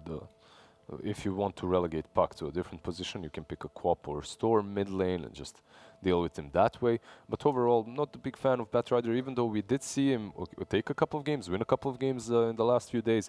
That was mostly because he had that one good lasso on a big hero, which just changes the way the game is played, which is always something that Bat will have. Yeah, historically, Batrider was, always OP, then nerfed. People still would pick the hero. You have that BKB piercing ability, like the good initiation, and it's always going to be good defending the tower. It's something that has been valued throughout the ages of Dota. Yeah, exactly. Ever since Lacoste was a player. Exactly. Ever since I was a good player, anything that pierces BKB is always going to be good. Tis a rule. Tis a rule. Right, next pick up for 496 Gaming. They banned out the Medusa, something that Execration loves to play with the Mars, the Lycan, the Troll. The Troll is interesting. I actually wouldn't have mind them to pick up the Troll, but yeah, they ban it out instead. And there aren't many big cores left in the pool. Wraith King, perhaps one of those that are still left and still considered kind of broken. Yeah, the at Ursa the moment. as well. Ursa is banned out by Execration, so Ursa. So it is. There's Monkey and Wraith King that are left in the pool, and I think we might see a battle between those two heroes. Which one of these teams snatches which one first? Yeah, I mean, it depends. If they think there's a big difference between the two, then they'll grab one. If not, then they'll just take a support, and they do take the Shaman instead. Nice answer to the puck. Lacoste's favorite. Ha ha ha. Yeah, he is such a great hero. Does so many things. Great laner, very hard to trade against. Has a lot of damage. Also received like intelligence buff in the patch before, so he has more mana to work with in the lane. Like he just scales so well. This is one of the best position for scaling heroes in the game. And we've seen in the Chinese region, if the puck is picked, the answers are either the Shadow Shaman or the Lion. So you do get one of these two, 496. I think they're happy with this. And Lion also like becoming more popular in European region as a position 4. Just, you know, that, because spirits are popular right now. Spirits and puck, you need instant lockdown. We've seen in the previous game with the puck, it was pretty much impossible to catch him. It was causing a lot of issues, just being annoying in your face. Against the Shadow Shaman, you can't do that. No, you'll get hexed, you'll get shackled, and you will get killed. Yeah, died it. You died it. Yeah. I died it. So Execration, it's answer time for them. I mean, there is still the option of pushing the puck to the pulse 4 if they want to, but I imagine they just put it the mid versus the Batrider. It's not a bad matchup, is it? I think you take something else. I think Enchantress. I think you flex puck, put it on the 4, put it on the 5 possibly. One of the reasons why Oracle wasn't picked for quite a long time in the last year, Oracle these kind of heroes don't really play well into Enchantress and Chen when they're played on 4, but we'll see. Maybe Ench will be 4, can be a 5 as well, which is very decent too. So what does the Enchantress bring to the table currently? Just very solid lanes. That's usually what Ench brings to the lane. Also the Dispel is really nice, but there isn't really a big thing here to Dispel. The rotations on the Batrider are fine because of the slow, but overall you don't. When you see this Enchantress, you literally only see the laning presence, and that's it. You don't see some huge big brain like Enchantress versus Beastmaster or versus Darkseer, in which Enchant has so much value, taking off the Iron Shell or taking over the boar. It's just their It's also preference. Enchantress into Batrider. Batrider just really deals well with the hero because you're not attacking it, just flaming. Just flying over it and killing the Bambi. But the other two heroes, you know, they don't deal that well. Oracle has some burst. In the laning stage, you said, well, like Oracle struggles against any kind of summons, Nature's Prophet, Enchantress type of heroes, and yeah, should be most likely Enchantress position 4. They respond with the Nature's Prophet themselves. Red Nature's Prophet and an instant Wow. Alchemist pickup. There's no damage. Like, they have no damage to kill this Alchemist. This is my concern right now. Alchemist can just easily pop off. Also, you can't invade the jungle with Oracle Shadow Shaman. These two heroes are not like very mobile. You could potentially with Shaman rotation with the Nature's Prophet teleport. Batrider is good, but the two supports don't feel. You know, they're very slow, very sluggish. Even if we did see 496 though be very aggressive with the lineup such as this one, Nature's Prophet and Batrider. The supports, I completely agree with you, but maybe Bat and Nature's Prophet can pick up the slack and just you know, get them over that hill, because they can be very aggressive if they get a decent laning stage. And with all the nerfs that Bat suffered, I'm not sure he'll be able to accompany Red's Nature's Prophet. Interesting. But, I mean, you know, this is comfort, though. This is comfort for 496. And that's something I'm happy for them to go to. You know, it's not super conventional. It's a good hero. You know, we see it across the board, but it's just something they really like playing. And same with Execration, I think they like this Alchemist. They've proven they can play against it, and they can also play it pretty damn well. So Yeah, we've seen some Alchemist games really backfire in SEA. Oh, yeah. We've seen some Alchemists not have their items for, like even a Battle Fury for 16 minutes in the game, which is unacceptable, so... What TA if banned out. it's offlane Alk, something we've seen in EU? In EU, yeah. I had, so before it was picked, I had one guy, I played 4 or 5 games with him. He was spamming it? He was spamming offlane Alchemist. Every single game, he lost every single time, with me or against me. Yeah, I remember you talking on the panel about it. Yeah, right? And then he just goes to jungle, you flame them. Did you change your opinion now that you've seen pro teams playing it? No, I haven't. The way he played it, the way what he was bringing to the table was just not enough, but it can work, sure. Anything can work in Dota. That's one thing that makes this game so beautiful. Yeah. We're not stuck in a box in set strategies. You can do what you like. You can pick what you want. Yeah, you there can we lane go. it how you want to lane it. That's the and Cop versus there we go. Batrider. Yeah. So they flex Puck, safe lane Alk, off lane Mars. It could be Puck 4 or 5. I don't think it matters that much. I would still give more farm priority to Puck because it looks like if he catches the Oracle, possibly gets a Blink Dagger, it's much better than Enchantress getting the farm. But let's see what Execration decides to do with their lineup. Go say, I'm really liking this draft from Execration. It seems well rounded. Yeah, and 496 go AM. I was thinking of AM, perhaps a Morphling or something like that that builds into a Skadi. Yeah, that's why you said it. I'll let you guys talk about it. Yeah, I mean, there aren't many carries that are left in the pool that can go against Alchemist. The problem is Alchemist comes online way sooner. Later on, AM definitely can take over, but if Alchemist gets all his items early on, he will not allow Anti-Mage to get to that point.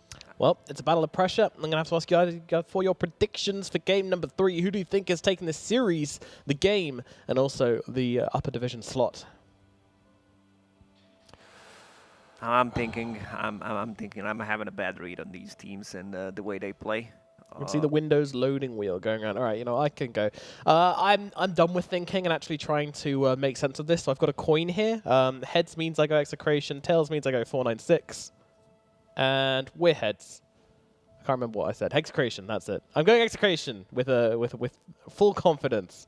Guys, do you trust the coin? I'll go with Execration as well. I think they can put enough pressure against the anti-mage. If Alka gets farm, like he hits the timing right before the anti-mage. They have Mars, they have Queen of Pain, good scaling lineup overall. So yeah, I'll go with them. I agree. I feel like a team that hits their hits their timings a little bit earlier just comes and takes over the game much easier. 496, they have their ways, like Nature's Prophet and Rasta, they can stall the game, but will they stall enough for this anti-mage to come online? I don't think so. Nando, if he joins the fights, Execration should take it, and I'll go with Execration as well. Alrighty then, well, these are our predictions. You guys follow the coin. Let's find out what our casters have to say about this one as we bring in Ben and Black. Guys, what is we thinking? Ben and Black. Sounds like an ice cream. Yeah, it does. We serve cookie dough dynamo here. It's a great flavor. Oh, all right. So my prediction. He got carried away. We went to the lights, closed our eyes. You know how you get those spots in your eyes? Mm-hmm. Came up as a bird with a shield around it, 496.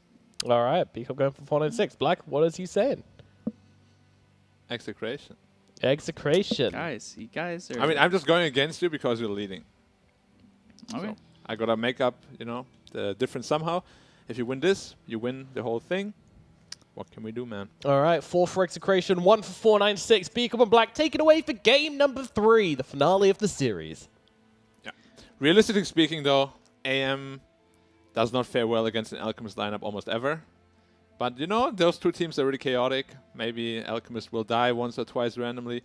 And I hope this game he actually joins the fight, because last game there was a little bit of a problem. He was not hitting people. He ran away from that fight over by the Roche pin and hung live, and that was like a big turnaround. That could have been. Yeah, I did not actually check his hero damage, but it must have been like 5,000. I'm just thinking, I've seen a bunch of Alchemists recently get shut down. Sure. We watched that one Alchemist game where instead of the Alk lineup being up 10k gold early, it was other the lineup. other lineup. Yeah. However, I'm just not a big fan of this Bad Rider hero anymore. Yeah, be he is honest. mid too. He Or, is well, mid. he's taking over top. They're putting the anti-mage mid. Anti-mage mid against the Quap. It is doable. I've played that lane many, many times. I'm an AM spammer. It is definitely one of the lanes where AM feels quite happy. You can't really be shadow struck at all. You have spell shield to deflect it. So he might not even skilling it. And he's walking away. And they're putting Alchemist middle against the anti-mage. Well, this is a free creep wave for anti-mage. Yeah. I don't know if I like that too much, to be honest. AM free farms against an Alch. You literally just mana burn him. And then what does No he do? acid spray? Yeah, exactly. Okay, now my prediction is in danger. I don't know what the hell is going on again. Like I never do with these two teams. Hung is just running into the creep wave? Yeah, he was trying to get a kill here onto RR, and I guess he committed well too far, and BDZ kills off Hung. I think that's like the third game in a row he's been first blood. Hung. Or Might I don't very know. well be. I'm pretty sure 496 have given up first blood all 3 games, at least. Yes, they have. But yeah, this mid lane should be pretty easy for anti-mage. We'll have to see if Alchemist goes for some sort of soul ring or something, you know, to offset that mana burn. But sounds like a free aim lane to me. I would be very happy. But of course, Alchemist also will have free farm. So they've both Hung and Red down here right now, as Oracle's getting free farm. Yeah, Hung is done. He's Or like, not nah. free farm, he's getting soul experience. So now there's both Prophet and Bad Rider bottom. Yeah, he doesn't have level 2 quite yet. And Yeah. I think he wants the TP with that. This looks like a you Herald think? game. Everyone's just bottom. Like, where are we supposed to be, guys? And Nando, yeah, I mean, he's out of mana, so... Yeah. If he just goes into an AWP corrosion on his aim, I think he can put on a lot of pressure onto this Alchemist. Denied.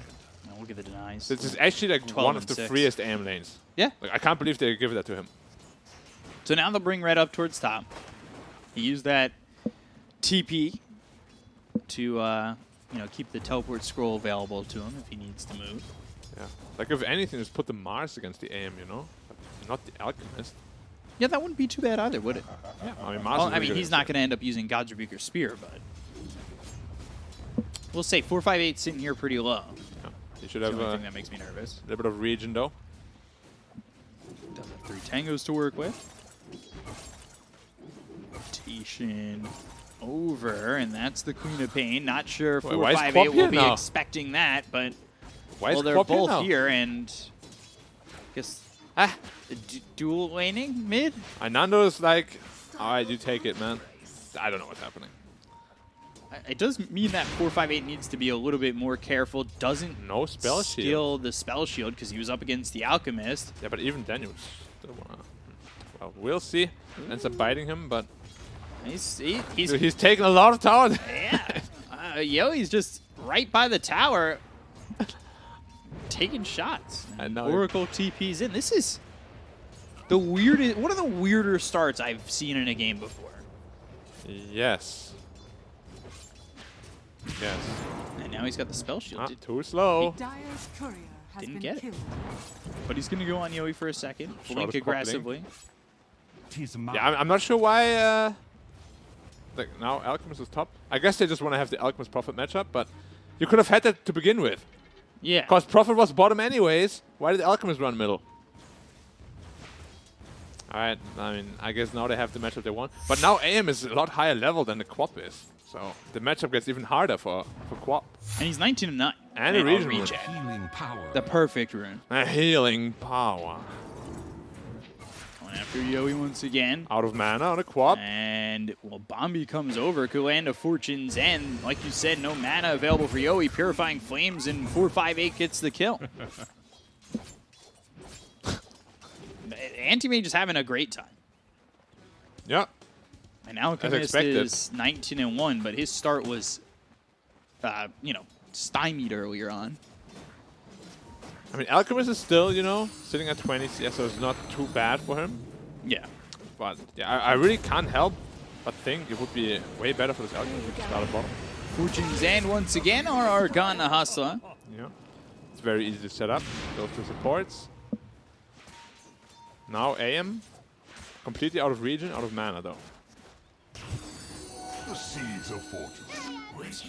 And DPC 3 gets away. bounties for Dire, which is always painful when you have an Alchemist. Yeah, that's exactly what I'm thinking. You know, your game's not going that well. You're looking for a Battle Fury, trying to make something happen. You want to get to it as quickly as you can, but that's not going to be the quickest Alchemist Battle Quap Fury. blinked in. Yeah, Fortune's End. This is a problem. 4-5-8 moving forward. You've got Hustler coming through. Puck behind them. That could be a problem with the rotation from And out of RR. mana. Silence onto the Anti-Mage.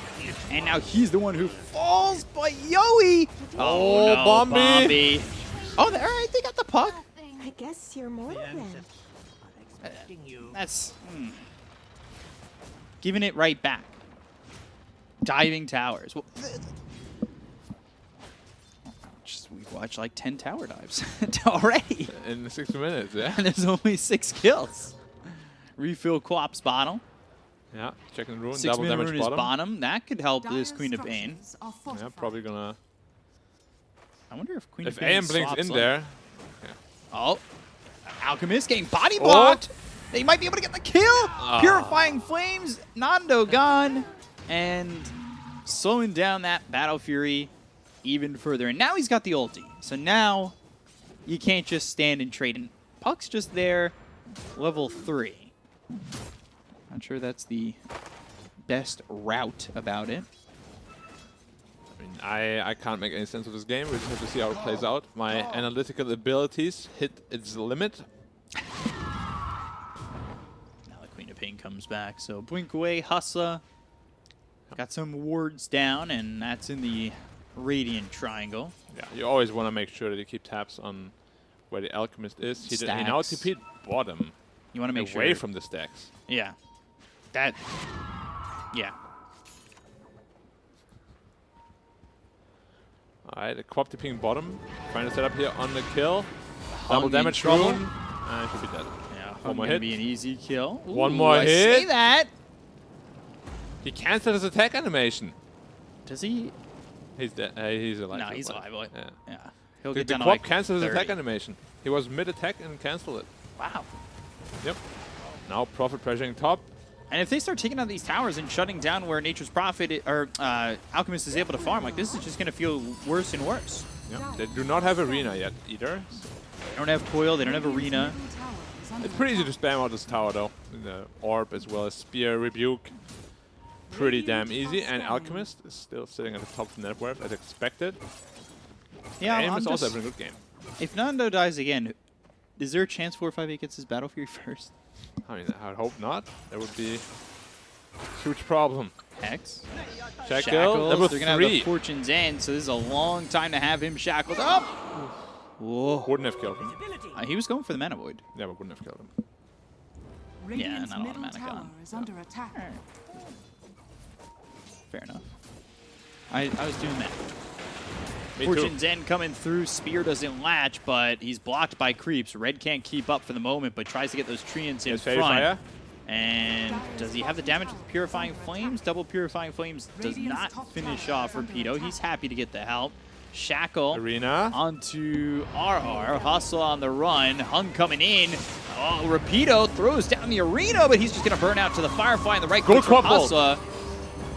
Sonic Wave in, Lasso used, RR low again, Bombi trades. We've got the Wrath of Nature flying in, and now Yoey is the one in trouble.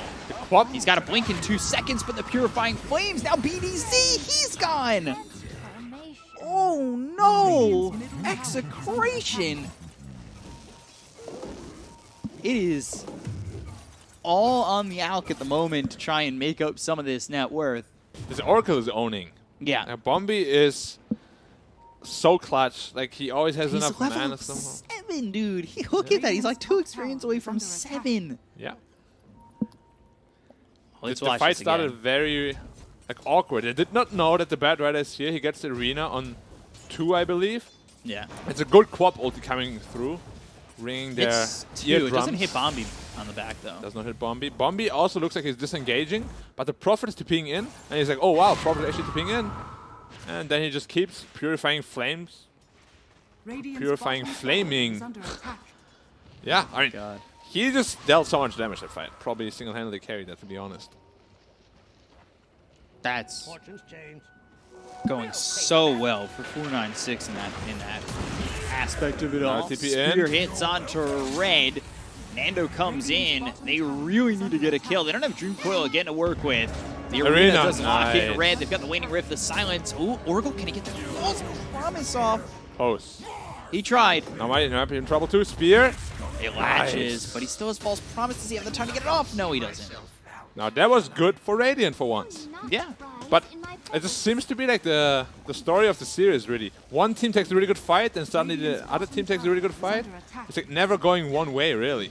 We took a good fight. Confidence is up. Overextend. We took a good fight. Confidence is up. And then they, you know, just rinse and repeat. Quap is level 7, though. AM closing in on 10. Can really see this lane. AM also closing. Oh, he missed the coil! God, he missed the coil. And the Shadow Strike, I think, got bounced back. If the coil hits, he's dead. Oh, no. He's also closing in on his Battle Fury. Yeah, but Alchemist is at least 1,200 gold ahead of him. Yeah, but Alchemist, like, their Battle Furies are going to come out at the same time. He The has only threats, reason at least. he's got the reason that Alchemist is ahead, he's got Careful. the 2 bracers and treads, but Battle Furies at the same time is definitely... He might die here. Well, I say Battle Furies at the same time. Oh, good dispel. Yeah. Yeah, but even if it comes out at the same time, Alchemist will still have the accelerated farming of the Greed with Greed, of course, and he will still outscale. Like, even Anti-Mage complete late game, you know, can still get beaten down by an Alchemist. So it's not like if you reach late game, this game is just over. Like, Nando, he's going to get that Battle Fury, but is he going to feel safe? Because Red's really close to this Orchid. And that Orchid, with that mobility, you can really start to shut down an Alchemist if you've got the proper wards, right? Sure, you can, yes. It will be up to his team to make sure that that doesn't happen. It becomes a vision game at that point, where you want to TP in, blink through, and shut down the Alch as best you can, because you can see the rest of the team is struggling. A lot, yes. They do have a lot of setup, though, with that Puck Coil, Mars Arena Spear. They have a lot of ways of fighting back. So it's not like they'll just turn over and die. Smoke. Yep, here it is. Arcane Rune on Mars as well. They do have another Puck Coil available. Also just going to deny this tower up top. AM Battle Fury completed. Dire's top tower has been denied. Alchemist. Red Orchid is going to be complete on this creep wave. Yeah, they probably want to set up a kill on the Alchemist with that one ASAP. Or the Quap would also be a really good kill. Yeah. And this Quap has just like nothing. No Yules inside, no Orchid inside. This Quap is pretty dead weight right now. Honestly, they could set up and push in bottom. They've got Serpent Wards, but they're going to go mid. Yoey blinks away. Right, that was a pretty half-hearted attempt. Like, It just, well, I think it, you know, you push them away and... Sure, but I think you can get the kill anyways, with Prophet just TPing in. True. But yeah, they do end up getting the mid tower, creating a lot of map pressure for this Alchemist, and a lot more freedom for the AM. Trying at least. These Serpent Wards going Not down. yet. Yeah. Got Repeater nearby. Arena down. There's the Dream Coil on the Sonic Wave. It is the combo that they were looking for on Execration. They'll get the kill on a 1. And that is onto the Oracle, which means Hunk is available to kill 2. No False Promise. And Hustle gone. 3 heroes dead. This is opening up space for the Alchemist. The thing about it is, you know, Oracle's not really gotten a chance. His positioning has not allowed him to get a False Promise out. I think he's playing very aggressively because of the early game, you know? He has like this false confidence where he did so much in the early game. He still thinks that, you know, he can get away with it. But now Execration making him pay for it. Suddenly up 3k. They were just up 1k before that. Yeah, and that is the Alchemist inflated net worth. So, sure it you know, is. the question becomes, is it inflated? Is it effective? Can they work with it? I mean, it's good because Alchemist wasn't even part of that fight, so a lot of the net worth just goes to the Quap as well as the Mars. Yeah. They did not expect to get blown up like that. It was Arena, Spear, Rebuke, Quap ult on 2 or 3 heroes right away. Yeah, perfect. And they just got blown up 100-0. If you can catch that Oracle like that, you will win the fight pretty much. He needs a way. He needs a way to survive, and it's not his way to survive. Can't be false promising himself. Yes, because he needs to land that on. Probably the Bad Rider. Yeah, possibly the Prophet, but yeah, this Bad Rider also not having a game at all. We have seen this hero struggle every game since the nerf. Yeah, I've not seen a good bad game since then. Nando forward. Rapido doesn't have a blink dagger, but they are moving in. They find themselves Rapido for a second. Arena used. Hung. Spear. And there should be a false promise this time. There is. Serpent Ward's committed. BDZ, he's silenced. They've got the Dream Coil down onto this Bat Rider. But look at this. BDZ, he's got Nando moving forward. He's getting low on mana. He needs to be very careful because they've got the Shackle and they might have the damage. Fortune's End being charged up with the Mana Void. They've got Red right behind them. They're getting the kill into the Alchemist. They've also taken out this Mars. They bought back on BDZ. Sonic Wave comes in. Red low, but the silence on the Queen of Pain. That might allow him to get the kill here onto Yoey. AM's gone, but Yoey falls. RR might follow, but Bobby will just go to the TP. Not in time. BDZ buys back and gets a kill. Full team wipe. Although it's a full team wipe, it costs them a buyback. They lose the Alchemists. And I mean, 4 for 5. Who comes out on top of that? A pretty even trade, probably. Like, no real winner here. It started off so good for 496, getting that false promise off. Alchemist was completely isolated in the back, running in all by himself. Yeah, you got the Sprout on RR, nothing he can do. He's getting harassed by Red, who then comes over and helps get the kill on Ananda. Yeah, they have to be, you know, they have to stick more together. Quap still kind of salvages the fight with the buyback of the puck as well. But Quap also ends up dying just barely. I think Red might be the difference maker in these fights if he could survive, especially once he gets this BKB. Yeah, and he's not super far away from it. Prophet, of course, farms very fast. I'm just very scared for this Bad Rider. His net worth is not increasing at all. He has been sitting at this for a good 3-4 minutes now at this 4K net worth. That being said, I mean, he's only 200 gold behind the Mars. Yeah, sure, but Hung is, you know, the like POS 2-ish. But I would say he probably swaps priority with the Prophet, right? Yeah, I mean, you probably always do. Yeah. Whether you want to or not. He's going to ult those creeps away from you. Yeah, he does not get the... It's worrisome, though. Like, an underfarm Bad Rider can just become a liability. Yeah, and you're seeing that. Yeah, you're not wrong. As Alchemist is still, you know, continuing to accelerate fast. And he's got false promise. Wouldn't have saved him. Saint Joshua already picked up almost BKB. So the thing is, if they trade evenly... Get the kill into BDZ. They look over. Hustler surrounded by his own Serpent Wards. Yoey trying to man fight this. Just blinks away. Red's here. Sonic Wave hits onto the Nature's Prophet. Yep. Quap's starting to come back in this game. Certainly is. That's what I'm worried about. You know, this AM might just have to play this all by himself because Prophet in the mid game is not good against Alchemist. Like, you don't have a lot of damage to chunk through his like AC that's inevitably going to come up, through his BKB that he has soon. Yeah, the BKB is going to be important for Nature's Prophet, but I think their focus can't be the Alchemist anymore. It has to be the supporting cast, right? Yeah. I mean, what needs to happen is really that the Alchemist dies and the AM doesn't. But because they traded the carries last fight, it's actually good for the Radiant side because AM will always get out-farmed by that Alchemist. Yeah, kill there on a Bombi. And then bottom. They do get BDZ, but Hustler... Well, they almost get Yoey. It's close, but... Not quite. quite. Mobility on this Execration side. Yep. And once Quap has his BKB, he is going to feel real happy about the situation. The BKB. Yep, he already has it now. And they're smoking. Yep. Alchemist 5k ahead of the AM. I mean, Alchemist also BKB in Korea. He's smoked up as well. Hung blinks the opposite direction. Waning Rift misses. Smoke was broken. All these heroes here ready to go. As they'll still find Hung. Coil on 2. The arena's down. They've got the coil on the opposite side of the fight. The spear will land. Hung is gone. They'll snap the coil. Red trying to get a kill here on the BDZ. They'll look over with the damage on the Orchid. So Orchid burn should get BDZ, but they'll lose Hustle. They'll lose Bombi. Red gets away. That's BKB used by Yoey. Down to 9 seconds. That was really good execution. Mid-tier 2. Yeah. Execration did a really good job there. Puck coiling the 2 supports in the back while they're going on the Bad Rider, so the 2 supports can't catch up. Can't false promise the Bad Rider. And again, Bad Rider died. Sitting at pretty much the same net worth still. And just 30 seconds since we said 5k, it's 6k ahead of the anti-mage. Yep, that's the life of an AM. You really only beat Alchemist if your team kind of wins for you, you know? Which they were, it's just they've let that go. Yeah, I mean, it's getting tough. Yoey.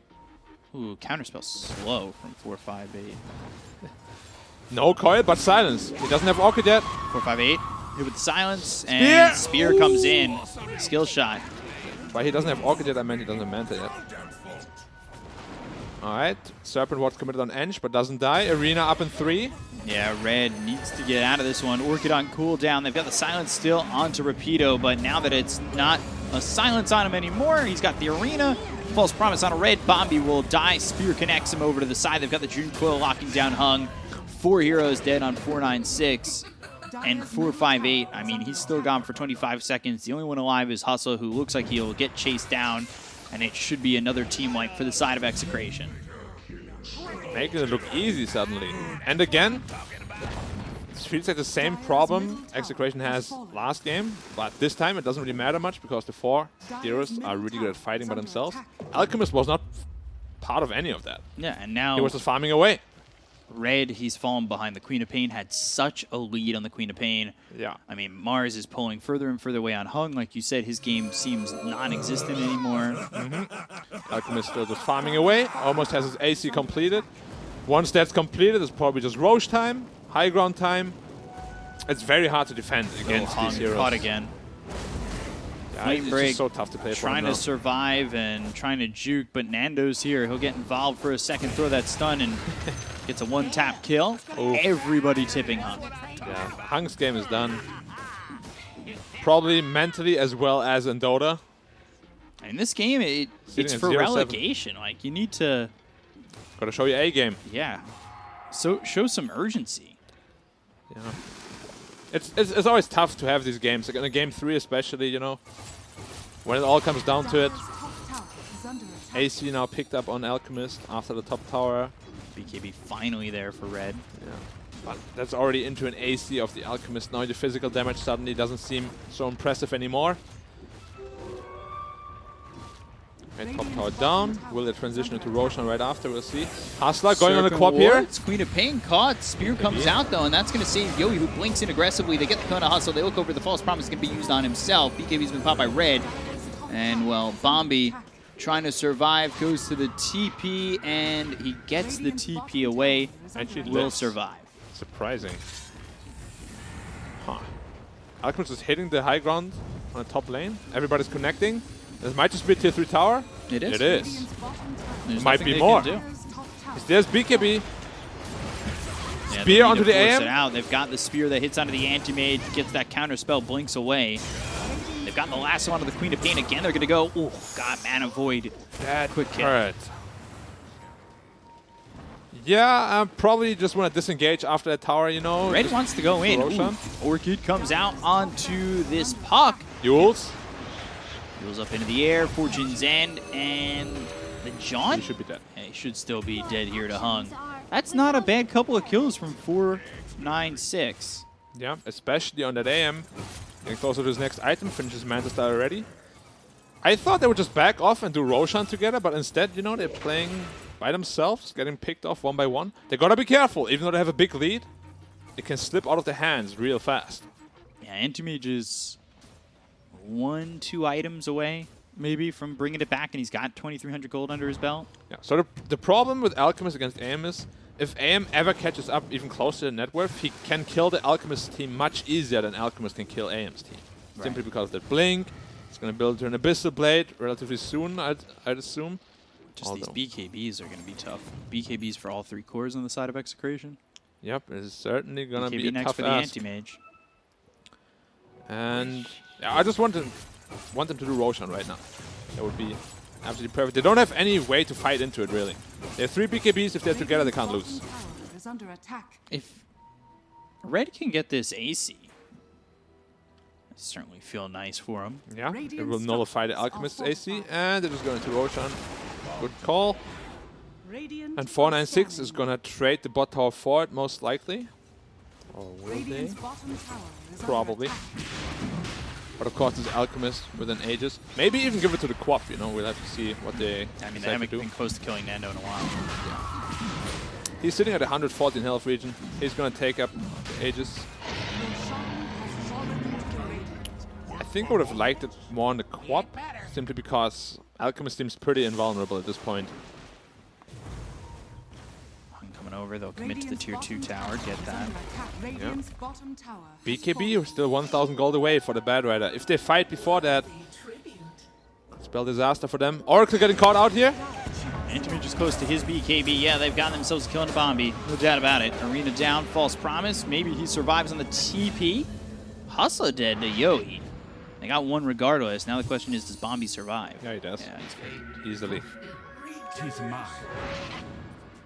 BKB picked up for the Anti-Mage. Or, well, built. He needs to still get it delivered. If he's sitting under Acid Spray, as well as that AC, he is up to 19 armor. Not super squishy, I guess, but if he's gonna get bashed up by the Alchemist, it's still a tough fight. He needs like 2 more items on the AM to really be able to combat him. But again, AM's job is to kill his team, not the Alchemist. Right. Alchemist cannot 1v5. Dire's bottom tower is under attack. So still about... Abyssal Blade picked up. And just as I looked at him, top lane, Yeah. Lincoln's pop, Fortune's End coming in. They've got the silence repeater comes through with BKB being popped by Red. They'll start to disengage. Anti-Mage maybe thinking about going in. Red with the TP out. no Basher. Yeah, I looked at him top lane, he just finished his Basher. I look at him bottom, suddenly Abyssal Blade. Bad Rider TPing in. Wow, if he gets Abyssal there. Very brave. And Prophet is cutting the creep wave. And AIM is cutting middle. That's what they need to do. Doing exactly what they need to do, yeah. But Puck is on the prowl here. Won't be able to Mid catch him. arena misses. Hung gets away. Stalling out the game very nicely. That should be able to keep him from getting this BKB slowed down. 50 gold. He should be able to get it. Certainly. They, however, do have that Abyssal Blade now. Yeah. And he has a Nether Shawl, so he's sitting at 5 armor under the Acid Spray plus AC. He's sitting at -7. He's gonna explode, or rather implode. It's got to go to his thighs first, and then he'll explode. So 1,500 gold. No Alchemist middle. To fight without him. Ooh. Lasso, Mars, mana not existent. Gets the BKB off. Sonic Wave hits on a 4-5-8. They've got the false promise on a Hung with the BKB pop by Rapido. Red coming in. Now trying to get the kill here onto the Mars with TP with that BKB. They've disarmed Yoey, but Bombi doesn't have a false promise to work with. Gets a Glimmer Cape TP attempt. Force Staff, I think, spots Bombi on that one. Now they go after 4-5-8, who try to take away the mana from Yoey. They still get the kill here on a Hung. That first BKB doesn't work out. It ends up being 2 kills for the side of Execration. And now the big boys here. Bit of a sloppy fight, and yeah, now with that fight happening over mid, we'll start to take it the other way. Yeah, they're probably just going to transition to the top Rex. They don't have too much to defend with here. No Oracle ult. Yeah, it should just be a free Rex for Execration here. Unless they can somehow get 20k net worth out of nowhere. Which is unlikely. I don't know if they need 20k. About there. Yeah, I see your point. They're just defending the Rex with... Yo, Nando, you gotta hit that now. I know you're a very timid player, but you gotta hit that. Elven Tunic picked up for the Anti-Mage. The Crop is like, okay, you don't want to hit it, then I go into melee range and hit it. I think if you're 496, though, you should be okay with giving up this round. Yeah, you're definitely fine with that. Flame Break, Nando, maybe. No. He's got an Aegis. He just don't want to fight that. Swift Blink next. I think he gets that Swift Blink, which he's not too far away from already. Radiant's bottom tower is under He attack. should Radiant not be are as dead. scanning. Yes. Yes, I hope so. He really has a lot of net worth advantage, you know. I just want him to translate that into damage. He has been in this scene for a very long time, you know. I know he can be a very good player. BDZ. Just seems to be very timid here. Ooh, Illusory Orb, and he jaunts. He's fine. No Basher, no Abyssal on AM.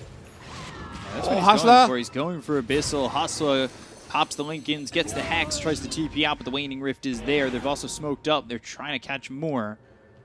And Anti-Mage in the middle of the lane picks up the Basher and will TP out. 2 seconds till Hung can do the same. Yep. I would love to just, for Radiant, to put some Tinker wards or some lane wards just to see the split push coming, you know, set up for some potential kills. It just expires. Because, like, Dire can't do anything other than split push right now. Yeah. And that's what they will keep doing for the next 5 to 10 minutes. So Just put on some nice Tinker wards, some nice lane wards. Catch them. You have the items to do so. Ooh, Anti-Mage has been caught. Dream Coil used. BKB though. BKB. Still, I don't think you want to stay. Alchemist. Swift Blink completed. Wow, it's getting out of hand for Now him. he's 6 slotted. At least he can't get any stronger. No, he can. You give 5 axes away. I would say get a shard, maybe. Shard. Berserk potion. I mean, you could give axe to. I guess Puck almost has his. Quops is not that good. Mars is not that good. Yeah, you got a shard. AC picked up for Nature's Prophet. Yep. He's holding the Paladin Sword in his backpack. 458 holding Elven Tunic. He really would love that Abyssal. I think if they get Abyssal, there's a chance here for 496. Definitely, because he can jump the backline and actually kill heroes. Yeah. We'll have to see. I want Execration to play more aggressively here. I feel like they're giving them too much breathing room. Actually, Dia is the one smoking up right now. Looking for a play. BKB now picked up on a Bad Rider, as we spoke about.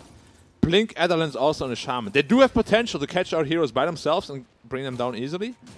Needs to break the Lincolns of that Queen of Pain if they want to go that direction. Almost has a Hex on the Queen of Pain. Running in here on the Alchemist. Very premature ult from the Alchemist. Forward. Yoey gets the BKB off. They're going to look over at Hustle. They've got the False Promise, but that's a False Promise used on the Shadow Shaman with the Sonic Wave hitting out of Bombi. They get the kill into the Oracle. They look over as Hustle blinks away. AM low. Lasso on an Ando. Abyssal Blade to follow that up onto the Bat Rider. 458 goes to the backlines, gets the kill into Yoey, takes out the Queen of Pain, and they look over at Hustle. 2 more shots should do the deed. Rapido falls. Red TP's out. And the Dream Coil goes down without a target hit. That's not a terrible fight from 496. It did cost the buyback from Bombi. But not awful to keep Queen of Pain and Mars, unbeknownst to 496, dead now. Well, now Mars has buyback, but without buyback for the Queen of Pain. Yep, can see the team fight again. Arena on 2. And then the immediate Oracle ult onto the Shadow Shaman here, which ultimately ends up netting them a kill onto the Quap. But yeah, you can just see this Alchemist is untouched. Like, he is full health the entire fight. Nobody can even come close to fighting him. They are starting to break the other heroes, though. And But Alchemist, is he hitting hard enough? Is he doing Sorry enough? to be the bringer of bad news, but now Puck has Aghanims. Those BKBs, not so good anymore suddenly. Because that was really your saving grace in these team fights. He still has to hit the Dream Coils. That is true, which has been, he missed like 3 this game. Yeah. There's a working chance. for this Alchemist. Interesting. Going Bloodthorn. Bloodthorn? I kind of like it. It's a good attack speed boost. A lot of damage. I said going Bloodthorn. He has. Wait, coil up, coil up. Oh, you could get a really good coil here. Ah! Okay, is that going? Relax. Bloodthorn's going to be interesting. There's the blink as well as the Abyssal. False Promise, Oh, he dies Bloodthorn, so the fast. damage. Is there any chance? Oracle, he bought back. If he dies, it's a big problem. He gets speared. Yeah, he's dead. And so is Red. No buyback. Red short buyback by 700 gold. That's a mid-rex right there. And these fights are happening on the opposite side of the map. Yeah. And his aim just seems like he can't do anything. He has no impact. He switches off the Abyssal. Jumps in onto the edge, gets one hit in, and immediately runs out He again. switched off the Abyssal, holding the Basher, going for Scotty. Yeah. Radiant is very scared still, though. Like, I'm not sure why they don't just hit buildings. Dire's structures are fortified. Very, very scared here. 25 for the Alch. Chemical Rage movement speed. Yeah, it's a good talent. Alchemist looking for that level 25. If he can get the minus 50 seconds on Mana Void, that might do something for him. They've got the mana out of the hands of Nando. They use that Sonic Wave. They'll hit the Mana Void. They've got the Hex onto Nando, but it's not going to be enough with the Arena down with the BKBs being used by Yoey as well as Rapido. That backs away 496. That's all they had. Now they'll hit to the racks. Tank is empty, Barracks has fallen. and Roshan is up in 50 seconds. Nice. Get the meter Rex and get back. Now see, this is what I mean. Like, Nando just ran in, started hitting, you know, they go in, blow all the load they had on him, still more than half health. That's exactly how you need to play with your net worth. Be in their face, be a threat, make them feel bad about not going on you and going on you, you know? Perfect execution there. 3 Rex for them. They're just going to wait for Roshan now and then This is probably where the last fight is going to take part. At Radiant's Roshan. courier has been killed. If Dire can win, they're back into the game. Radiant's courier has been If killed. they can win. Yoi's here trying to go in a Bombi. Or kill Bombi might again. be forced to use that false promise. He really doesn't want to. But, ooh, Fortune's end eventually falls. Shackle out onto the Queen of Pain, but the rest of the team is here, so both of them are dead. Dream Coil comes in, that lands on a hung. Could be a third. That is a long time to be leashed. And He dead. psychic headbanded him out of the coil. Ooh. That's what snapped the coil. Nice little move there. Anti-Mage pops the BKB, and now he has nothing to really go in on this. Yep, and Alchemist is hitting middle. Do they go? Yeah, they can just go bottom. They can The go creeps are Megas. coming in. If they want to play it really safe, they can go Roshan, but... Radiant's middle tower Buybacks come out. Oh, yeah, not That'll it. send them back. Yep. Very timid for sure, but, you know, It's I a can understand. relegation on the line. Yep, I can understand. Quap now with the Hex. And really, this Roshan fight should be pretty impossible for 496. Like, if anything, they should kind of look to just pick someone off before it happens. Like, you know, this Puck, who's now trying to split push bottom, you know, if you can get a pick off on him, perhaps you can get something started, because you're not winning a 5v5. They're moving, they're shifting, they're trying to get there. And they abandon the pit. They abandon the pit. They... Yeah, they're very scared. You have to be careful that 496 doesn't take it. I don't know if they... Do they take it quickly enough? Lasso, that comes Yeah, through, Alchemist and now they're again. going to blink in. They've got the bashes coming out on a Nando, who used that BKB, the Sonic Wave. It comes through and hits on a 3! Oh dear, Hustler saved by the false promise, gets the Serpent Wards down. They're going to look over Yoi, who pops the BKB, but gets bashed up by 458. They get the kill on Yoi, they'll take him out. They're trying to heal up Hustler enough. Ooh, yeah, they got him. They've saved him. The Dream Coil used as well. Now they're hitting Roshan. And now they're going to go for Roche. They need to be careful. Creeps are pushing into the base, though.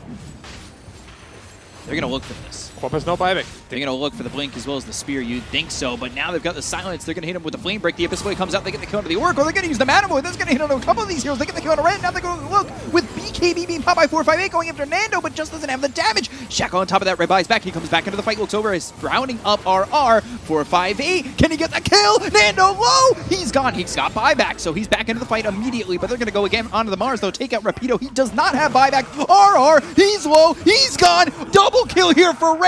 You need to be careful, though. Your base, it's being taken by creeps. Oh my God, Hex, Puck also got BDC. Can they catch him? Yule's up into the air. Hustler, he's got Shackle. They've got the silence. They don't even need it. Mana Void. Oh, dear. Oh, no. Execration. Crumbling. They have stumbled. They have faltered. They have just completely thrown it away. That's a 13k swing the other way. Aegis cheese.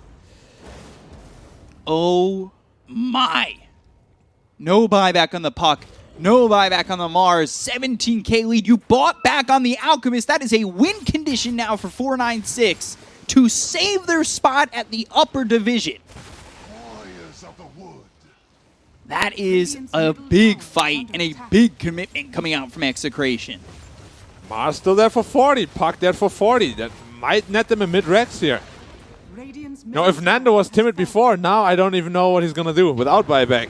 It's going to be a 3v5 setup as they go in onto the mid-tier 3. They might even think about going 4s. If you want to put it all on the line, that's an opportunity you might not want to give up. They do have Shaman Wards? No, they don't. So they're not going to commit for 4s. They just want to equalize the Rex count a little bit, and they have to be careful with the lasso. They want to catch the Alchemist, just peeking. Careful, Nando. Nando, he's forward. He needs to be careful. They're going for the bottom set of racks. This would be a racks in their advantage on the bottom lane. They still have to worry about top. A couple seconds until everybody's up on the side of Execration, and now 496. Well, they back off. Yeah. Now 17, 18k gold shift. And suddenly they're back in the game. Abyssal Blade picked up on AM. Skadi picked up on AM. Already 3k gold on top of that. Leveler now as well. Whew. Wow. I don't believe it. You really need to get your things together now as Execration. Like, you cannot let that one slip out of your hands. I'm sure Gaben also said it was 100%. 458. But he's mid. He needs to be careful. He's got an Aegis, of course, but you don't want to just give that up to a Dream Coil that comes out and you get a little bit too overzealous on the fact that you just want to fight. But that's certainly an opportunity here that Execration are looking at. They do, however, still have the Oracle ult, so AM might as well be working with 3 lives here. Paladin Sword plus Oracle ult can definitely just heal you back to full, act as like a mini Satanic. Nando's positioning is so important here. It is. Going for the racks. They should not give up this bottom racks for free. No, and it looks like they're going to. They're at least giving up the range racks. Counterspell, blink away, keeping himself safe. 4-5, it goes back into the jungle, retreating within the trees.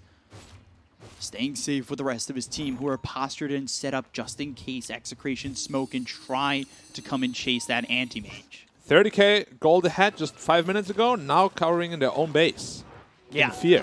What a shift in feeling to this game. Certainly. And I don't think they can afford to just play this like defensively, you know? They still have a big lead. Find pickoffs. There's a Shadow Shaman. You know, they're very split up on the Dire side. Spell Prism. Oof. Who is that going to go to?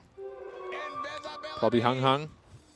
Definitely one of those neutral items that feels valuable with any team comp. Yeah. And we spoke about it. AM closing in on that Alchemist net worth.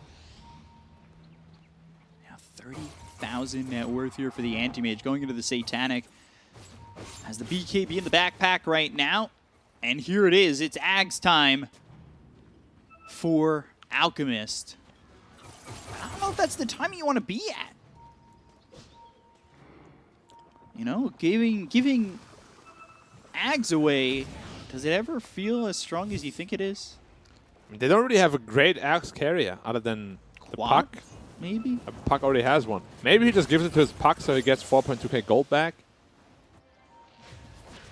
And then, you know, build some other items maybe. It's a tough call. Like, they're just sitting in the base. Net worth is dwindling more and more every second. They can't be so afraid. You understand why they are, but they can't be. 10k lead. Ags picked up. Bad Rider now also completely back into the game pretty much. Same net worth as Mars. Do they want to fight with this Aegis? That's the question. They did try to smoke. They've got a double damage. This is their moment. This is what they've been waiting for. They have to be careful here on Radiant. If they fight into the DD, they could spell Doom. Oh, now they see it, though. They see it. They should not be engaging into this. Do you just go top on 496, push out this creep wave, and try to get megas? You try to force the issue?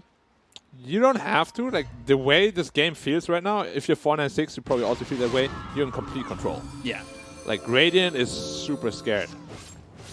Double damage still. 4th of the duration available. Yep. Reaver is available gold-wise.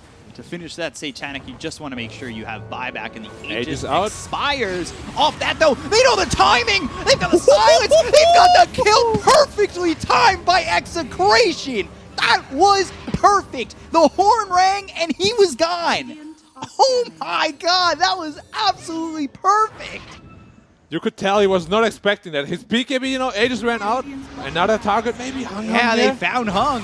They're going to get the Hex. He tries to get away, but, well, BKB, 4-staff, TP, is he gone? He is gone. Yes, he is. The AM, you know, Aegis ran out. He's happily hitting creeps. Like, oh, I'm going to put my BKB back in the slot, and BAM! Dude, horn, and then they got him. Like, look at right that. Here. Aegis ran out. Boom. He's like, yeah, my BKB is there. On it. Wow. He got destroyed. He got. He got. Gotta get, yeah. God, who's making that call? I want to know. Like, that's the comms I want to hear. They're like 3, 2, go, go, go, go, go, and that is right on it. Oh my God! Now, can they translate that into something else though? It's not going to force his buyback, I don't think. Yes, which is a problem for them. At least they get map control back, which might lead to additional pickoffs. But Alchemist still no buyback. So the winning condition for Dire is still there. AM still has his. But you can see how fast he can die if they're all on top of him. Yep. I mean, that was immediate. Yeah, he gets blown up in 2 seconds. But, to be fair, he didn't have the BKB though. If he gets the BKB off... He was hexed anyway, so... Of course, if he gets BKB off, you know, it's a different story, but it's not that easy in Dota oftentimes. We're only 44 minutes in this one. Yeah, it feels like it feels like 60. Yeah. Where did 5 items at? Puck. Looking for pickoff. Oh, he has A on disc. He has A on disc. It's not a good goal. They're trying to get it to pop. Coil? So maybe they can follow this up, but there's the Dream Coil. Now the turnaround. Oh, BDZ, Dust. Now they've got the Hacks. The arena's down. This is a play from 496 where they were going after the puck, knowing full well he had an Aeon Mask. Did they not click on him? I don't know. It's gone off multiple times. Did they think it was on cooldown then? Like, I don't know what kind of play this is, because using a lasso to force an aim disc is not a play. Now they smoke up immediately, 2 dead. Both have buyback though. They might, you know, maybe get some awkward initiation here that can maybe favor the Dire. We'll have to see. All of a sudden, 10k to 17k. I mean, we have seen it last game. It's just a shift. The momentum, like the atmosphere changes in this game are just it becomes chaos. It's like a horror game. Yeah. It's like one team is like, and then the other team is like, ah! It's Dead by Daylight now. Yeah, and then suddenly you're in the driver's seat. Back and forth. Roller coaster of emotions. Refresher being built for the puck. If he gets that online, double axe coil is going to be a huge problem. Ooh. You can be as strong as you want to be. If you can't move, you can't fight. Lincoln in very aggressively. Lincoln's pop BKB. That's early. That's an early BKB. They're still trying to force these buybacks, and there they are. Double buyback committed. Immediately. And they're running. Can they get it out? They should be safe. Bad rider on the... Hung though. Oh, he gets blown up! Abyssal! False promise with the Sonic Wave coming in as well as the arena. They've got 3 of these heroes already low. They need to be careful with Hung as they've got Red and Bombi getting killed off here as they take out the Shadow Shaman. The buyback comes out from the Oracle. Oh god, they've already lost the 2 heroes. That ball back. Alchemist trying to fight into this one. 4-5-8 moving in. Nando ends up dead. He's got buyback, and now Red, he's just alive with a minuscule amount of health. Mars is gone. They both have buyback, so it's not the worst case scenario for Execration, but it looks like they'll lose RR. Buyback from the Mars. They're TPing into the shrine. Why did Mars do they want to go for this? Looks like they do. Yeah, they're coming in on it. They've got the refresher. Refresher There's the coil. Dream Coil. And now they're moving in. BDZ trying to get a kill here onto the Oracle. They get the kill on Bombi, and they'll look over at 4-5-8. Red hit with a Sonic Wave. He's one shot from Dead Hill Fall. He's gone with buyback. Anti-Mage needs to get out. They've got vision of him with this ward. The spear! It's there! This is a ward that was placed by RR that gives them the vision. They've got the silence. They should have the kill on the Anti-Mage. Down he goes. Manta up, BKB. BKB with the Manta, the blink. Oh! There it is. And now Nando no BKB for the buyback. And disc is popped, glyph used.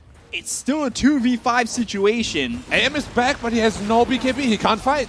They're going to have to give up Megas. The question is, can they fight afterwards? There's still so much time with these 3 heroes dead. The 50 BKB, seconds. It is down for 45 now. Do they go for the GG? Do you play it safe and go for racks? They got it. Like, they know all 3 have no Roche? buybacks. Like, you go... I think you just end the game right here. You can easily do it. Let's go, let's go. Tier 4, that's one. Level down Alchemist 2, so much damage in the buildings. He will have to blink in on AM without BKB. They can't defend, they have no glyph. Just BKB commit. Oh, the Sprout! They're going to look over at Red. They've got the spear. They've locked him down. This is looking like the end. There's only one left. Anti-Mage is going to make a play in. He's got the bash, but the Dream Coil comes out. Woo! There is the Ancient going down. 496 get relegated. Execration stay in the upper division. In a barn burner of a game 3 that went back and forth, it almost ended up on both ways, but Execration come out ahead. Yeah, and some salty comments at the end there too. GG, haha. He's like, must be some bad blood between some of those players, but... Just an intense series, maybe. I don't know. Woo. Yeah, I mean, that went from 30k to 10k, back to 30k in just 10 minutes. Yeah, it was... And how do you break it down? I have no idea. I don't know what to do. It was chaotic for a long time. It was really... It went back and forth, the buyback situation. The timidness from... Execration almost cost them. From Execration, but then do you think they were a little bit timid from 496? Towards the end, they didn't play that. They sure were. No buyback. And they were not aware of that Aegis timer, not as aware as Execration at least. Yeah. They jumped on that opportunity, which pretty much got them back into the game. I think that wins them the game. That move right there was there. a super good call. But yeah, it was a very chaotic game, for sure. And to break it down even better than just that little tidbit right there is the handsome panel. Back over to you guys. Let's hear what you have to say. Thank you very much. Yep, that's going to just about do it. Execration, they finally managed to close out that game in a very long, very close, very brutal final matchup.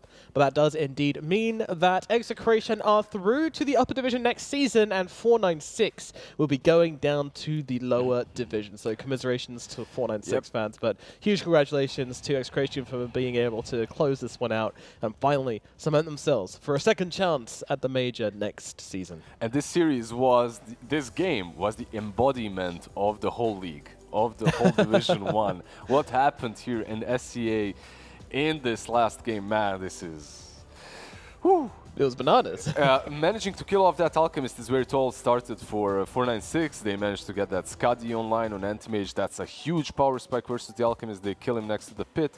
They take the Aegis, and everything looks like, okay, they take, do it. Yeah, they could maybe even do it. They take the mid lane, bottom lane, range racks as well, and then they do the most textbook mistake ever. They jump in as the Aegis is running out. That was it.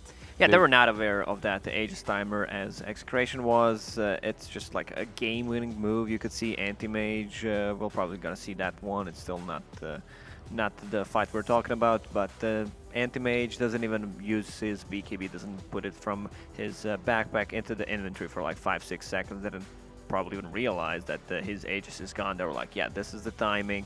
I guess when I said at the start of this series that these two teams are going to play the best Dota, this is kind of Dota from Game 3, what I expected. The other two games were really like chaotic, not too much stuff happening. Like, this is type of a game that I want to see. Yeah, no, I mean, this was chaotic, but it was much more competitive, and you could see like the strategic aspect to it. One guy is gonna make a mistake. One team in the end has to lose. Yeah, you can see a lot of emotions there because the relegation is at stake. But yeah, Execration. Them coming into this tournament, I had high expectations from them, especially after winning their first series, and then they lost pretty much every single one after that. This job is so easy. I remember being in this spot multiple times, being about to be relegated because of all the losing. It's hard, like in the game, nerves get to you in games such as this one, and I can't blame anyone for making a mistake here and there. Overall, both of these teams brawl it out to the end. Yeah.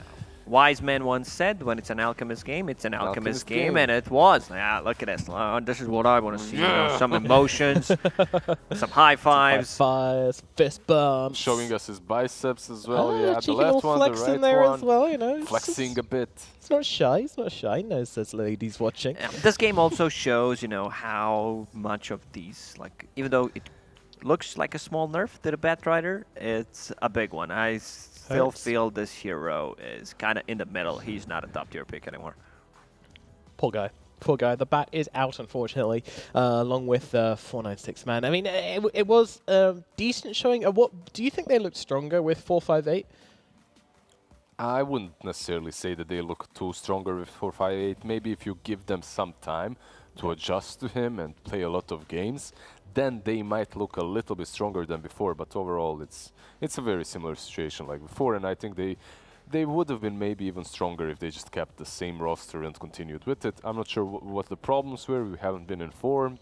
Is it a change for I can't believe they didn't or message you. Yeah, like what's happening with the team? Heartbroken. Like they lose a game. Man, we should message this guy Lizard straight away. To see, you know, that's usually what happens. You know, you go on Facebook. There's already like 10 messages and questions. What are we supposed to do? No, not this time around. Oh, not from 496 at least. Maybe they found someone else. Don't do that to me. I'm already very jealous, and if that happens, I'll be broken. I'm sure it's not the case. Don't worry about it, buddy. There's always another explanation. But we have an MVP for this final game, and it's going to be Rapido, our MVP on the Mars. Yeah, for sure. Making them team fights happen, dropping them big arenas, some really tasty spears as well, and one which kind of won them the game in the end, I guess. Great arenas, great follow-up by Queen of Pain, like Sonic Wave to push them onto the arena. He was not afraid this game to go in. He sees like two heroes immediate to snap reaction, just the arena straight away. Like his spears were on point, like that last spear that actually caught them. The AAM, so he had to buy back after that. Just jumping look at those high eyes. Yep. Those eyes don't say hesitation. Those eyes say... I need more sleep. Determination. I need some sleep. That's what all Dota players' eyes say, though. I need some more sleep. They were probably practicing really hard, you know, for this particular series. Are we gonna have an interview? Because I want to, you know, ask them. Maybe. Maybe. Maybe we will. Maybe Maybe we they're won't. just celebrating out there. Everyone's out already. Not in front of their PCs. We're trying to get in Understandable. contact with them and sort it out, but yeah, it might be a little bit longer. We'll see. We'll see. But yeah, I mean, that means... what are you expecting from Execration then? Now that they move into Season 2, you know, obviously they get to sit back now, watch the major, maybe pick up some ideas. Do you reckon they'll go super hard on the practicing and just try and grind it out until next time around, or would you worry about burnout if that was the case? I think they should continue grinding and getting new strategies under control, because when they do have a strategy that they practice a lot, you can see a completely different level of performance from them. I'm talking mainly about the Medusa strats. Yeah. Again, if they get a couple of those in their bag, like, they can definitely take good teams. You saw them taking off TNC very easily with the Medusa strats. Maybe even a Bristol strat, something like that. Don't just come into the next tournament, into the next league, trying to play the meta versus all these superstars in the SEA, because that's really difficult to do. Yeah, and I feel like they kind of came into this one with just like as you say, the Medusa, and like kind of Bristol as a backup strat, and then when the Medusa starts getting banned, or they start picking heroes which are really good against it, they're just like, oh, well, that was our strategy out the window somewhat. I mean, maybe that's a little bit harsh and underestimating them, but that's what the results show, certainly. What about 496? You know, they're now going down to the lower division for Season 2. What do you think the road ahead lies for them? Probably going to be some roster changes. Keep grinding. Like, you can't just stop because you're in Division 2. But yeah, you can't go to the major, the second major from the lower division. Still, like, you need to earn your spot. You know, in the upper division, they didn't show great performances. You know, still some things to work on. Like, this team has potential. Some players are like extremely good individually, but when it comes down to the team play, a bit shaky.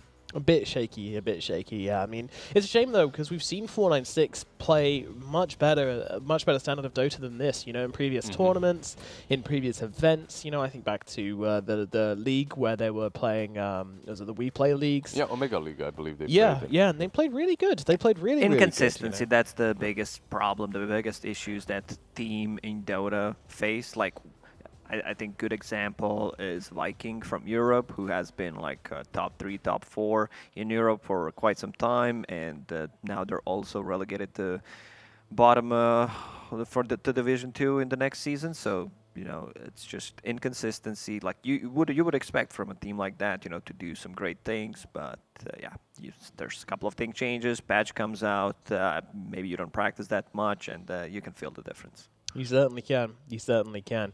Well, I mean, this series now ends up with 2-1. You know, Execration, they scrape through to the upper brackets. So we actually have a interview now available, and I believe we're going to be talking to BDZ from Execration. BDZ, can you hear us? And how are you doing? And also, congratulations. Thank you. I'm doing good. Really happy we won and stayed in the upper division. I can absolutely see that. So we were just talking about the upper division. Do you guys have any plans for how you're going to be preparing for that over the coming weeks? Yeah, we actually we have a month to prepare, I think, right? We need to put more practice, maybe, especially on the consistency and discipline side. And about your time off, are you going to maybe go on a small vacation in this month, or is it all consistency, discipline, screaming and grinding? Maybe 1 or 2 day vacation. Then after that, we need to start grinding again. What were your expectations coming into this first season before you started? Like, what did you expect to be in this position? At first, when we beat TNC, maybe we have high expectation, but after that, we already knew we lack experience, so we have to really grind more. So for next season, we could land on a better place. Is Nando your permanent addition to the team? As for now, he's a stand-in. I still don't know what are the plans for the team yet. Fair enough, fair enough. Obviously, that last game was very, very tense. It looked like it could go either way at a few points there, but you guys pulled through at the end. What was communication like in that late game scenario? Put on that smile. As usual, everybody shouting. It's like it's chaos already, but in the end, we still listen to each other. Like even though it's really chaos already. Who was counting down the Aegis timer on Anti-Mage? Because you snapped him instantly as he lost it. I think it was RR and Yowe.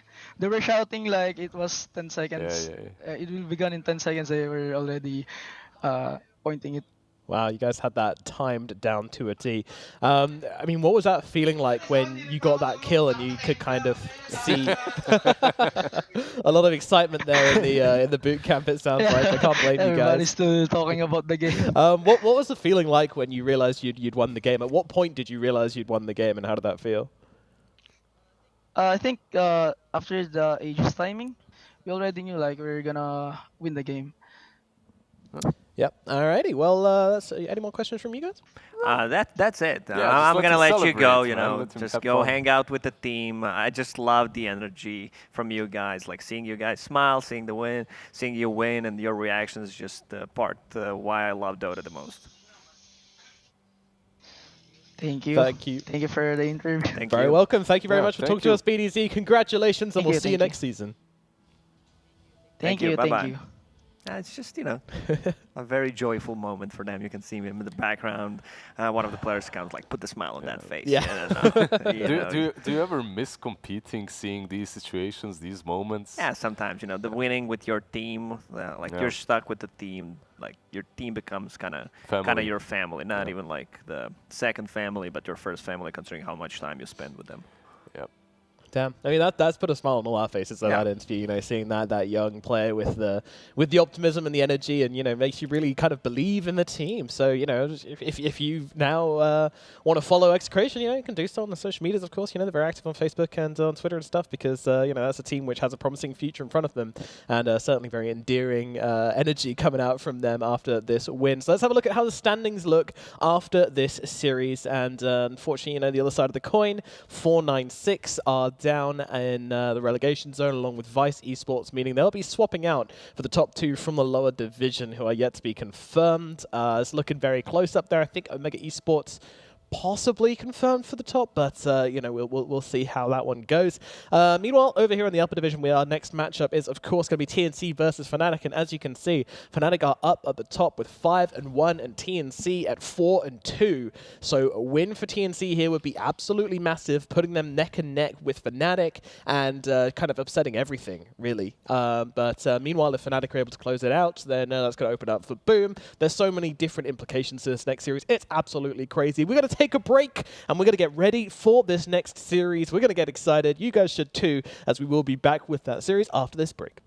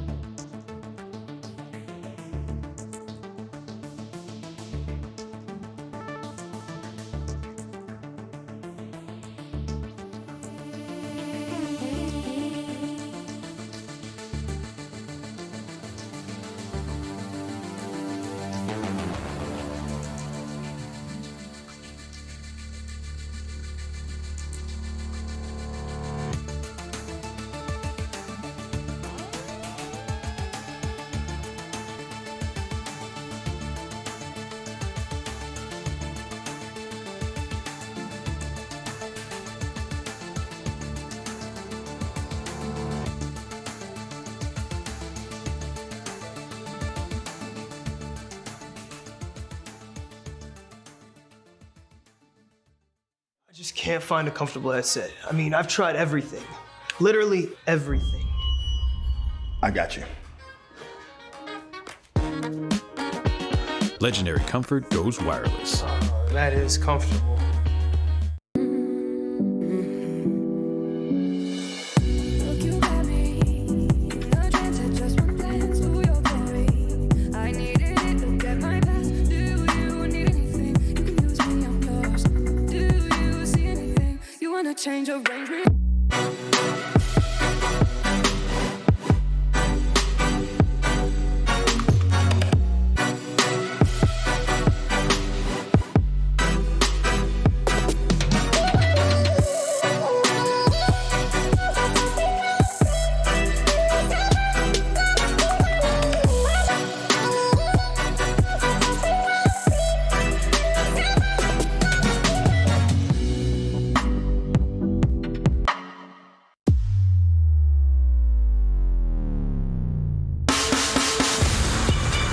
Keep a light on in your nightmare. You can run, but you can't hide there. I'm the dark in a dead stare. Panic mode when I switch gears. I move like ghosts, don't waste my time. Get out my way. This life crossroad, this life no joke. So don't look back, 'cause I'll be there in the smoke. Rising out the ashes, the phoenix, the burning the rage. We'll hunt you right down to the end of your days, and I'll be right there at the top of the maze while the rats in the sewer stay stuck in the days. So now I'm coming for you all, whether you like it or not, you've already gotten involved. Don't take it personal, I gotta finish you off, 'cause only room at the time for one gun in the drawer.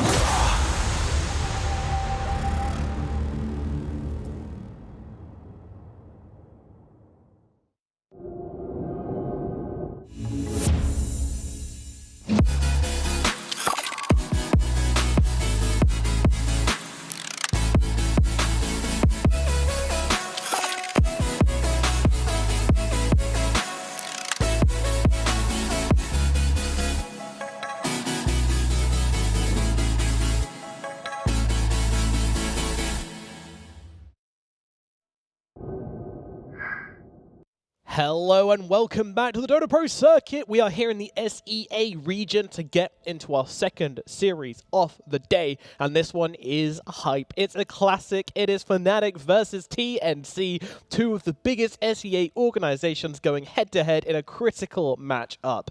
I mean, this is huge. Like, if TNC don't win this, it is hard for them to qualify.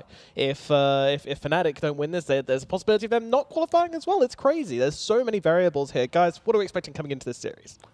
It's just possibilities all over the place. This is what you say, it's possible for them. Yeah, but it's also possible for them to qualify anyway, even if they win or lose, right? Because they'll end up with 4-3 in that middle of a pack. I believe they will have then...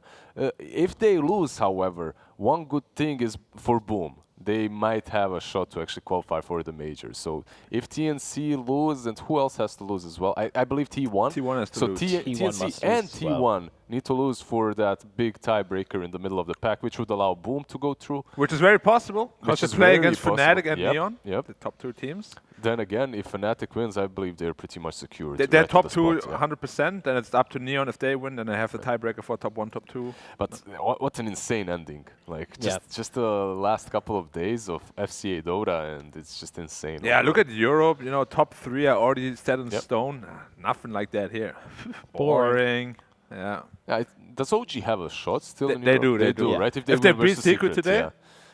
Easy. What a day of Dota. Like when people were talking about these leagues at the beginning, everyone thought, all right, there is not enough of those. It's all so spread out. But when it comes to an ending such as this one, like in one day you have TNC, Fnatic, and OG versus Secret. What a treat. It's great. What a treat. Our plates are full. Your plates are full, you lucky viewers. Let's have a look at those head-to-head statistics between these two teams to get that analytical point of view. So the reason this cuts off is because none of these teams have had any games which have finished before 30 minutes. And looks like Fnatic have that advantage, winning all their games which happened on the 30-minute mark. And then kind of slowly tapering off to make it more even. Of course, Fnatic winning more games overall. So that graph's looking a little bit better for them. But TNC not doing badly at all across the board. Only thing to really say from this is that Fnatic could be stronger earlier on, depending if they go in for that draft. It is something they've been running a little bit, these kind of mid-game heavy-focused drafts, and that could be a way they could close out the games early on. Yeah, it's also because TNC is usually struggling quite a bit in the early game, so they don't really have the tools to end the game in the mid-game. Usually drags to the late game, where their decision-making is really good. Yeah. These guys rely on their team fighting a lot, and you can see that here as well from the head-to-head statistics. That looks very one-sided, though. It does look a little bit Fnatic favored, doesn't it? Yeah, just a tiny little bit, but they have a couple of extra wins overall, so maybe that's one of the reasons why. But man, TNC and Fnatic, this is stability on the side of Fnatic versus these crazy wacky drafts and figuring out what's really broken in the meta on the side of TNC. So we're literally going to see a very well organized and stable team that picks the meta and just executes extremely well versus another one that sometimes has some hiccups, but overall when they find their own niche, when they find their own strat, they're unstoppable. I'm a bit scared for TNC though, yeah. because Fnatic is a team, if they win the lanes, they will run away with the game. They pick these IOs, these Dragon Knights, these really tanky cores. If they get 2-3 items ahead of you, you're done. You have no damage to kill them. And this is a huge test for TNC. If they want to be a major competing team, they must improve their early game. Like, it's no longer a case of, yeah, you know, they can still qualify to the major if they can sort out their early game, or even if they don't, you know, they can rely on this kind of decision-making, you know, the scrappy fighting, which they are so good at. Yes, they are good at that, but, you know, it's coming to the point where these weaknesses must be addressed, and not just for this series, but also for their success as a team on an international stage. You know, you don't get away with that. Yeah, it's kind of crazy, honestly, saying like TNC, you know, they're the underdogs. Can they do it? Will they have the chance to do it? Because just like 6-7 weeks back, they were the #1 team in SEA. Yeah. Can we dive straight into the draft? Let's dive. Let's strap on those speedos, Wizard. Yeah.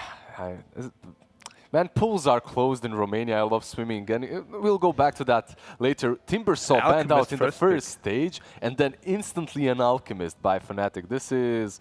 All right, I was talking about... Yeah, this is diving very deep into uncharted waters. The speedos are rough at this point. I mean, my goodness. Man, this is free diving in those caves, and you don't even know if there's going to be an air pocket available or not. Alchemist in the first stage. What do you say about this, Black? I mean, we have seen Alchemist pop up in Europe a lot. Not in SEA though. We have not seen an offlane Alchemist in SEA, I believe. And the last game? It was an offlane. No, I'm kidding. Funny. Right. But yes, now you interrupted my thought of train. Yes, we have not seen one in SEA yet. And it's really weird when I see it. Like when it works, it just seems to like snowball super hard after you give that Agam Scepter to your core, you know? But can you first pick a core Alchemist that's not in the offlane? I feel like it's just going to get too countered, right?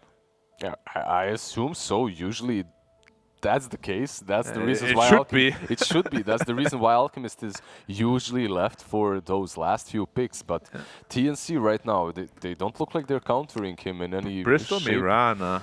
Bristol Mirana is not really a counter to this. No, Alchemist free farms against Bristol and Mirana. It's not a strong lane to really pressure the Elk. So I'm sure, you know, even though it is a first pick Elk, they can still keep the option open of having a middle or even safe lane. And if you're TNC, you don't want to be extremely reactive.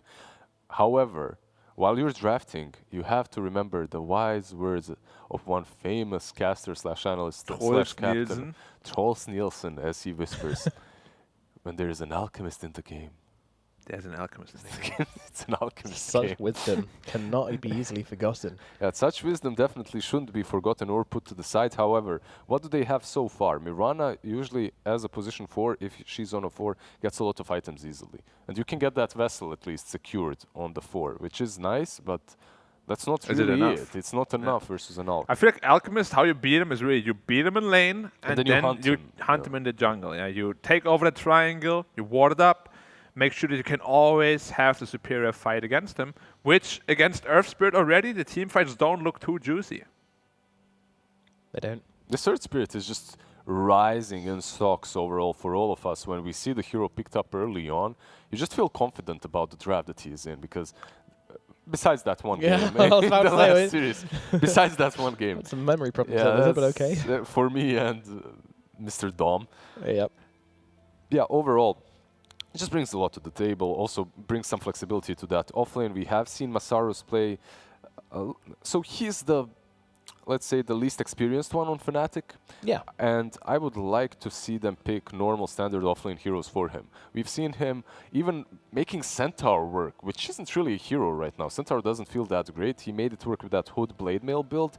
Still though, I'd rather see him just playing these Beastmasters, Underlords, standard meta heroes. Something boring. Something boring indeed. You know, oftentimes when you first pick a hero that has a lot of counters in Dota, it gets countered? It doesn't get countered at all, like in this game. Because they're like, there's no way it can be a core, right? Like, they have to put it offlane, and suddenly, oh, it's carry.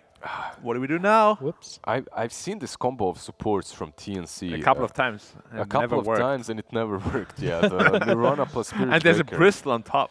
It's just one thing that they are bringing is something that you asked for as well. It's You a can hunt lot them. of this aggression in the mid game. You can hunt them. You have the charge. You have Mirana with the ulti as well. She can leap into and out of the enemy triangle or the forest. So overall, it looks very aggressive and nice, but Raven's hair gets more and more anime. crazy powering up. professor, yeah. and the glasses too.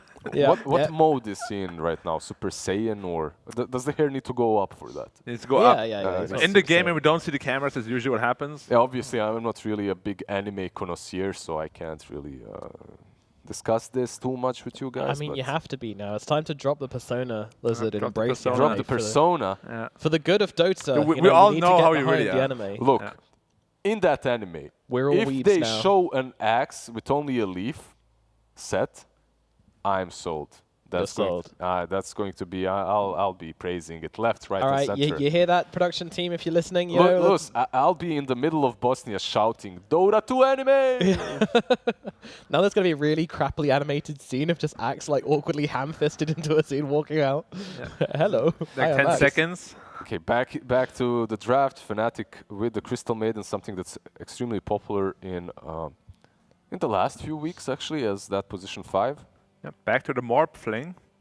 It's solid, Morphling right? shaker. Morphling overall. It That's right, beats him Morphling in lane if it's breaker. an offlane alchemist. You can't really pressure Morph at all. And even if it's a carry alchemist, You can Morph build matches into up well. Skadi, right, later on. And Yeah. Pretty solid. It's a good pick against alchemist, pretty much. And we heard from Armel about how confident they are in their Morphling. Yeah. And they have this Gabby combo. Morph. They have this combo with the Spirit Breaker Yep. as well, and you can morph into the Earth Spirit on the enemy team. Some good options Or the across Crystal board. Maiden, if that's what Yeah, Or the Bristol. if you want to lose. Both spit on one guy. It's pretty rude. I look at Febby. Pretty rude. It's just... Oh, get those morning stretches in. Phantom Lancer. Okay, so Offlane alchemist. this confirms it. This Yeah. is an offlane alch. Yeah. And of course, PL. Who does he have to worry about this game? None.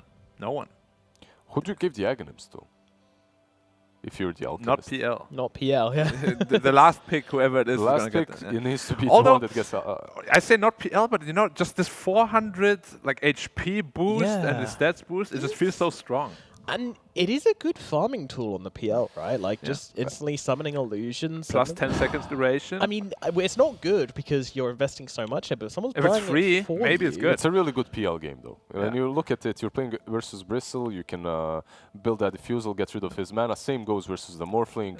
It's a free PL game It's so a far. It's a really, really strong PL game, and they need to address it with the last pick, which also probably means that, okay, you can still flex the picks on TNC. Bristle, Morphling, they can be anywhere, so you can either last pick an offlaner or the mid laner that actually deals with the PL. Something like an Underlord, perhaps. Yeah, this might be Ember banned. Spirit, maybe that's not too bad. Underlord's banned, yeah. We've seen Ember Spirit struggle against PLs, I'm isn't, pretty yeah. sure. Yeah, I mean, Ember is... It's good, but only if Ember really snowballs. He gets this Yeah. like Maelstrom, and even then he can just get run at by the PL. It's definitely not one of the best heroes. Leshrac banned out. That one is probably I mean, a he's lot the better. best. Yep. I would like to see the Underlord, but I feel like they'd have damage issues if they went down And they that also route. have a lineup issue too. Like they have Bristle and Underlord. Yep. If they like last pick a tank breaker on Fnatic, they're in trouble. That's why the Timbersaw is banned out. So There's still Odie in the pool, which is really damn good against TNC, to be honest. Doth my eyes deceive me, or is that a Underlord banneth?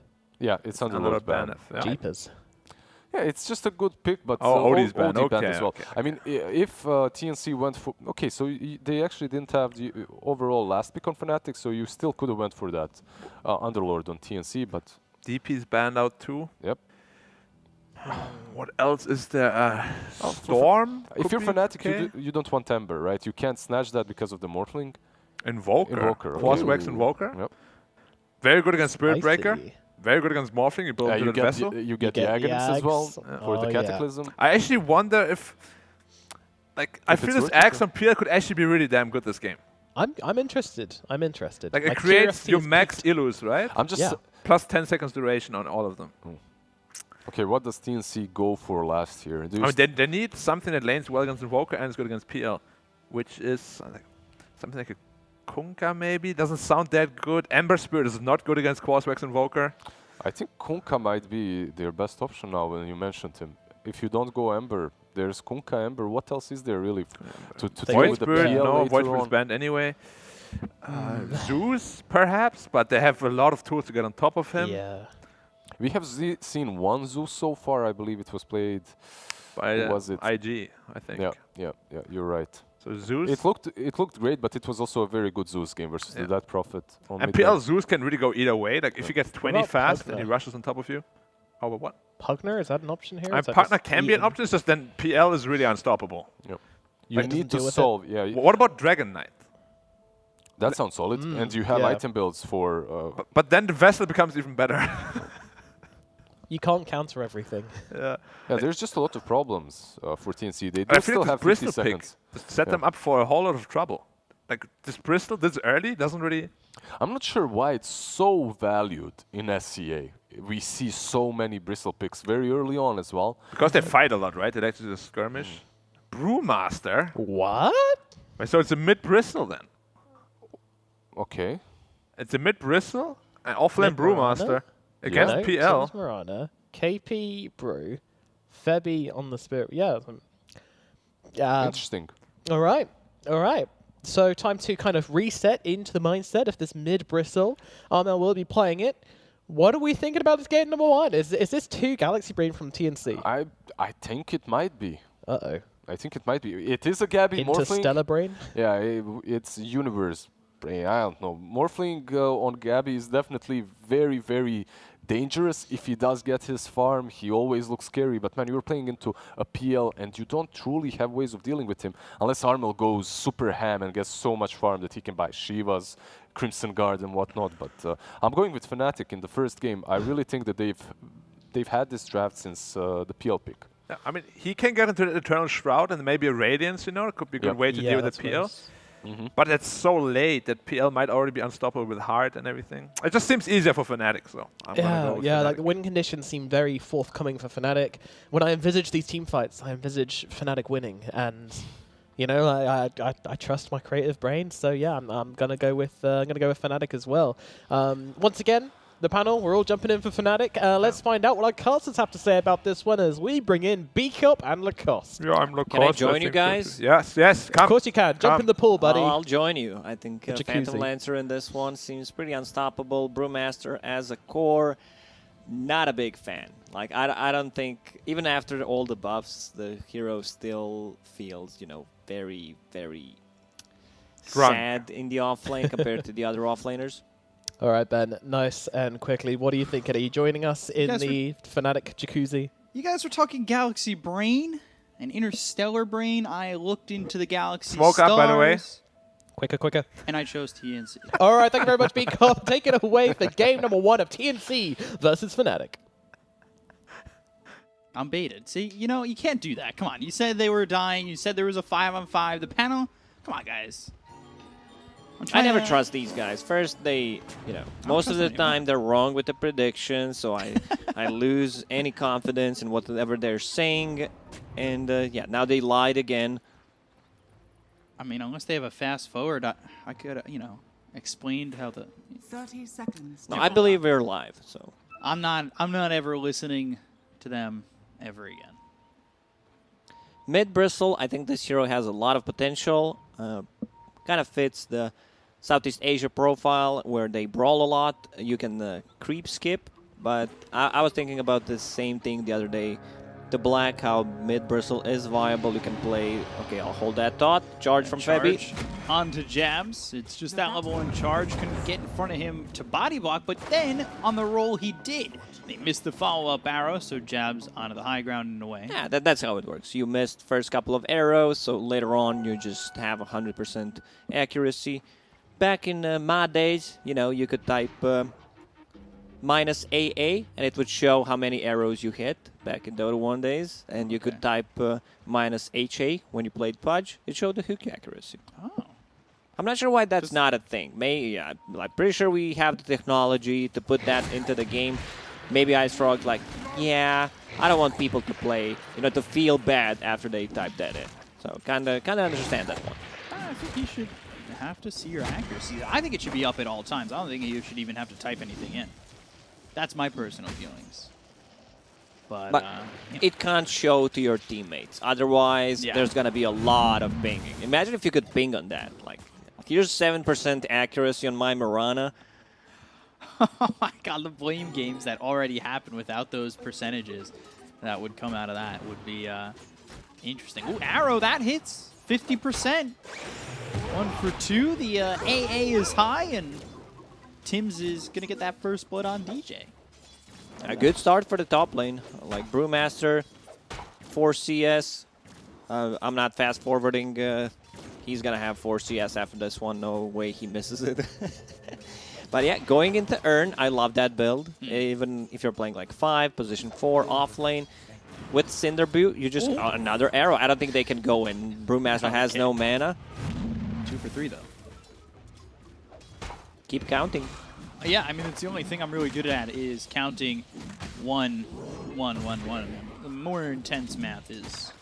Yeah, when we get to those double digits, it kind of gets more complicated. Carrying the 1. I never understood that. You're not picking it up. That's very odd. Charge all the way over onto the Earth Spirit. Febby now in between both these heroes. A roll and then a charged up stun, but they'll still get the kill into Jabs. They'll try to focus their attention on Masaros, who's He gets a walking the other way. bash. He's dead. Plus the slow from Orb of Venom. Febby, another charge in a second. Not going to go for it. Spirit Breaker is a pretty tanky hero, you know. A lot of strength gain. His starting armor is 5, so pretty hard to deal with. We see that often. Alchemist on the off lane. Seen it a couple of times in the European region. Seems like others are starting to copy it.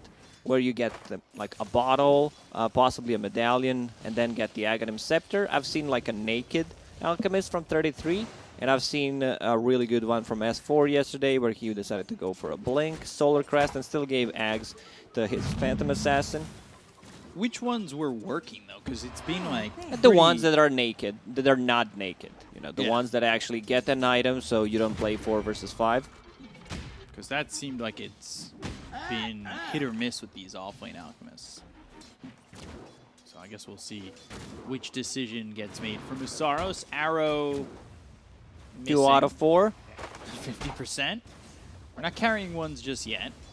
But I don't know if he missed any that were off screen. And this has been pretty good so far for Armel. 21-9 to the 12-2 of the Invoker. It's been pretty impressive. Not getting that one there. It's Quasvex Invoker. You don't have much damage. Bristleback can easily, you know, just Growth Spray. You're trying to burn his mana. Has a bottle to work with. I've seen Bristlebacks like playing between a Tier 1, Tier 2 tower, sometimes even behind the Tier 2 tower, dragging the creep wave to the big camp on the side, so you maximize your farm. Charge onto Moon will get stopped at the Power Rune area. Looking to grab that 4-minute rune, leap and grabbed. That's by the Mirana, so now Jabs, well, he rolled in and he's most likely dead, but the Tornado! Ooh, Jabs does end up dead to Armel. Oh, Moon gets bashed. Bash is coming in. Moon needs to be very careful. Another he's dead. There's the charge and the kill. And he even TP'd out. I'm surprised he decided to TP out there. Like, after using a Mango on a Bristleback, you should just say, you know, I'm dead. Now his game is kind of ruined. He needs to walk back to the lane. Someone else needs to TP. Who's that going to be? It's going to be Crystal Maiden level 2 at the moment. Just to soak up some experience until Invoker comes back. I found it funny that Moon was the one who tipped first on that. Recognizing the fact that Febby bashed like 3 times. All skill. Boulder smash onto Febby. He's got a charge. Arrow. Ooh. I like how Febby went back. He saw the arrow. Like, if I keep moving from him, the arrow's not going to connect. How many more bashes does he get? I don't think 7. That would be a good bash accuracy. Febby is extremely skilled with the Spirit Breaker. Getting the bashes. Just get your actual percent chance. 1K lead already here for TNC. Of course, against an Alchemist lineup, so, you know, it may not be that It's not an carry Alchemist lineup, yeah, so it's not a carry Alchemist. A big difference. Wait, what? He's actually going into Battlefield. That's what he has queued up. Interesting charge coming through all the way onto Moon. They're going to TP a few over. Arrow hits, and Moon, he might just fall again, but he's got a lot of charges on that wand to survive, and Armel's the one dead instead. Moon's still trying to make it out. DJ is low here too. Tornado doesn't hit, but they still get Febby, and two of these heroes sit so low on Fnatic, yet neither die. Moon had, I believe, a full magic wand. Arrow almost hits, and they had no detection. And if Bristleback dies, they don't have enough damage to actually deal with the Invoker. He's going to pick up the Regen Rune, full mana, full HP.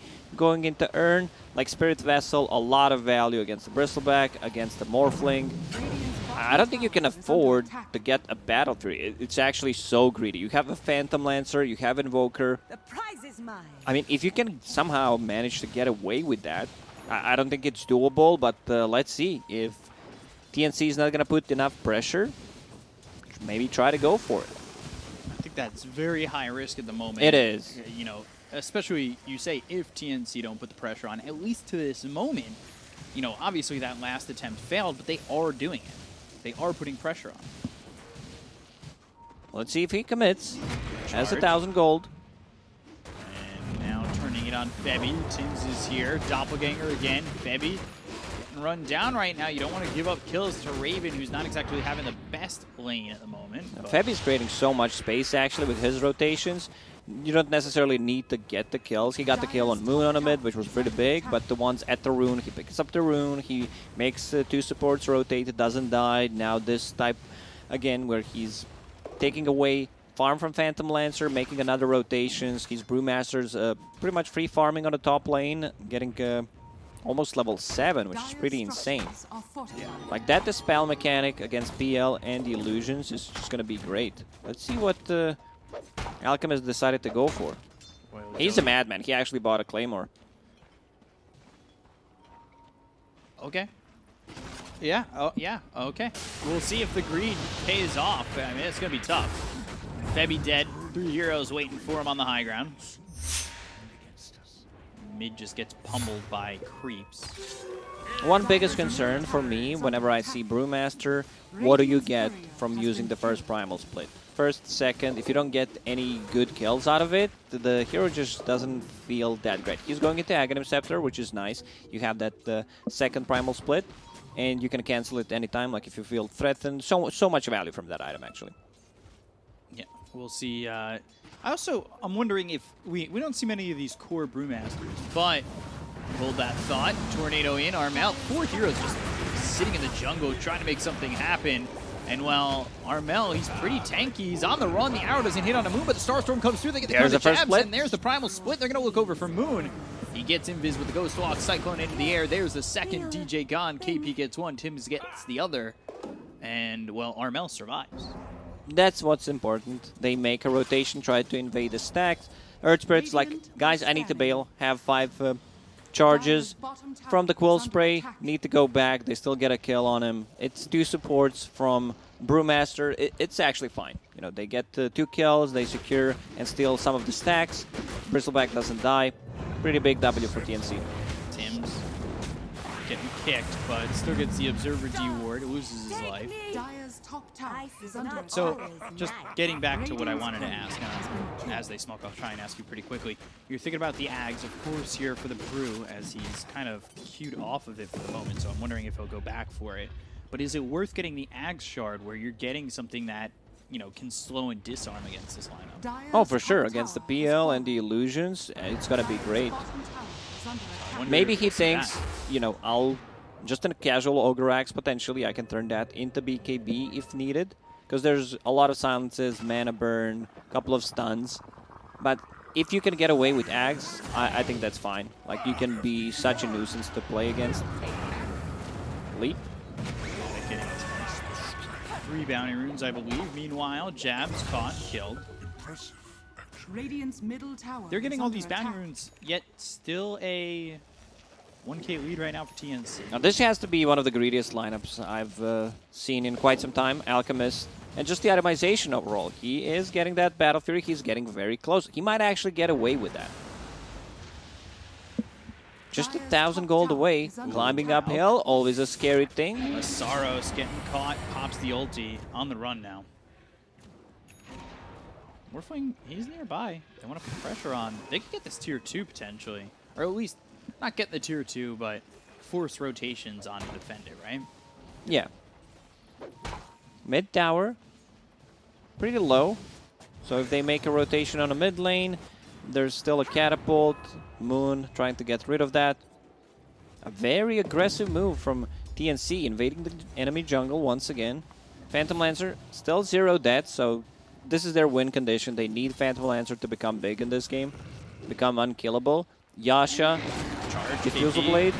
Coming around the back, Tornado just before the charge hits, and that's going to keep him from getting hit by the arrow. KP low on mana and health. Looks like he'll fall to the Magnetize. They do end up getting the kill on the Moon, but here comes Raven. Stun thrown onto Febby. Moonlight Shadow, and Febby is not away. The Magnetize finishes him off, but they kill off Masaros. So it's a 2 for 2 right now. Jab spotted. Roll. Ooh. Might have hit onto Tim's, which could have killed him as the Magnetize is still ringing, but eventually ends, and so does Jab's life. This is the problem, where your offlane doesn't contribute that much to the team fight compared to like Brewmaster, who has a split, you have a slow. Alchemist just throws that acid spray, would prefer to actually farm, but TNC realizing where the threat comes from, they realize the weaknesses and the itemization that they're going for, so they force a fight and they win it. And they're continuing to win these fights. You've got Morphling at the top going man to Ags. So, you know, we've seen that combination. The double charge. Yeah, double charge is going to be great. You can also turn possibly like into Phantom Lancer, Earth Spirit, but Manta Style is a must-have against the Spirit Vessel, against the Silences. Spirit Vessel almost done, just needs the recipe on Moon. Dire's bottom tower is under over the attack. side in the trees, Primal Split available. They're going to get this tier 1. Doesn't look like Battle Fury done. Still a very good timing on the Battle Fury. This is offlane Alchemist, remember. Yeah, 13 minutes. I think the scarier part is maybe that he is just leading over the Phantom Lancer. And there is still 1k split, but with the Battle Fury, maybe he starts to become a bit more of a priority. When you have this Battle Fury on Alchemist offlane, someone from your team is not going to get the farm. There's not enough resources on the map for them to be able to have all these 3 cores, and we can see the difference already. Invoker, 4.8k, Alchemist slowly taking over. Also, like Phantom Lancer, 6,000 net worth. Going phase BKB, by the way, on the Alchemist. Arrow? Ooh, Moon. Getting close. He just might be another core. I don't think in this game he actually gives any Ags. He just builds for himself. Possibly, I don't know, Invoker, the Cataclysm looks nice, even though they don't have the best setup, they don't have enough stuns. And, you know, we're seeing what you talked about. Invoker doesn't have much farm at all. Someone has to suffer. So he's the one who's suffering. Raven might suffer in a second. KP nearby, and they spot DJ. They've got Moonlight Shadow. Actually, Masaros might be in a lot of trouble as well. DJ, he goes down very quickly. They'll look at Masaros. They should have him sealed and killed. As Moon now on the run, and so is Jabs. Raven waiting inside the trees, thinking if maybe TNC come to the high ground, they fight. But instead, TNC, they get 2 kills, they back off, they're up 3k. Problem is Fnatic doesn't have that like real initiator. They would still love to play the game, let's say after 5 minutes without taking any casualties, because Alchemist wants to farm, he wants his BKB. I don't think TNC will allow them to just farm their items. Constant pressure every single time. Mirana ulti is up, go in. Mirana spotted, chase, charge, hits the Phantom Lancer. It's actually going all the way to Jabs. The Tornado misses, but there is the Frostbite into the freezing field. Febby caught in a bad spot. Turns into the Invoker and throws a Tornado EMP. DJ all of a sudden in some trouble, but they've got the roll. They have the Geomagnetic Grip. He morphs into the Strength, surviving for now. Febby on the run. He's still alive after all is said and done. And oh, Morphing's done. His mana is burned. Gabby hit by that roll and taken out by Raven. Armel is in and he's all alone. This is a problem inside the ice wall. They're keeping themselves at the front of this bristle. He's got no mana to work with. Tornado into the air. Armel eventually, he's gone too. These are the type of fights that Fnatic wants to have. Prolonged team fights, reset multiple times, go in with the Earth Spirit, Phantom Lancer, burning the mana on top of EMP. Now Spirit Vessel is done. Something that throughout the history Morphling has struggled to play against is the mana burn. Like, you don't have the answer unless you buy a BKB early on, and now you deal with the 2 mana burns. He might actually need to get a BKB. If one fight goes badly for them, one extra fight, he'll probably switch to BKB. I see Aghanim Cedric queued up for now. Like, you need to defend yourself, because there are no defensive tools on your team. Yeah. This is going to be tough here for the Morphling, but, you know, maybe things start to turn back TNC's way as, you know, they want this Ags on KP. He's about 900 gold, 800, 700 gold away from it. We'll see if KP can lock this up, what he goes for after, if he can even get those 2 primal splits off. That could be a bit of an issue. He's going to have to lead with that, right? From the tree split, never really in danger, try to get that split. I think he's tanky enough to be able to survive through, like, combination from the Earth Spirit plus some, like, follow-up. Needs to be careful about the mana burn. Doesn't have a stick. He only has, like, magic stick, but it's in the backpack right now.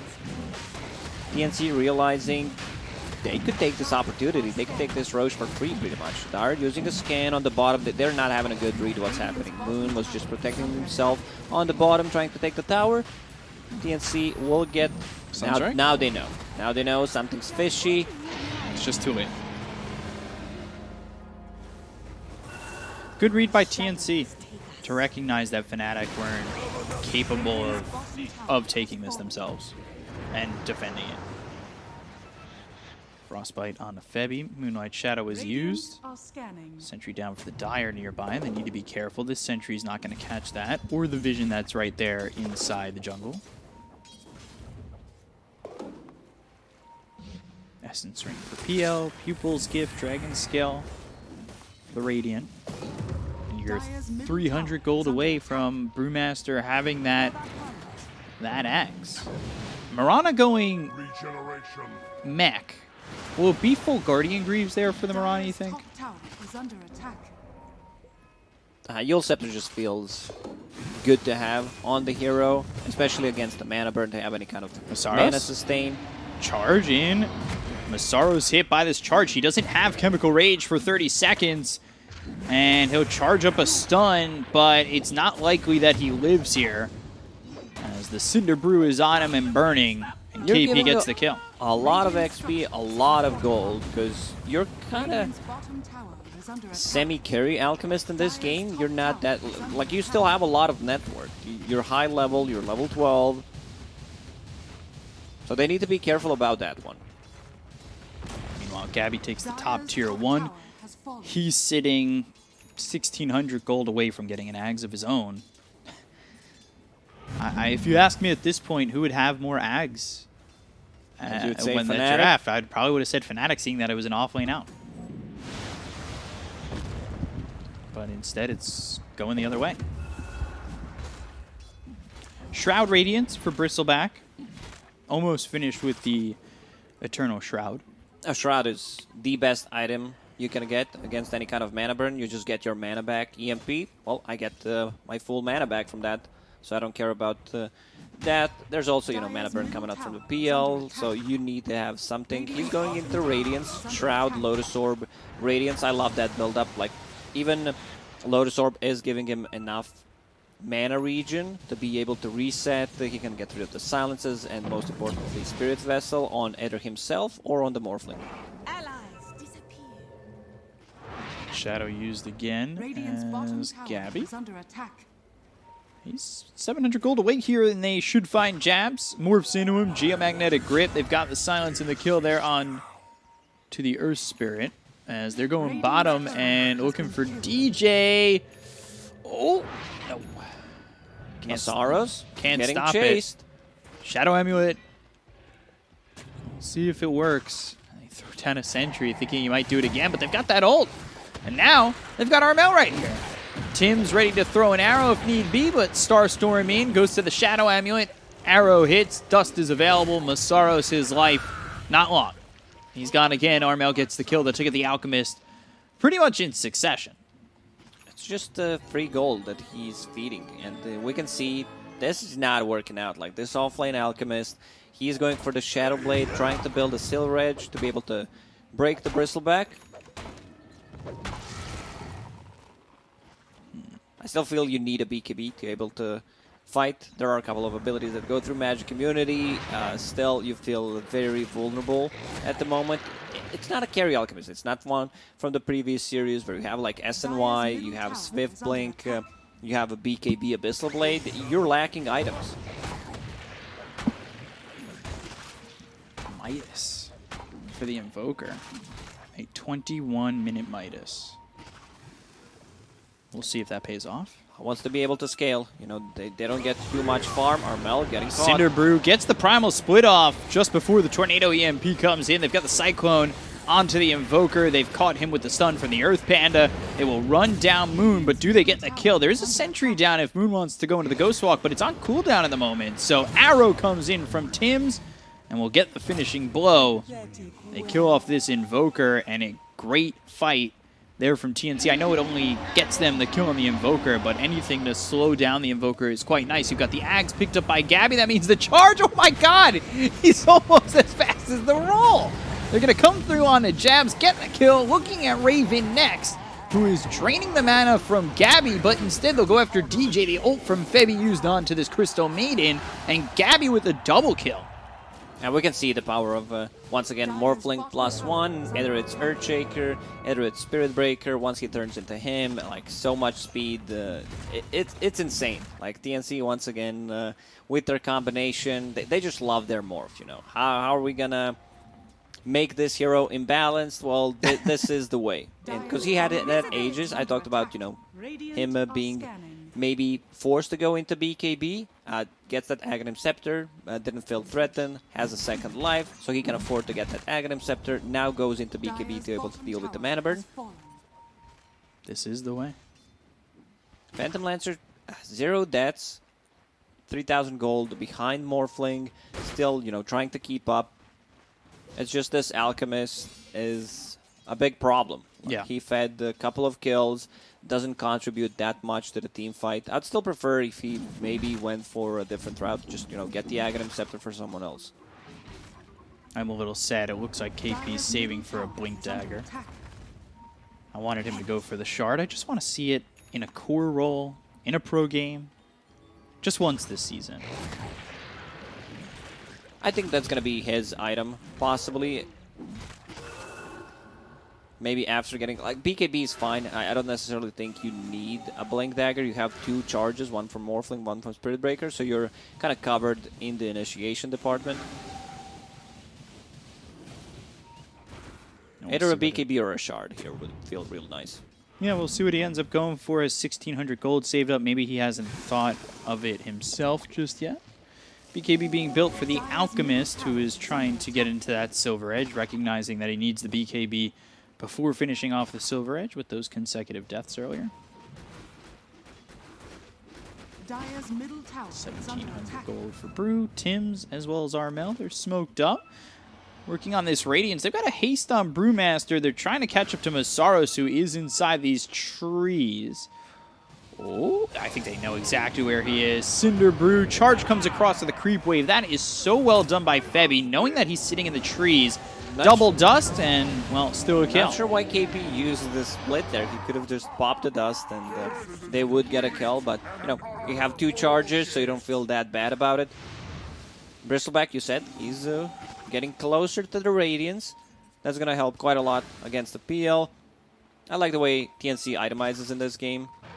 Bristleback, Ghost Shroud to deal with the mana burn once again. Lotus Orb, remove those Spirit Vessel charges, and also going for the scaling items. Dire's middle tower is under attack. Now, okay, Invoker going for the Shard, recognizing that he's taking a back seat here in terms of farm priority, going a little bit of utility with that Shard. Charge coming through, jabs. This is the second time that you're recognizing this is not going to work. They'll get the kill here. Tornado comes in. That's going to hit into Febby with BKB being popped by Gabby. Working on these illusions, recognizing that that is not a fight you really want to take with the BKB getting lower. Also, having Bulldoze on Morphling is so good. Just having that status resistance. Well, what's the number on status? 70%. Yeah, for some reason I thought it was like even 80. It feels like 100. It feels like you just can't get stunned. That's the feeling. E-Blade next for him, picks up a gem. Febby gave him the gem. Febby's actually farmed for a position 5 Spirit Breaker. More farmed than CM, that's for sure. Like, he bought a gem, has an Ogre Axe, going into BKB. I just love overall the itemization that TNC is doing. They understand, like, most of the damage they have is magical. So we're just going to build BKBs. They're going after Armel. Lotus Orb, charge, coming through onto the illusions. But it doesn't look like they'll commit. Needs to morph into the Spirit Breaker again. There he goes. And has it available to potentially go for that double charge attack. Arcane Rune, bottled up here by Gabby. Ursula did go for that Blink Dagger. Or, Brewmaster, sorry. Making me sad we may not ever see the Void Panda. Radiant's done, double charge. Doo-doo-doo-doo. And the reinforcements are here on to Masaros. They don't necessarily need to rush things. If they could get possibly a pick off, turn that into Roche, who will respawn in 40 seconds. They already have a courier, actually 2 couriers inside a bit. They're going after the Brew. They've got the Magnetize as well as the Silence, and they'll get this kill on a KP. They'll end up losing DJ. BKB's been popped by KP. Goes after, jabs for a second. Moon trying to get into the high ground. Magnetize still rolling. Tornado hits onto the Morphling as well as Febby, the original copy of this Spirit Breaker. They'll buy back on DJ. They're really trying to make something out of potentially nothing as Raven continues to walk forward. Might even catch himself in a bad spot if he goes near those stairs, and they did buy back on DJ, so that is Crystal Maiden's buyback used. Yeah. Invoker with the shard. I don't think I've ever seen someone rushing this shard early on. It increases like the wall length by 320. Nice number if we had like 2 more to that. Like the other numbers are just real nice in general. Yeah. But yeah, kind of made a big difference there. The extra, and you can vector target it, so you can choose where you want it to go. Kind of easier to execute. Back in a row. Aegis cheese. This is why I didn't like the Brewmaster picking up the Blink Dagger. You can see him still being very vulnerable to any kind of burst, mana burn, silence. BKB just seems like a much safer choice. Or you need to be careful with your positioning because you have 2 charges. You just pop that ulti straight away. No, you don't use other spells. You don't use Thunderclap, no Cinder Brew. You just split instantly. Yeah, I don't think his position here in this lineup is to be at the front. Like, that's Bristle's position. So you have don't Bristle, need you to have be... Spirit Breaker, you have Morph, who will turn into Spirit Breaker, so you don't necessarily need a mobility item. But, you know, it is what it is. Maybe he makes something out of the item. Could. Radiant's bottom tower Which is Blink would under you attack. like to see on him? Oh no. Maybe Arcane, lower the cooldown on the Primal Split, because Brewmaster is all about that Primal Split, especially once you finish the Axe. It's like those Blink Daggers are like choosing the first Pokemon. Dire's top Oh yeah. tower is Red, under blue, and attack. green. Which one's for you? Ends up being Pikachu instead. You have no choice. I'm all about that Generation 1. Yeah. I know some from Generation 2, but other than that, yeah, I'm just a boomer. Sorry, chat. Us boomers are sticking together. And someone I know tells me, yeah, man, Dingle-Doo, he's just OP Pokemon. I'm like, what is that? Dingle-Doo. I don't know. Please, Game Freak, make that a Pokemon. Maybe it is. Considering how many they are, I could have guessed it correctly. Raven over here just farming the Ancients as Tims comes over with some backing from Armel. Meanwhile, the Smoke Fnatic looking towards bottom. Nobody's home, but TNC wrapped behind him. Charge on the Raven. That gets stopped before it pulls Gabby onto the high ground. They are coming from behind. They need to be careful as Masaros again spotted, and the stun is on to Febby. Can they get to Febby in time? He's gonna die here. They'll TP out on DJ, but there's the primal split. They want to go for Masaros, who tries to get through the trees, trying to get away, but eventually spotted by Creep, cycled into the air. No rotations. Mirana trying to use the arrow. Let's see the combo. Oh, it's hard to execute. You know that the spell kind of has a cast animation, but they still get the kill, which is okay. Now Gabby TPing top. There's like drawings on the minimap. What they want to do: go push mid, go push top lane. Jebs gonna realize here that that roll might be a mistake. If he can get out, though, it's not. Just escapes. So Gabby unable to stop the TP there from Jab. Still sitting top of the net worth. They have a 16,000 net worth lead. Wow. I mean, this is... Yeah, I kind of missed how it happened so fast. There's just it skyrocketed. Phantom Lancer still 0 deaths, has a new item, new shiny one. I have Scotty, reduce the healing for the Morphling, for the Bristleback.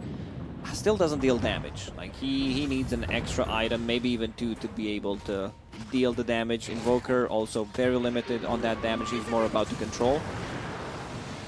Going through with the charge.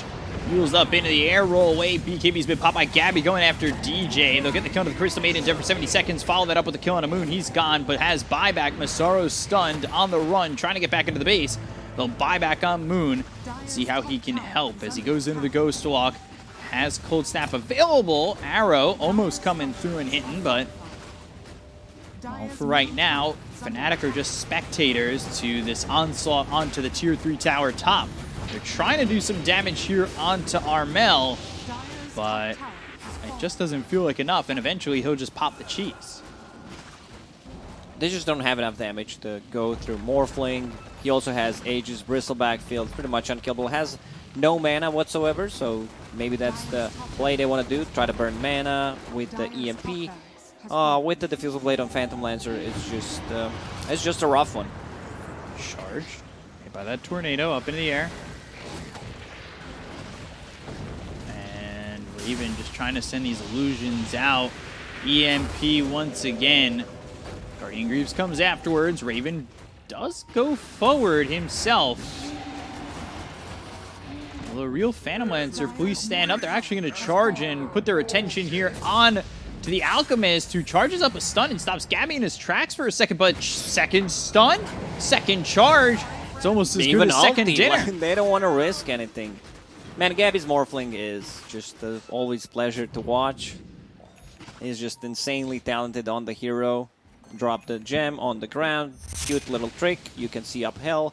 Gabby gets the D ward. He actually put the gem on the high ground for some reason.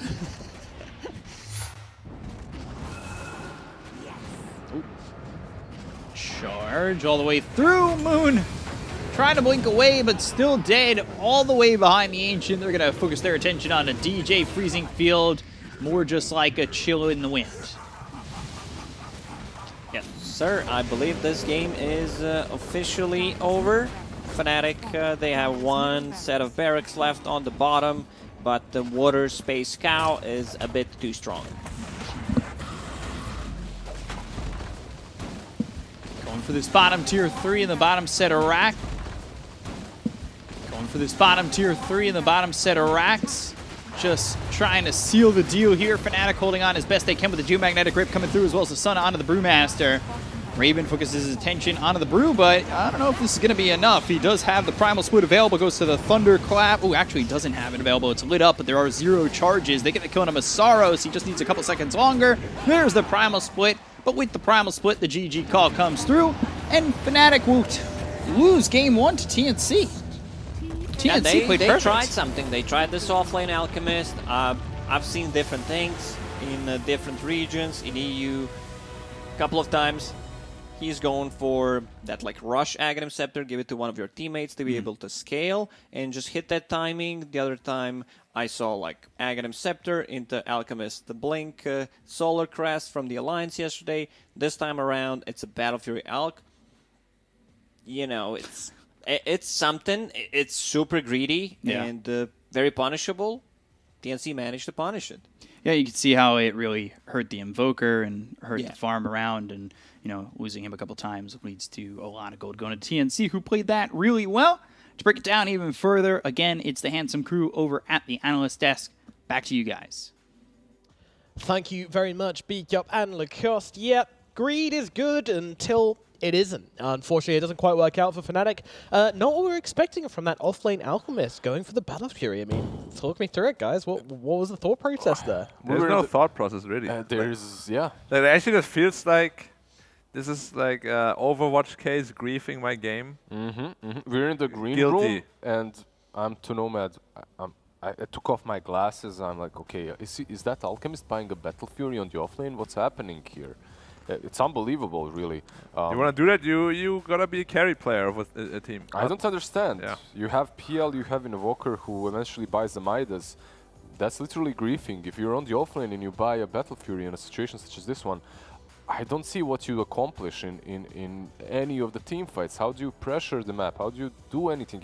You're buying a Shadow Blade even. You're playing into this combination of Morphling plus Spirit Breaker. You can't go kill a creep wave and run away because you're instantly charged the moment you... That's why he ended up with 1-8. And to make things worse, if you're some poor offlaner, like let's say Centaur with a Blink, you show up, you kill a creep wave, you die for it. Never mind, you baited everyone on that side.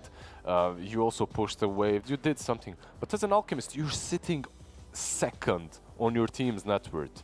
And you're just dying 1 minute after another. You're giving away so much gold doing that as well. Exactly. The Centaur gives away not much. The Alchemist giving up so much. And also, because they had the Aghanims on this Morphling, he was the one there getting the kills, being active, and drinking in all that gold from the Alchemist. I mean, I'm going to be interested to see the gold breakdowns of this game because it's going to tell a story, that's for sure. Okay, so now I want to ask Black. Griefing, not guilty, or not enough evidence? Guilty. Guilty. Dang. No, seriously, like, I'm sure the team must have, like, you speak about that before it happens, right? Like, I don't know why they came to the conclusion that is a thing they want to try, but I actually thought he was just going to give Aghanims to the Invoker or a PL, give him a power spike in the early game. Even just build some utility. Would be nice. Some Blink, Solar Crest, whatever. Solar Crest, yeah. Yeah, but Battle Fury was like the last item I thought. When I saw it in the quick buy, I was like, yeah, nah, it's gonna go away from it. But happens. Another gold breakdown. Still played very well. That's the one I'm looking at. 13.6k gold gained from enemy heroes. I'm just sad for Fnatic. Not for Fnatic. I'm sad for Masaros right now because we talked about him. He's had some really good games throughout the tournament. That was not one of them. Yeah, I don't want this one to be a big stain on his overall performance if they lose the whole series. But if you don't want that, then you shouldn't do something like that because that is literally game losing.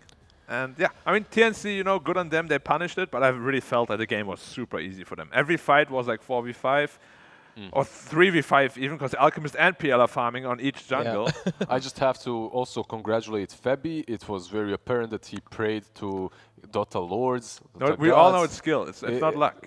It's not luck, of course, but you need to prepare for it. He obviously prepared those bashes. He charges mid. Armel isn't even trying to go for the kill. Yeah. And you can just see a couple of bashes on that Invoker, and then he dies. He's like, oh, okay, then I'll take it. I'll take the kill. In Gaben giveth and Gaben taketh away. But we're starting to see a pattern with TNC. Step 1, they pick Morphling. Step 2, Gabby picks Morphling. And step 3, he gets MVP. And that's exactly what's happened here, as once again we're giving that MVP over to Gabby on his Morphling. Because this guy, I mean, look at those stats. Those bars are full. He is doing so much work on this Morphling every single time we see it. This guy, I mean, is there a point where they got to think about banning it out, do you think? I mean, not to take anything away from him, he did have a very easy lane, and they had like no preparation in the draft against him other than the PL. Yeah. So he played his cards really well, I do think they could have potentially, picked something a little bit better against him. But with what he was facing, perfect itemization. I mean, just in general, at TNC have all these stupid Morphling combos. Like, just ban that thing away from them. Yeah, just ban out the Morphling. Don't ban first out phase morph, okay. Yeah. We got lots of time to counter you, lots of room. But second phase, just get it out. On the other hand, you have first phase Alchemist that's going Battle Fury from the offlane. Two sides to will every never story. stop. Now this is he's done.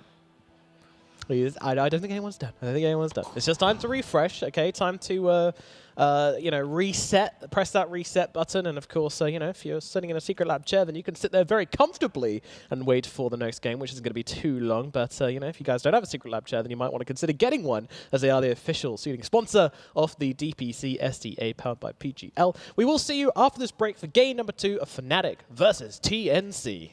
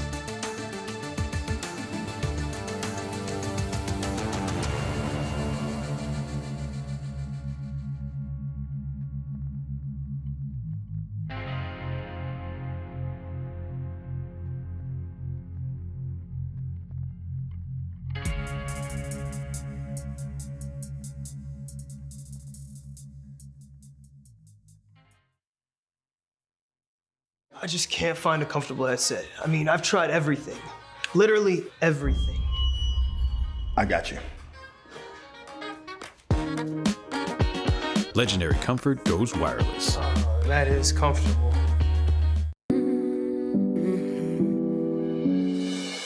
Look, you got me. No chance at just one glance to your glory.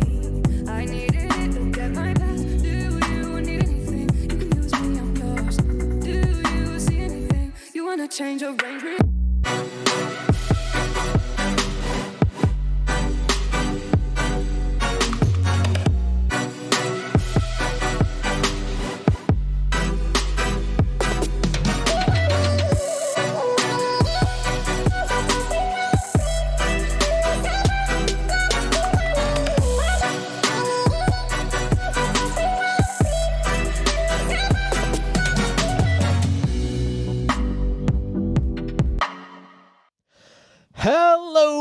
Welcome back to the DPC. My name is Merman. Joining on the panel is Lizard and Black to break down game number 2 of Fnatic versus TNC.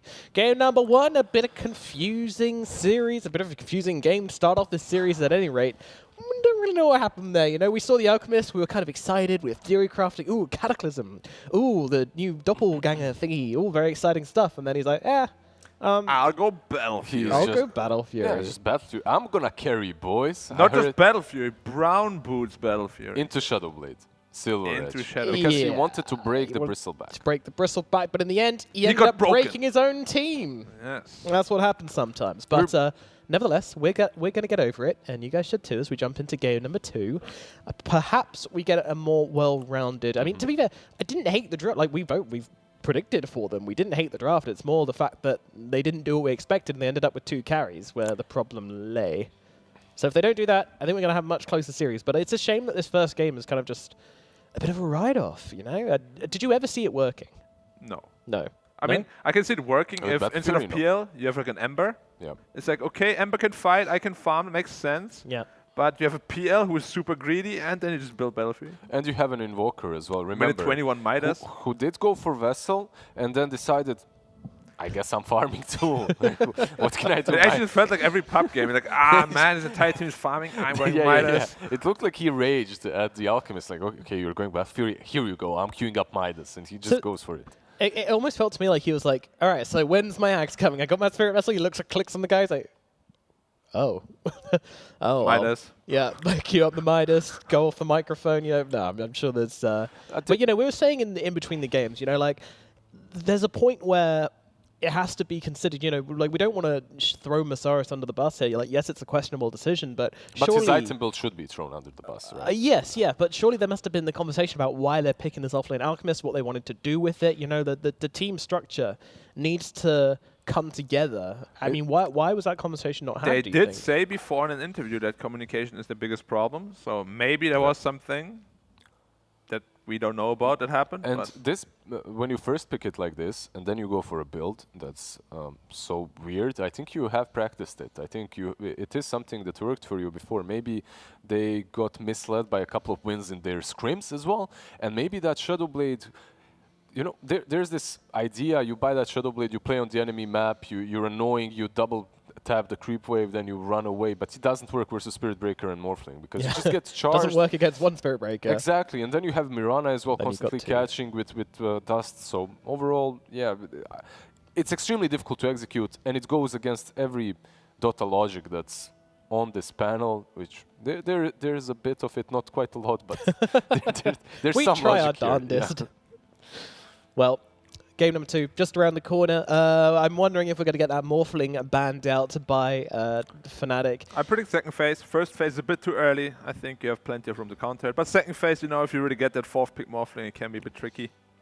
I think that PL overall. They banned their own Alchemist. They're like, nah, bro. You don't do this again. We've seen this so many times. Team that fails completely with a pick, they just ban it out instantly. It's to save face, you know. You don't want the other enemy team picking it and winning with it, because then you're like, ooh. Even worse. It feels yeah, even exactly. And then TNC also builds Battle Fury. Here's how you do it. And he wins with it.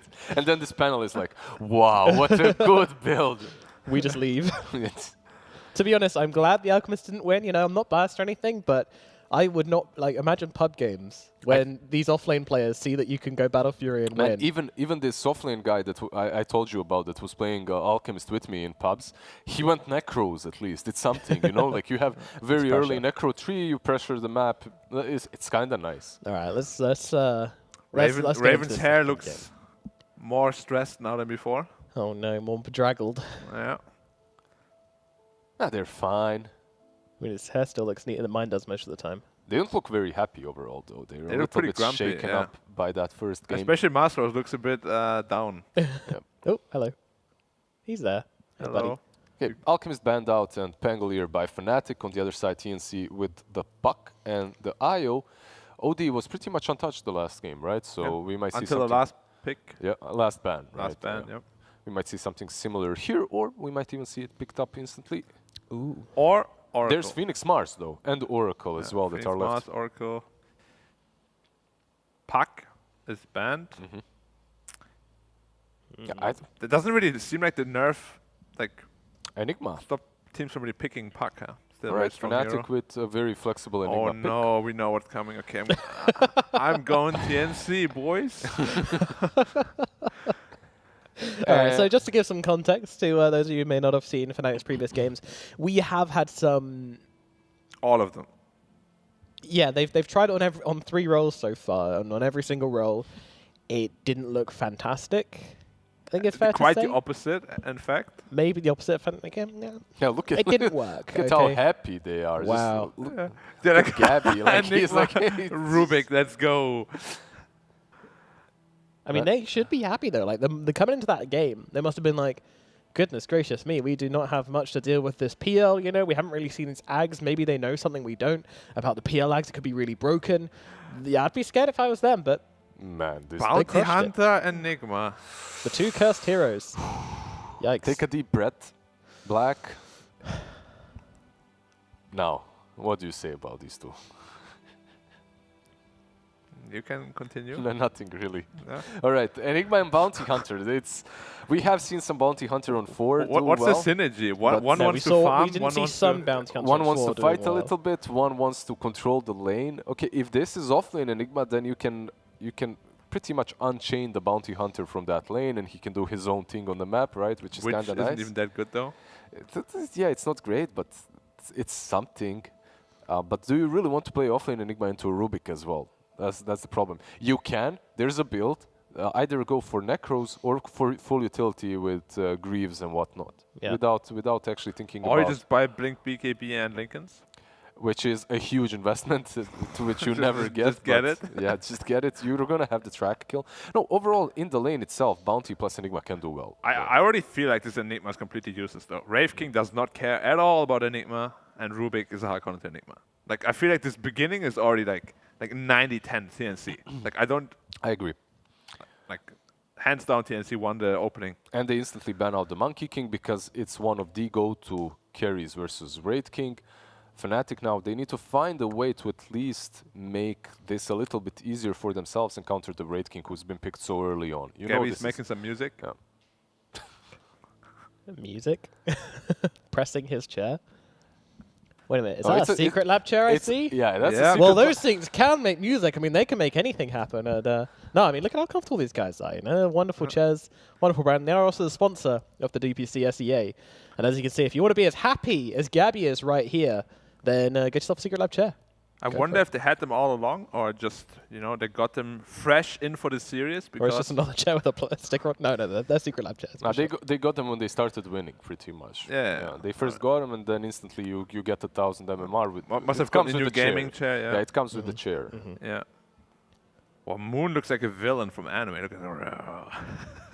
About to push up the glasses and go, you've activated my trap. He's so still, brooding in the dark. He's like the guy from Marvel, like that mastered the art of moving so slowly that he's invisible. He's not moving. He's actually my guy's concentrating. He's not talking. Yeah, the beast has awakened. Dude, he's Run, ye fools. He's our protagonist, which has just taken the loss, and he's feeling a bit down, but he's about to find his energy. He's about to be inspired by a flashback of his girlfriend that telling her is in trouble somewhere. Yeah, you could do it, Moon San. And he's like, "Whoa!"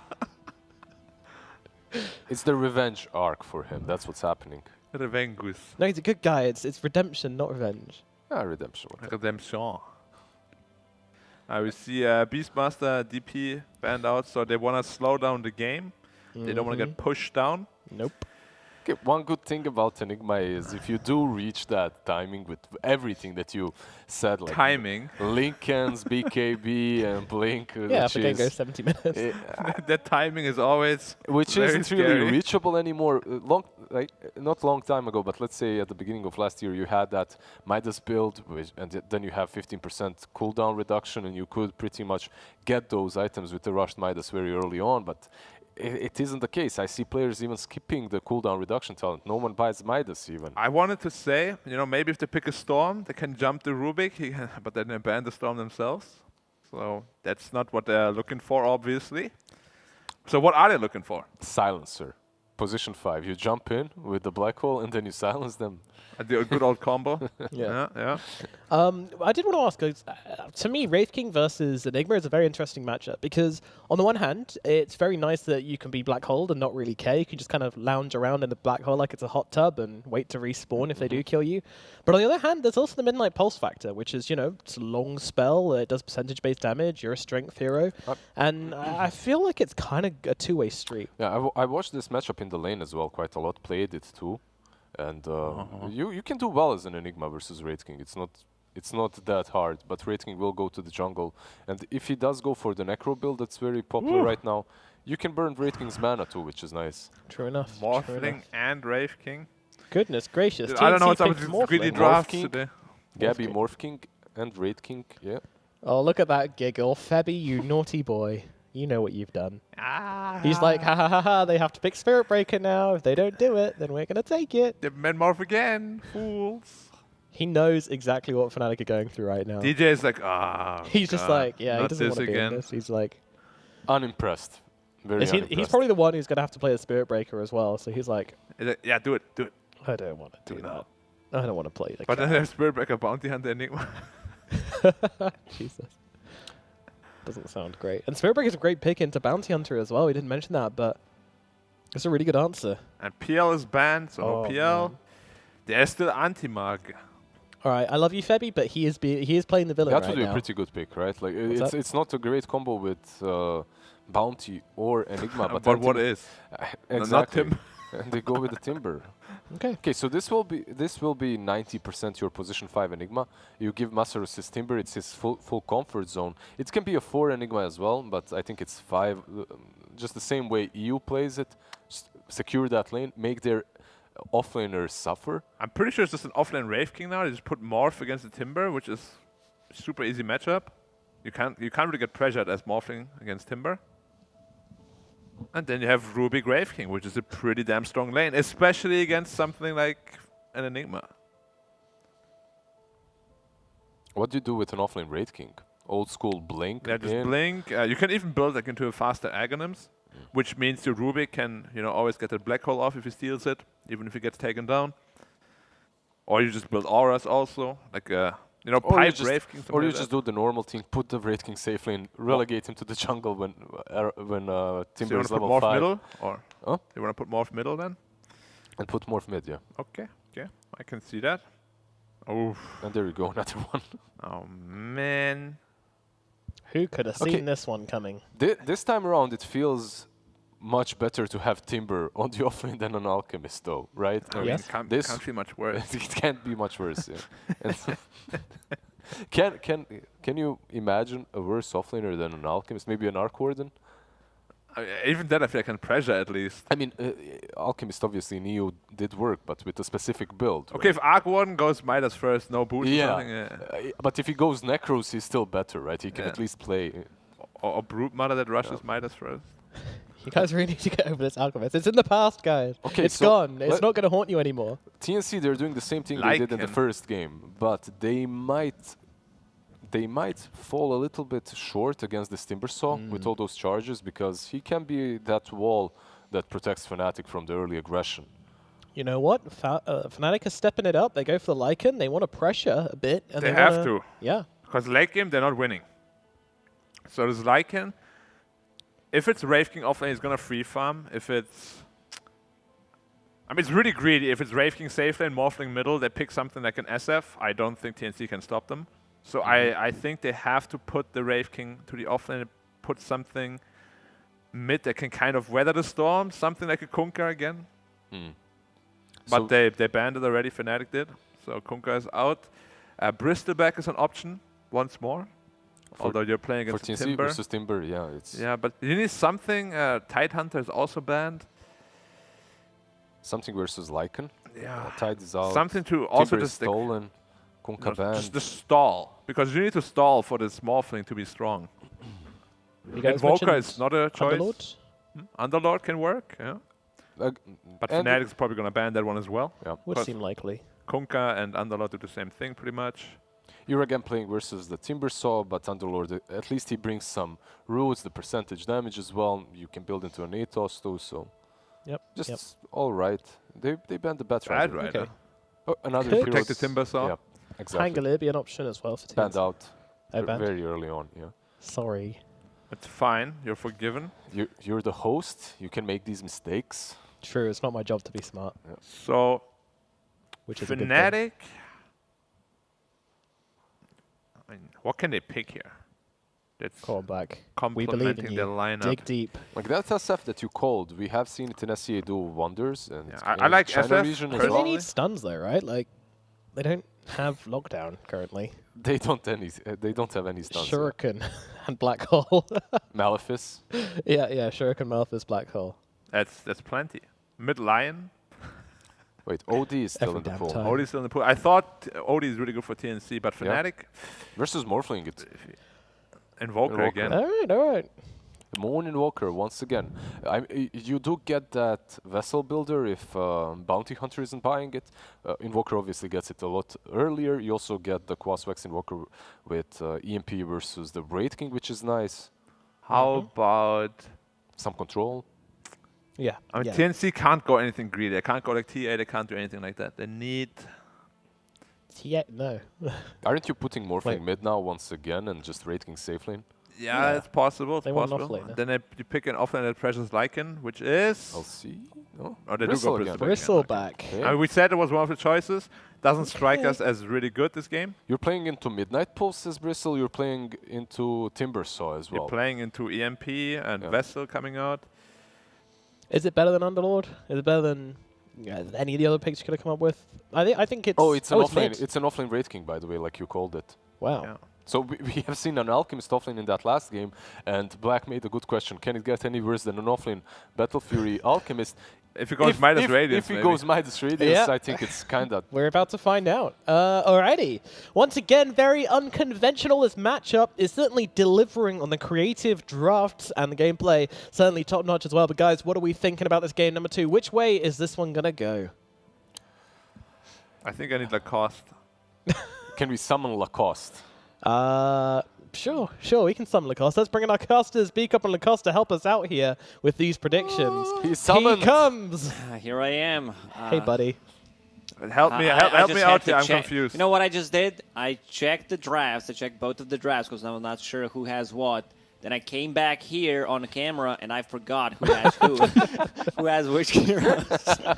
You're like a baby. You don't remember things if they disappear from your point of Exactly, view. I'm going to exactly. make Peekaboo with you after this, and you're going to I'll love go it. with TNC. I Alright. think they have better.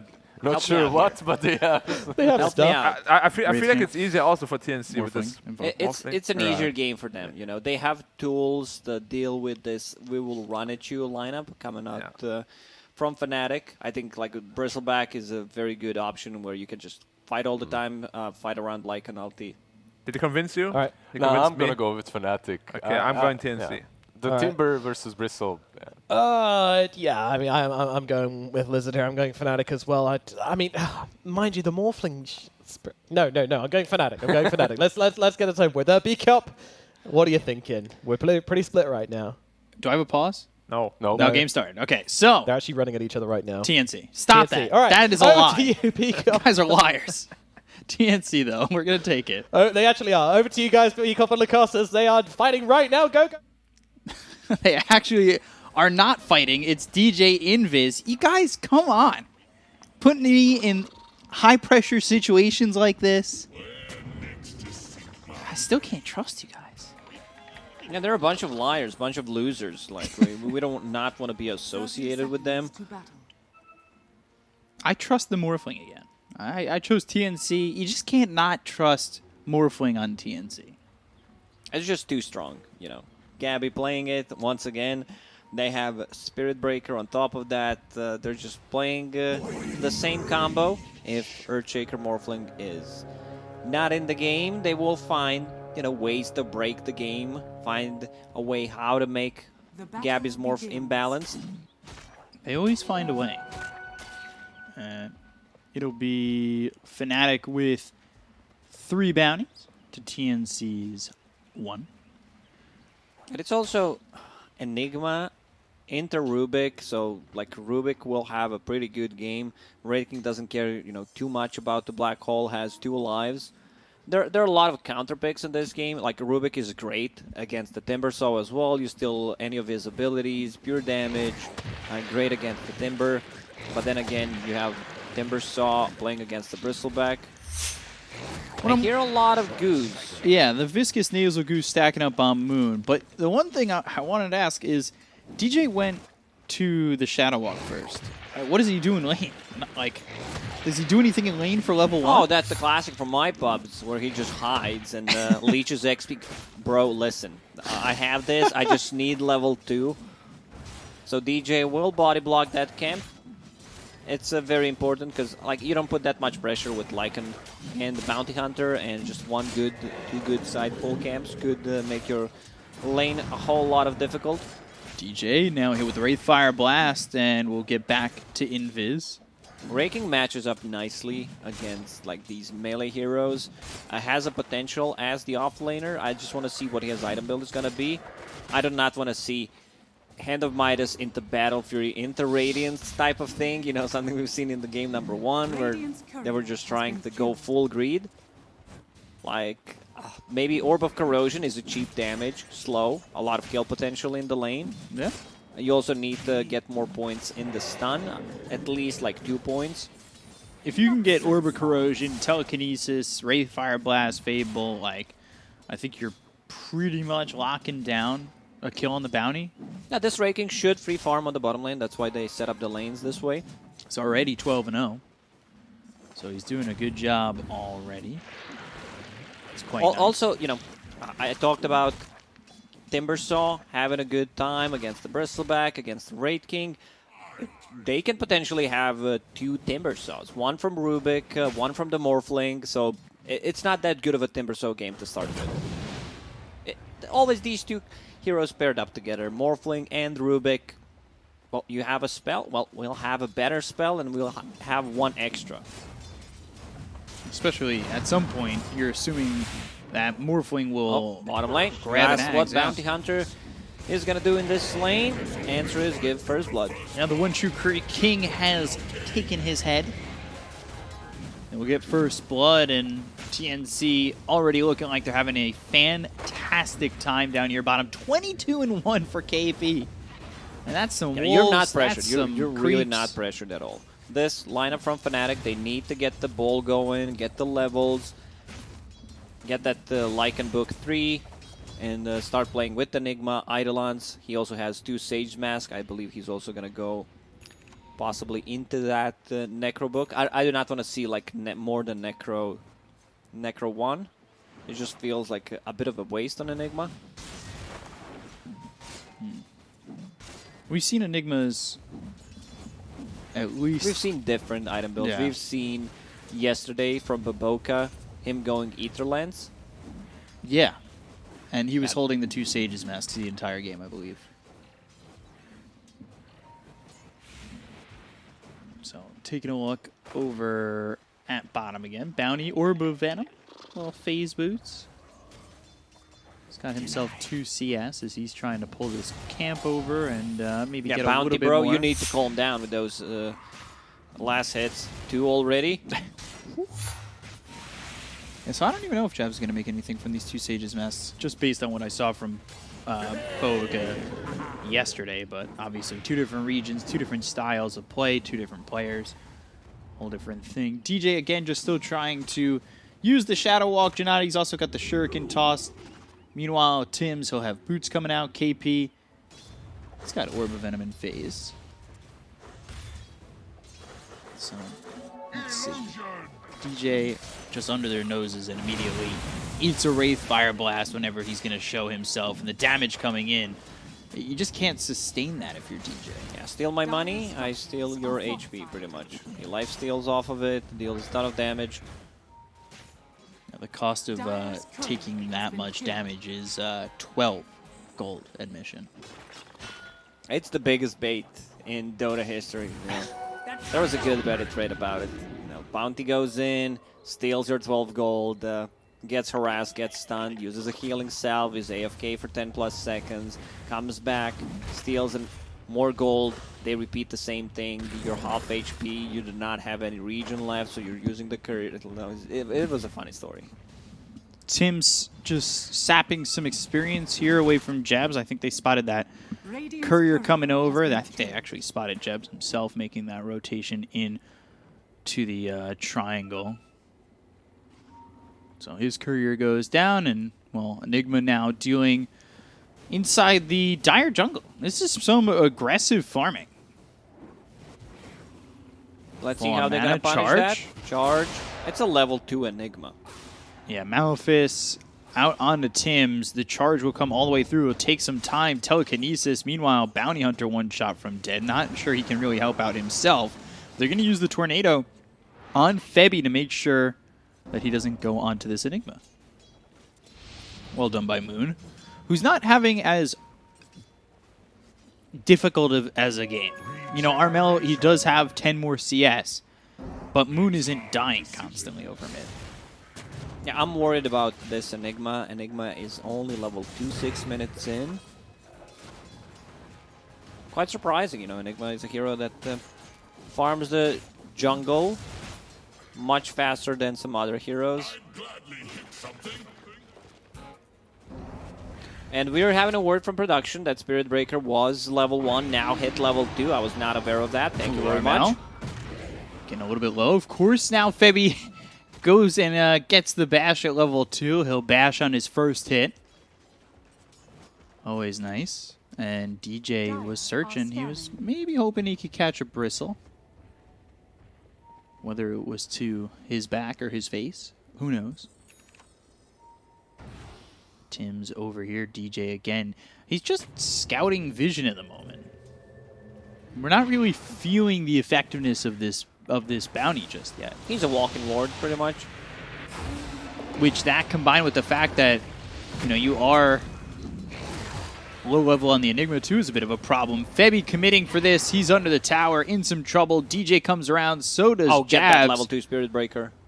Oh, can they get him? Shuriken toss? The trees!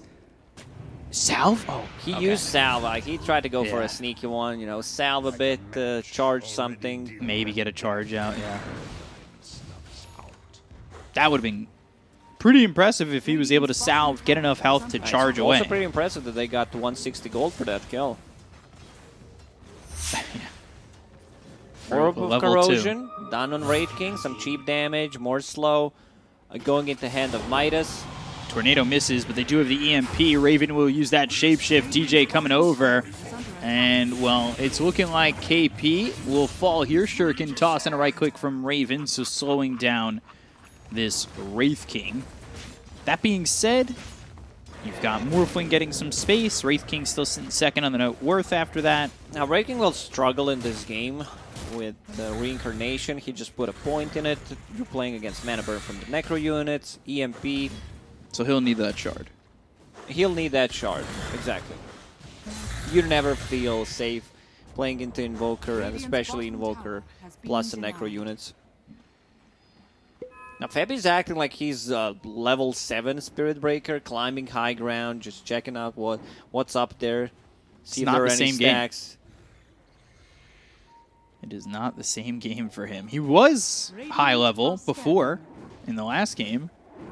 This time he's still level 2, 10 minutes into the game. And this has been a day of, like, very farm supports. I think this is the lowest supports have been throughout all 5 games so far at this point. Spirit Breaker, still level 2. Get some experience mid. He needs to get something, you know, done. Try to stack, possibly. Clear those stacks. Later on, someone else clears it, and you get the XP, or just give him a lane. A Rubik is level 5, but he also kind of needs the Tome. Stacks being cleared by Armel. Going into the Vanguard. Orchid for the Invoker this time, and you could feel the difference. Like, Moon has a lot more of the map available for him to farm. His lane's not going poorly, so when he's not kicked out, he can continue to just keep himself towards, you know, a decent spot in the network. DJ getting chased. There is a sentry down. They're going to continue to go for this bounty and eventually finish him off, as well as pick up a bounty rune. after depleting that bottle. Dire's middle KP tower still wants this Midas. I'm very greedy. I'm having flashbacks from the previous game. Battle Fury Alchemist. It's an offlane Raid King. Moon scouting him out. Mana burn is there. Yeah, looking to get the kill on the Wraith King while over top. Armel comes in. Raven chasing. Tornado missing on the KP over in the bottom lane. Armel dancing around the tower. Timber Chain comes across. Spirit Breaker's right here. Masaro's now eating this Viscous Nasal Goo. Can they get the kill on a KP? DJ coming over. Dust is used. That'll send him back while over top again. Masaros goes to the Timber Chain. They have stolen Timber Chain. They're right on top of the Timber Saw, who gets hit by telekinesis right before he Timber Chains away. And Febby will claim the life of this Timber Saw. And while all this was happening, I was watching the bottom Raid King. He was being chased by 3 heroes. Track is online. He step dodges to the side, Tornado, and then Bounty Hunter is chasing him. He just got mana for the reincarnation, pops the dust just to slow him down and runs away. What a play from KP. Really well done there. And buying some space, enough to get the kill into the Timber. And oh boy, Tim's Shuriken. Ooh, okay. Survives. It's all about the survival for TNC in this game. Try not to lose. Try to keep your towers alive. Timbersaw is the hero that wants to snowball. He does not have any kills. Gabby's doing a very good job just staying away from the Timbersaw. Like, most of the carries will probably just stay there, try to contest the Timbersaw. Instead, DJ he went caught for again. He went for the jungle. DJ. Tim's with, I guess, a little bit of revenge. You track and try and kill me. Well, you're unsuccessful. It's a good I grouping will be game. successful. You have so many good spells to steal. Like, either you steal a track, anything from the Timbersaw against Timber. Like, even Tornado works real nice. And, of course, the Black Hole. Yeah, they have Blink Black Hole available. We'll see how it gets used, who they're going to go for. That Blink getting delivered, I believe.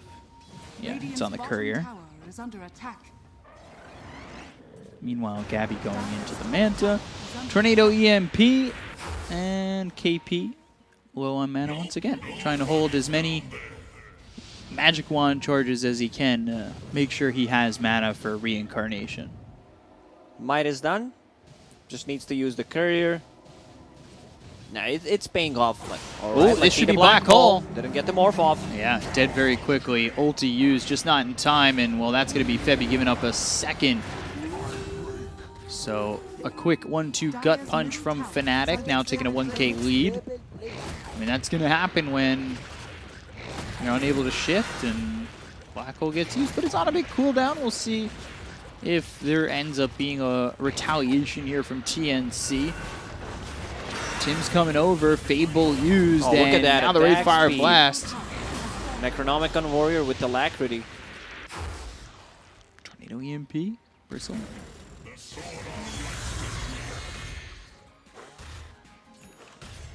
$2K gold. Advantage here for Fnatic. TNC, it seems like, yeah, they're waiting on Gabby, but can they keep this game together close enough with what Fnatic are throwing their direction at the moment? I'm just having the same feeling from the previous game that if Fnatic this time around keeps the pressure going, they just might be able to win it.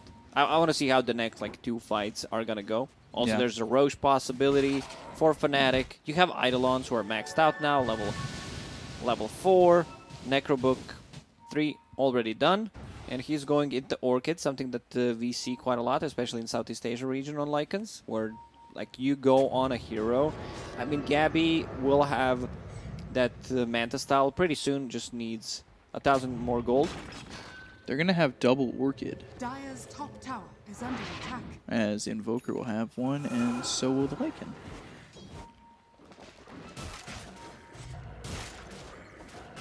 Still trying to figure out where KP's going with this Midas. I'm hoping it's not Midas Radiance. I mean, it's a possibility. I would love to see maybe more like Armadeso type of a build. Because Morphling is your carry. You also have a Bristleback. Maybe if Bristle gets less farm, Raiden gets a bit more. That Bristle kind of transitions into the offlane, even though he was playing the mid. certainly doable. As I believe Gabby's almost done with his Manta. He's got a lot of stacks to work with. And then he's going into the Ags. Obviously, we saw that combination in the last game. Not sure it'll be as effective this game.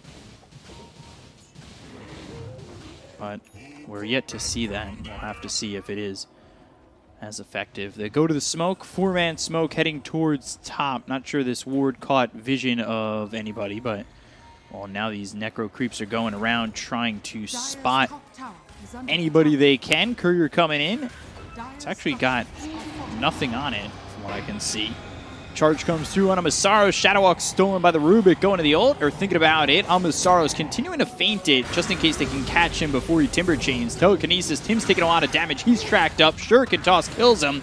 And now they've got Raven coming through. This is a bad fight for TNC. They need to be careful about how they approach this. Moon, invis under the nose of this Bristleback. Tornado EMP. That hits KP.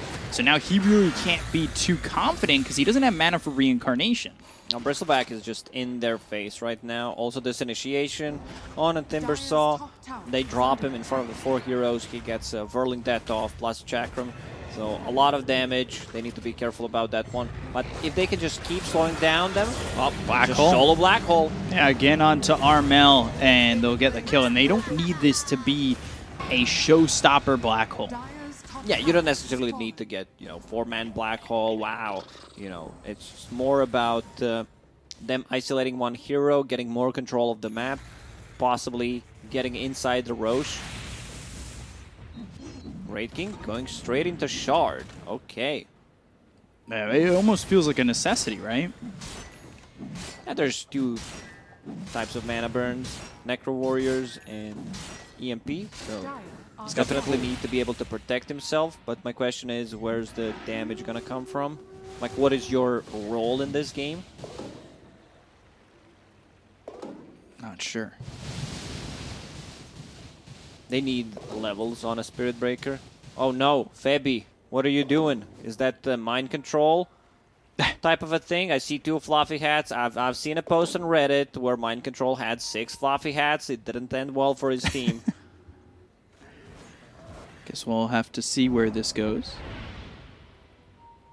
Can you fit 2? Those hats look so... Like, I don't think you could fit you have one of 2 the other. horns. You stick 1 hat on each one. Fair. Balance point. KP obviously has the shard queued. Doesn't have it available for 2 more minutes.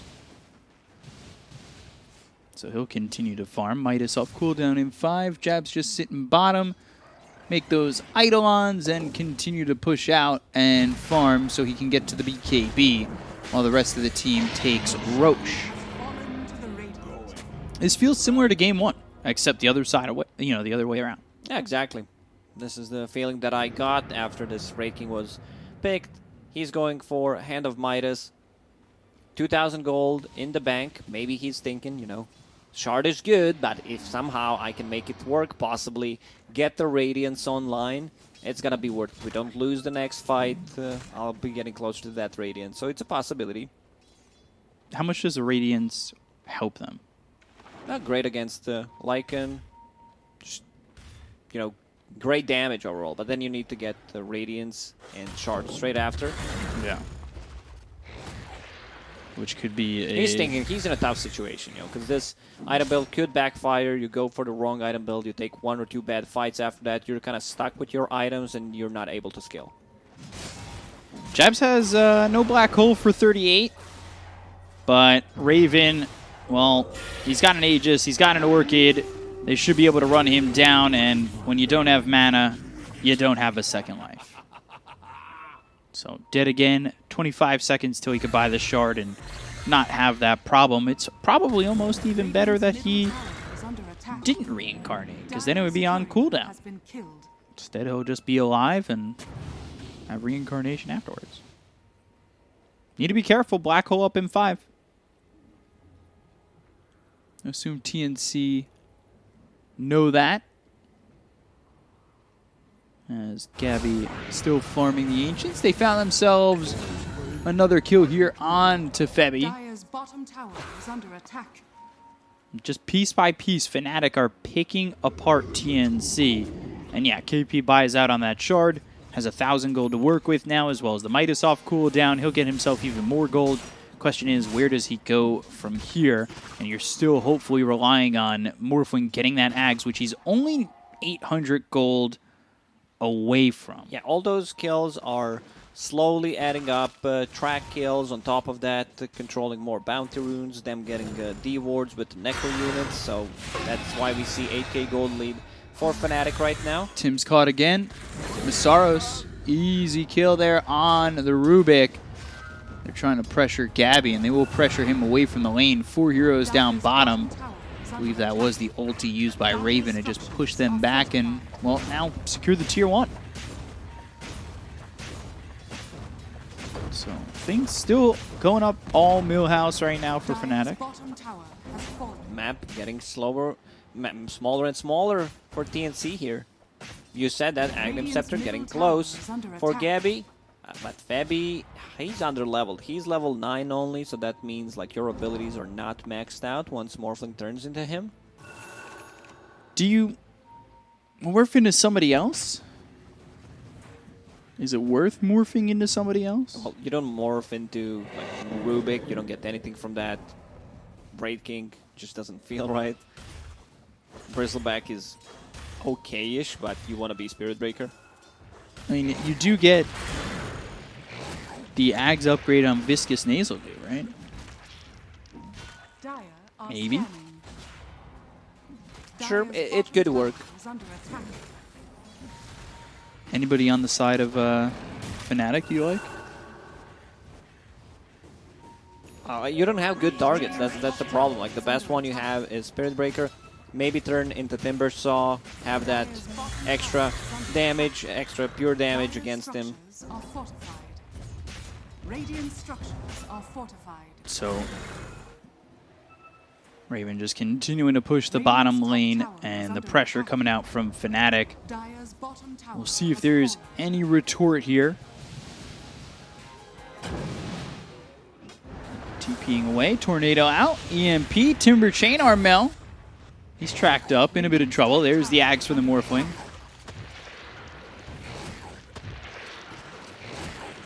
Big stacks of Viscous Nasal Goo. They're going in. Masaros trying to get some stacks up. Yeah, they want to go through onto the kill onto Armel. Still a difficult one to potentially get. Now DJ charged. They know where he is. He's tracking up these heroes. He's trying to get some track money going his way. Up 9k. Get the money, money, money. Little Shane O'Mac money.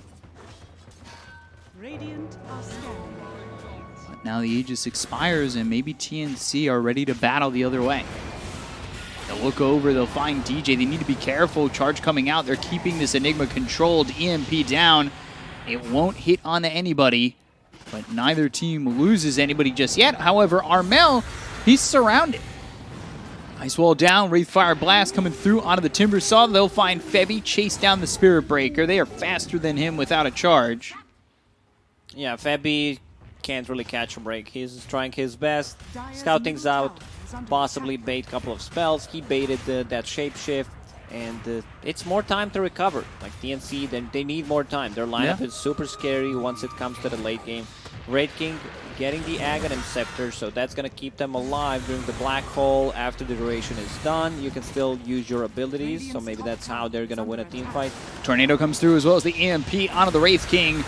Jabs again, looking for the perfect opportunity to get a Black Hole in. They need to be careful about how they group up. KP will run away after getting reincarnated, down for 2 minutes. Track. This, okay. It's a level 1 track, but still you want to get some... Oh, there's the Black Hole onto the Morphling. Did he get the shift off in time? He did. Will he survive? Waveform out, track on Masaros. Charge coming in with the BKB beam pop by Jabs. They've got the tracks going back and forth. Charge on the... or from Gabby, but it's into the Ice Wall. Look how slow he is. They'll eventually get this going to Jabs. That's going to be a track kill for them. Shuriken bouncing around with the Whirling Death. A lot of damage on the Gabby, but they get kill on a DJ. Dodges Febby, charge. Oh, gets away. Telekinesis. Timber Chain does eventually hit onto Febby, and Gabby goes down to Moon. They are starting to lose heroes, and it might be time to call it retreat for TNC. Wait, how did Gabby die? They're going to go through and get Tim's. Raven's here.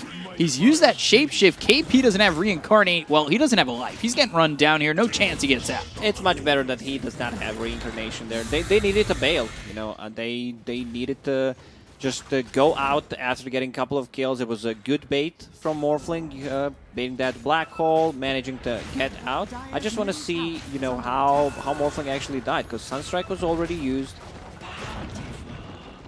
They are focusing this Timbersaw too much, in my opinion. Timbersaw is just not killable at the moment. He's way too tanky. Hood, Bloodstone, has a Yule Scepter.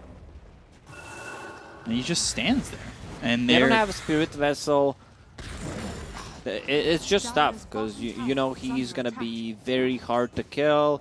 That Spirit Vessel makes Timbersaw's life easier. Doesn't even need to like get a second spell mechanic on himself. Like Yule Scepter is one. Usually you see Lotus Orb to be able to remove any kind of like silences and that Spirit Vessel that I mentioned. So he's going straight into Shivas.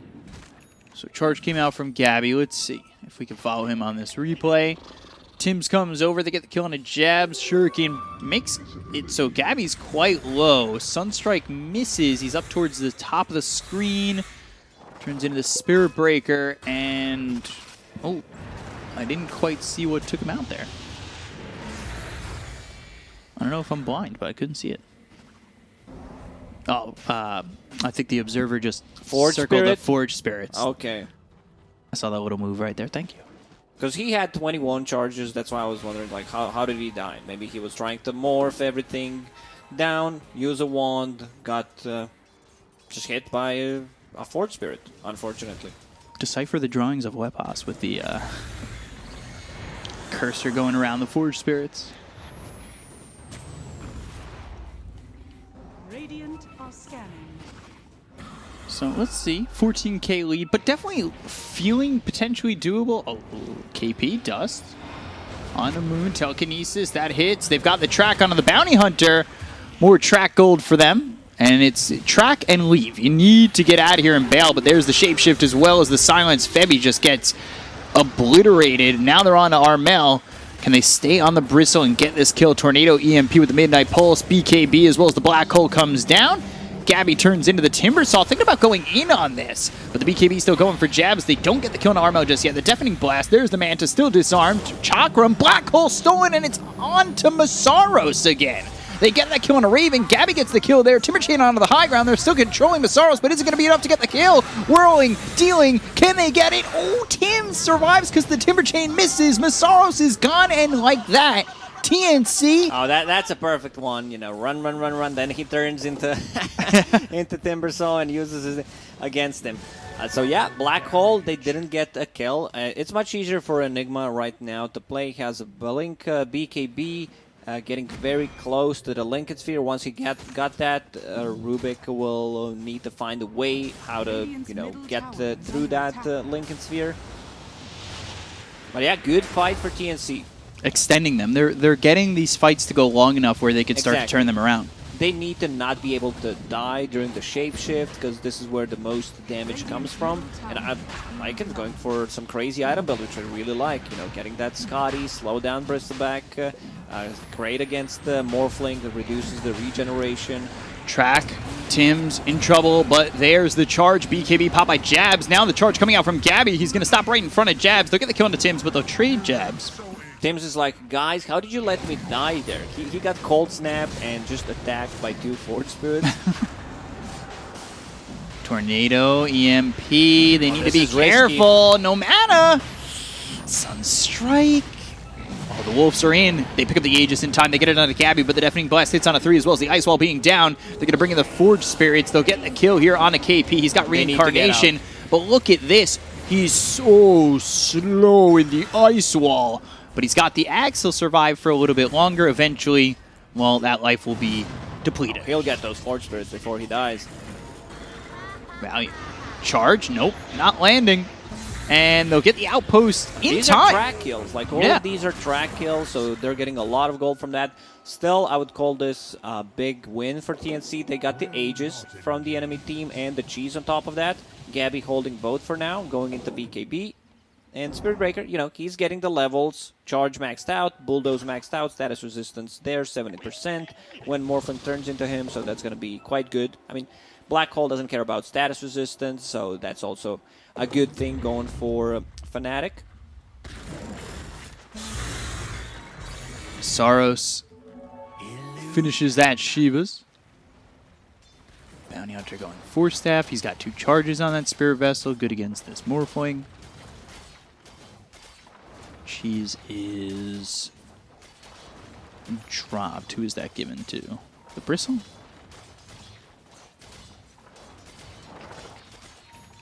Let's take a look. Tome and double Shivas. Interesting. A bit of miscommunication. You definitely don't need the 2 Shiva's guard. It's good to have the slow down regeneration. Spirit Vessel, yeah, they have the 3 best items against the Morphling, something he doesn't like to play into. Spirit Vessel, they have almost Scotty done on Raven, and yeah, that's double Shiva's guard actually. Double the value. It's not how it works, but. Charge coming through onto DJ. That's coming out from Gabby. Will charge hit all 3 heroes.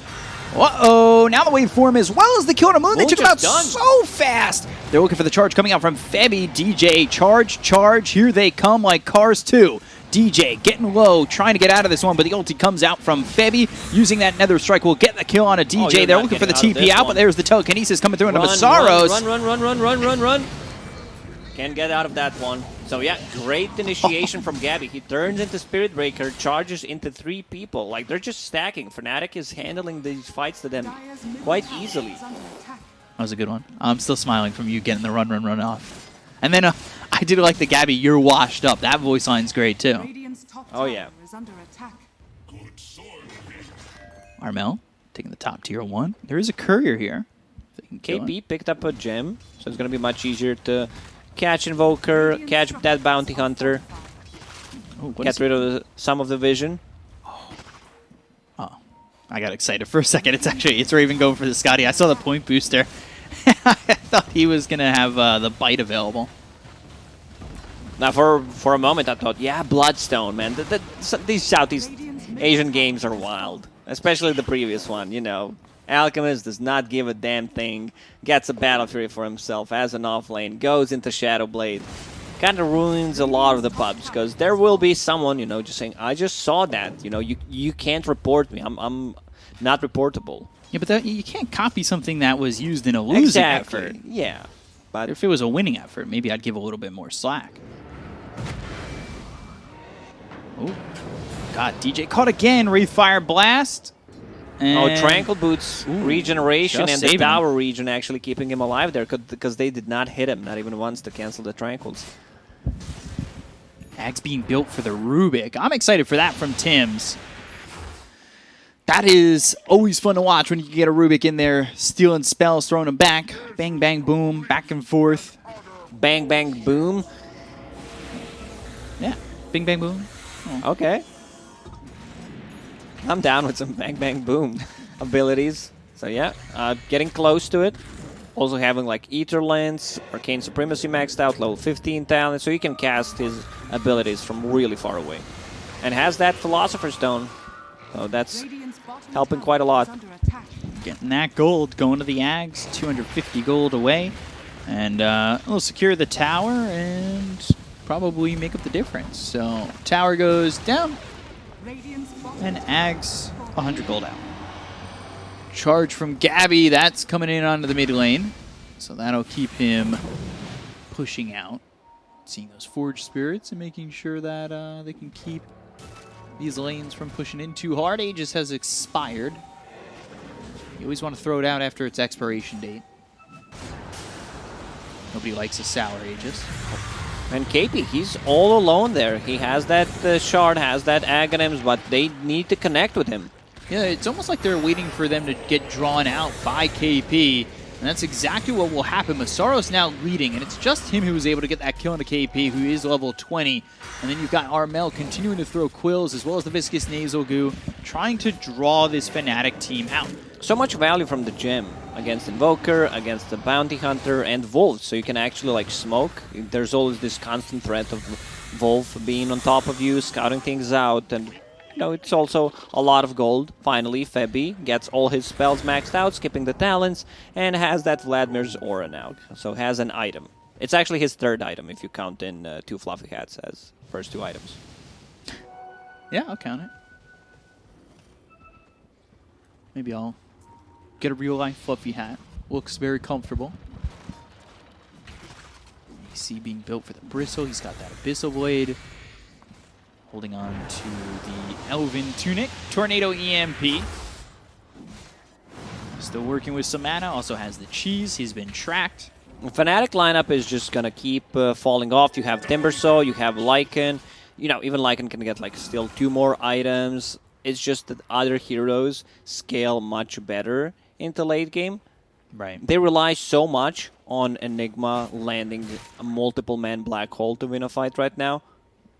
Jabs can't afford to go for a single black hole anymore. Yeah, at the beginning of the game, obviously that works out in your favor. You're going to have that early black hole just to get those single kills, but that was when you were running away with the game. It's a 1K lead now. They lost almost 10,000 gold lead in the last 5 to 7 minutes. I mean, look at that. 15,000 in their favor. It was a 15? Okay. And gone. You know, you drop it all off. Yeah. And that just shows the ability from TNC to stick with it. And they made the right moves. We talked about that. Moving around the map. Getting that Aegis was big at slowing down the game because the pressure was coming out from Fnatic like the first game that TNC was doing to Fnatic. And they read that situation really well. Wait, where's their gem? I can't find the gem. Raid King was holding on to gem for a very long time. Did he drop it? What happened to gem? He didn't die. Morphling's got it. Okay, Morphling's got it. Because I've seen Febby. He's queued up another gem. Multiple gems. Eyes of the world. Trying to get some eyes on the world. Must be a big Grateful Dead fan. Timeless Relic for the Invoker going into the Ags. Gabby going Heart. Minotaur Horn found for the Rubik. Oh, he also found the Illusion Escape. So another extra illusion of the Morph. Easily, you can bait stuff with it. You can scout things. It's also a farming tool. It's just the best tier 4 item you can find on Morph. So we'll see as the next Roche time is not too far away. So the next fight might decide. Oh, hell yeah. Wow. Timeless Relic on Rubik. And Flamethrower for the Timbersaw. I like that. Yeah, I was just talking about Timeless Relic on Rubik. You interrupt me and say, yeah, Flamethrower on Timbersaw. Like, it's not even close. You know, it's just a meme. I don't know. It's not the greatest shard upgrade. I'll hang my head in shame over here. I get excited about the different things that come out. I'm excited about the Timeless Relic, especially with the Ags. You know, I feel like your output as Tims on this Rubik right now is pretty high. Leveler and Stormcrafter for the Radiant side. He's still holding on to the Philosopher's Stone, though. And he's going Trickster's Cloak. Okay, they found the Trickster Cloak as well. Like, it's good for positioning, so he can find the opening. They also have a gem, so they can get rid of the vision. They can get rid of their Necro units vision, the true vision they provide. But hiding and stealing the black hole from Enigma is his job in this game. They only need to be able to proc the Lincolns first. So probably Spirit Breaker needs to use his ulti just to try to proc it. Yeah, so it might or be difficult. Abyssal Blade. Abyssal Blade also by Bristleback can do it. Do you want to pop a Lincolns with? Yes, you have Abyssal, to. though? Yeah, you have to. So game sitting even, 18-13. 80% cooldown efficiency for KP. 800 gold earned by this Midas. If Black Hole is used and Enigma has like 5-second BKB, pops the BKB a bit before he goes in. You don't need anyone to actually pop the Lincolns. You can use the Fate Bolt for yourself because the duration is 4 seconds, and then you steal the Black Hole. Like, it's very situational. They found the Saros. Uh-oh, Timber Saw has been caught. He's up in the airwave form. Gabby getting the kill onto the Timber. Flamethrower not going to help you in that situation. Now KP going to the Abyssal. He's scaling real well. And just, it's going to be such a nuisance. We've seen, teams have to play against this Wraith King Ags where, fights just go so much longer. You will get your spells off. Yeah. Like, even if you're caught inside a black hole, it lasts 4 seconds. Reincarnation Ags keeps you alive for 7 seconds, gives you extra attack speed as well on top of that. Bounty going Shard himself. That's the track upgrade. So allies will gain 50% of the track speed boost, providing 600 vision around the target for Bounty Hunter's team. It's an old track. Smoke used, and they'll go into Roche, but Rubik does have his courier on this, so uses the shield, keeping it in a spot that maybe it survives, but it does get killed off. TNC not too far away from the pit, but they'll have to react pretty quickly to go in on this. DJ watching those steps. Chakram on Roche. Can they make a move? DJ over, track tornado. That'll hit with the ice wall, and that's just Aegis, Cheese, Refresher, all going to Fnatic pretty much for free. Abyssal Blade, though, they'll use that Shapeshift Bash as he's shapeshifting. Now they'll focus their attention here on the Gabby. They're bringing DJ as well as Raven over. KP trying to help out. Febby up in the front lines as he gets silenced, hit with the Chakram, and now KP comes in with the Wraithfire Blast. Raven still moving in. They got the kill on the Gabby. It's just Febby. It's just a matter of time until he dies. Black Hole used on Armel, and they'll pop the Lincolns, but I don't think Tim stole it. He's got Chakram. That's it. Blinks away. They get the kill into the Bristle. He doesn't have buyback. And Febby dies too. That was very lax from TNC. And Enigma has Refresher because they have been blessed by Gaben. So even if they decide to take one more fight, he could possibly just refresh it and land a game-winning Black Hole. Yeah, no Bristle for 70. You got a win condition right now if you pressure up. Hey, I'm wondering why TNC, because they knew that Roche was going to come out. Yeah, that was happening. That's why I'm so surprised that they did not go in and try to contest it. Chakram back and forth from Tim. Fire Blast, E-Blade coming through into Masaros. Chakram again throwing it through these creeps. Telekinesis from a distance. Fade Bolt. Masaros getting chain locked down, but KP pops the Minotaur Horn, gets hit with the track, and now Raven forward. He's got the Alacrity trying to take a tier 3 in the top lane as they'll glyph up. They've got the axe picked up by the Invoker. Raven now forcing himself back as the charge comes out from Febby. This is going to be stopped right before the stairs.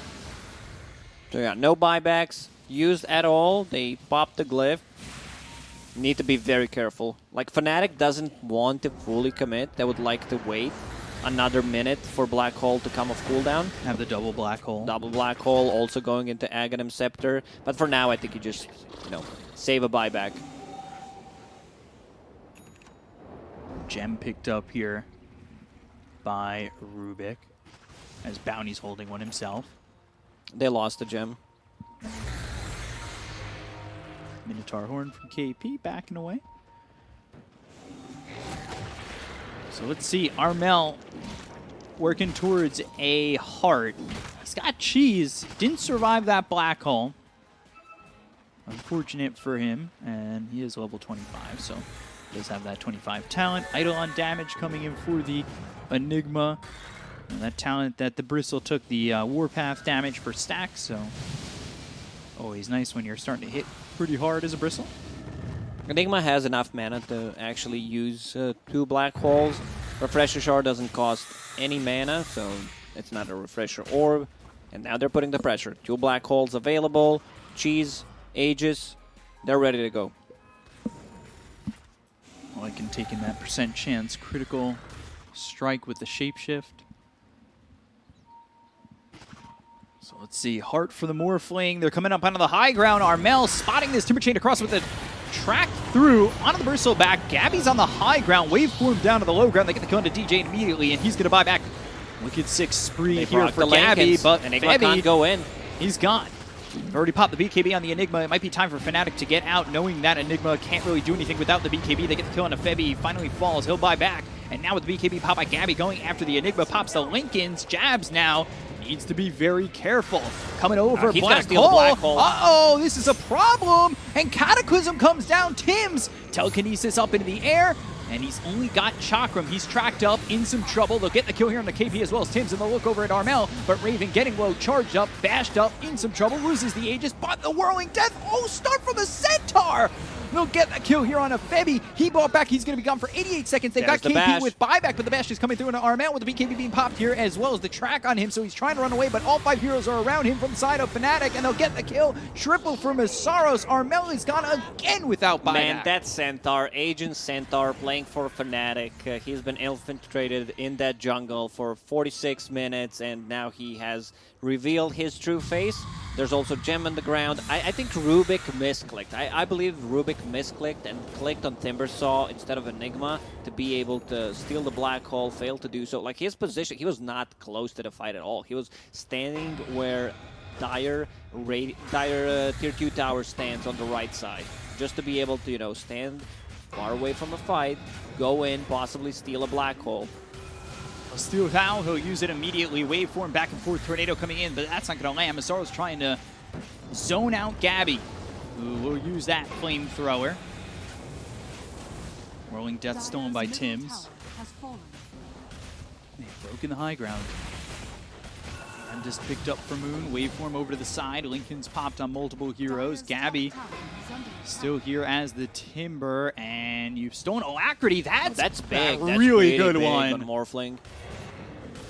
They just need these other heroes. With no Bristle. There's the Alacrity on the Gabby. They're going to go with the Waveform. Can they get the damage out of the Raven with the Telekinesis? They've got themselves the Reincarnation. That's going to pop with the Deafening Blast coming out with the BKB. Pop by Gabby. They're looking with the Black Hole. It's going to hit. No, it's not. It's only on the KP. They'll get the kill on the Wraith King. They look over as the charge hits on the DJ. Masaro's still front running on this one. And then again, Rubik does not steal that Black Hole. They've got the Ice Wall down on top of Gabby, and that's making it so he can barely move. Gabby's out of mana. He has buyback though, but someone's dropping the power treads, bringing some mangoes. Gabby microing his hero nicely, but Tornado. still, Barracks will go down.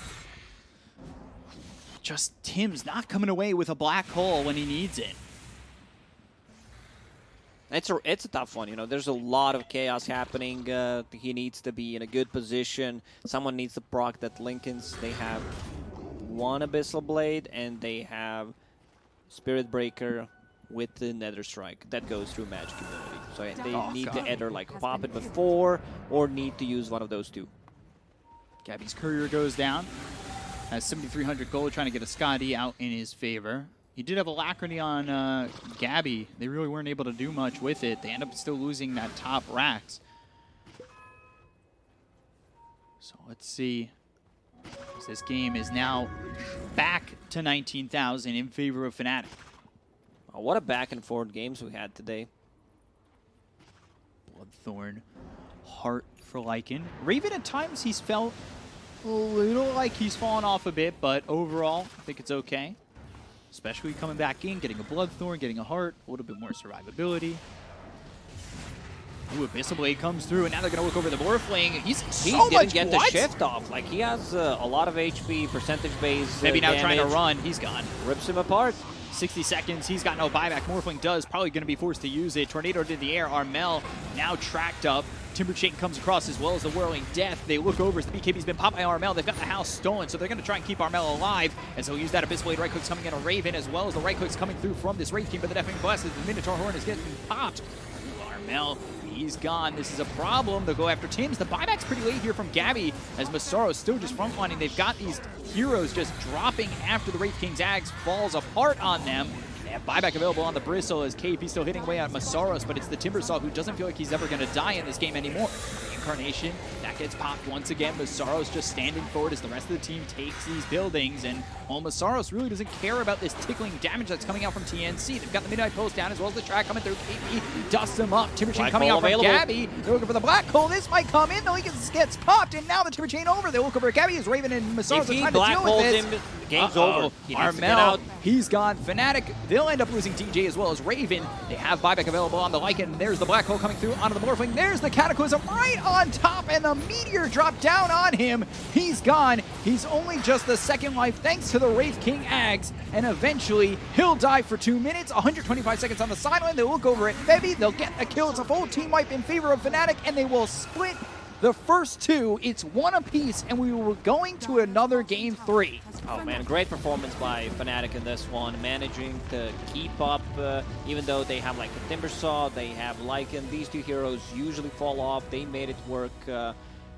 Enigma, what a great game from him. You know, just the itemization, didn't go even for the Necro units, just that blink, BKB, into Lincoln Sphere against Rubik, made the Rubik's life so hard to actually steal the black hole. Yeah, never got it other than that one time in the triangle. Yeah.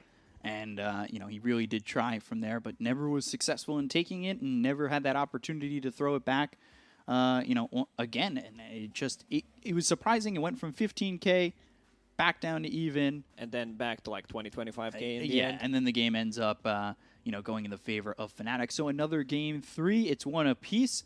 We'll hear what the panel has to say about this game 2, and then what they have to say about game 3. Back over to you guys.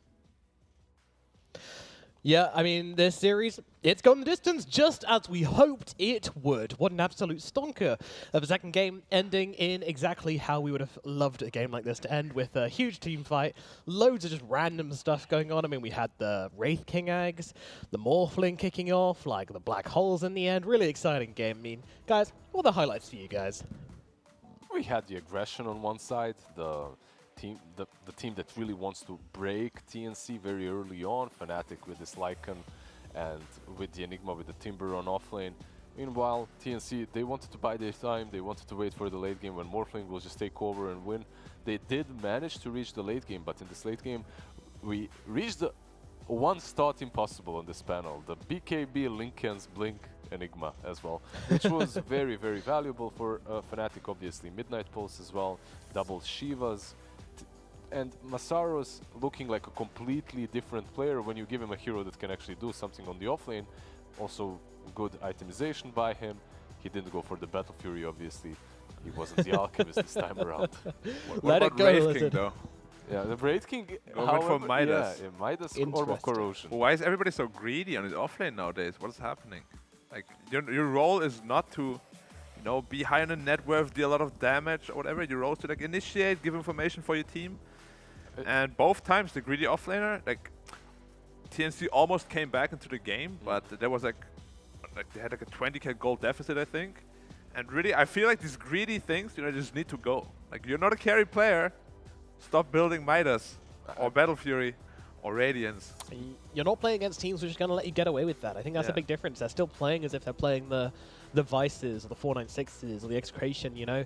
Give the enemy team the respect and draft full lineups. But, you know, at the same time, I could kind of see the Wraith King working here and there. There were some interesting fights, especially later on in the game, where I was like, maybe, but in the end, it didn't really sell itself. If he didn't go for the Midas, I think this game would have been a lot easier for TNC, because you are on the back foot, you are losing a little bit, and you do need to buy time for the Morphling. But then again, you can't get enough farm as a Wraith King. You do have those Kellys, pesky Kellys running around killing creeps anyway, so you can perhaps itemize in something that, some utility that actually helps your team a little bit more, maybe an earlier Blink Dagger as well, but you opted to go for the Midas, which isn't truly what broke them. These late game team fights really went Fnatic's way, and they played them extremely well. Because the game was even in the mid game, right? Yeah, but for me, the only reason they can even go that way is because they won the early game so convincingly, right? On Fnatic. That's my point, though. They've won the early game so convincingly, but then TNC came back and we had a fresh start, right? 1K advantage. But is it really a fresh start? Like we said, this Enigma should never get these items, but when it was the quote-unquote fresh start, he had all 3 items prepared, basically. It's just one mistake against this Enigma. You know, they played around it perfectly, but they mess up once or twice. And, you get black hole, and why does position 4 Enigma have so much? It's because he's free to do whatever he wants in this game. He's not tied to a lane. Because Timbersaw is, Morphling is free farming versus him, but Timbersaw is free farming too, and eventually Timbersaw is the one that pressures and dives the tower and then rotates mid, so Jabs was left alone in the jungle. Sometimes Spirit Breaker annoyed him, but most of the time he was just farming. Yeah, and it really came down to this problem where, you know, the catch and the playmaking potential was all on the Morphling, and, you know, the carry potential was on the Morphling as well. Like, the Bristle, what's he going to do? Just, like, run in? I mean, it can work if you're farmed enough, but, I mean, come on, man, they weren't given that chance. I do feel like there was a big problem there where you pick this Bristle and Wraith King, and then there's just so much emphasis on the Morphling to be the playmaker. I think Armel might have felt a bit too strong, maybe as a consequence of that first game. Because he was constantly up front, eating all those black holes like he's invincible. I think he needed to be a little bit safer, let's put it that way, with his playstyle. I know what you're saying, because like it feels like, it's good if I get black hole because then it's not on my Morphling, but at the same time, he needed to be strong enough to just run at them. That's what we wanted to see from him. Yeah, I'm not a big fan of the itemization, to be honest. Like he went like full physical with Morphling and Wraith King. If he just itemizes like full tank, you know, like a Shiva's Guard, you get this Shroud, you just run in and give information to your team. I think it's like a lot easier to play around as Enigma as well. But the way he itemized, he had like 2,500 health. Yep. You can't run in like that. At least you don't get damaged by so much by the percentage-based mid goals, right? That's something. But yeah, rough draft in the late game. Enigma always shines in these kind of games. So. And that brings it to a game 3. But of course, we have our MVP for game number 2. And who is it going to be? None the less than Masaros on his redemption arc, playing the Timbersaw magnificently, making the plays, being in their face, and just...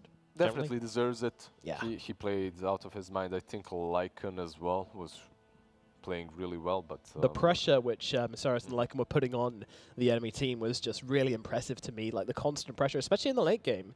I think a lot of the times, especially in the SEA region, when we get to this late game scenario, there's this thing where they push for high ground, they lose a hero, and they back off and go farm. We didn't see that, though. We didn't see that from Fnatic at all this game. If they lost a hero, they'd be like, okay, cool, we still got 4 heroes, they got 4 heroes, let's keep on battering, keep on pushing. They didn't give them a chance to actually get to properly press that reset button, which I think was a huge part of their win. So really like that from Fnatic this game, and this will put them ahead and give them the advantage now as they come into, well, it's 1-1, but, you know, the momentum advantage, I guess, coming into game number 3. It could go either way, though. We really could not call it. This is a close series, and I'm expecting great things from this third final finale of this best of 3 series. So stick around for more DPC SEA action as we throw it over to a break, and we'll be back soon.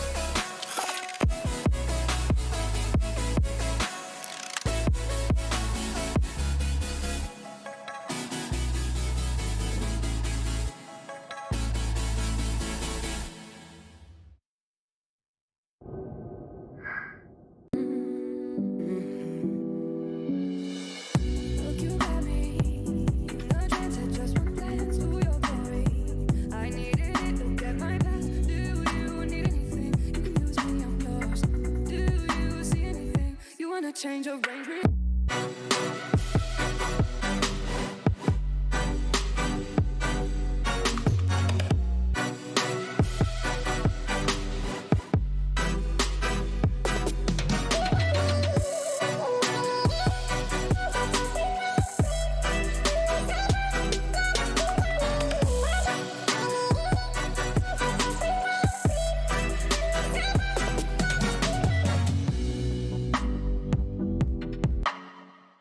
Hello and welcome back to the DPC SEA region, brought to you by PGL. My name is Nomad and joining me on the panel is Black and Lizard to jump in to game number 3, the third and final game of the series between Fnatic and TNC. These two teams, they are going at it right now, currently 1-1.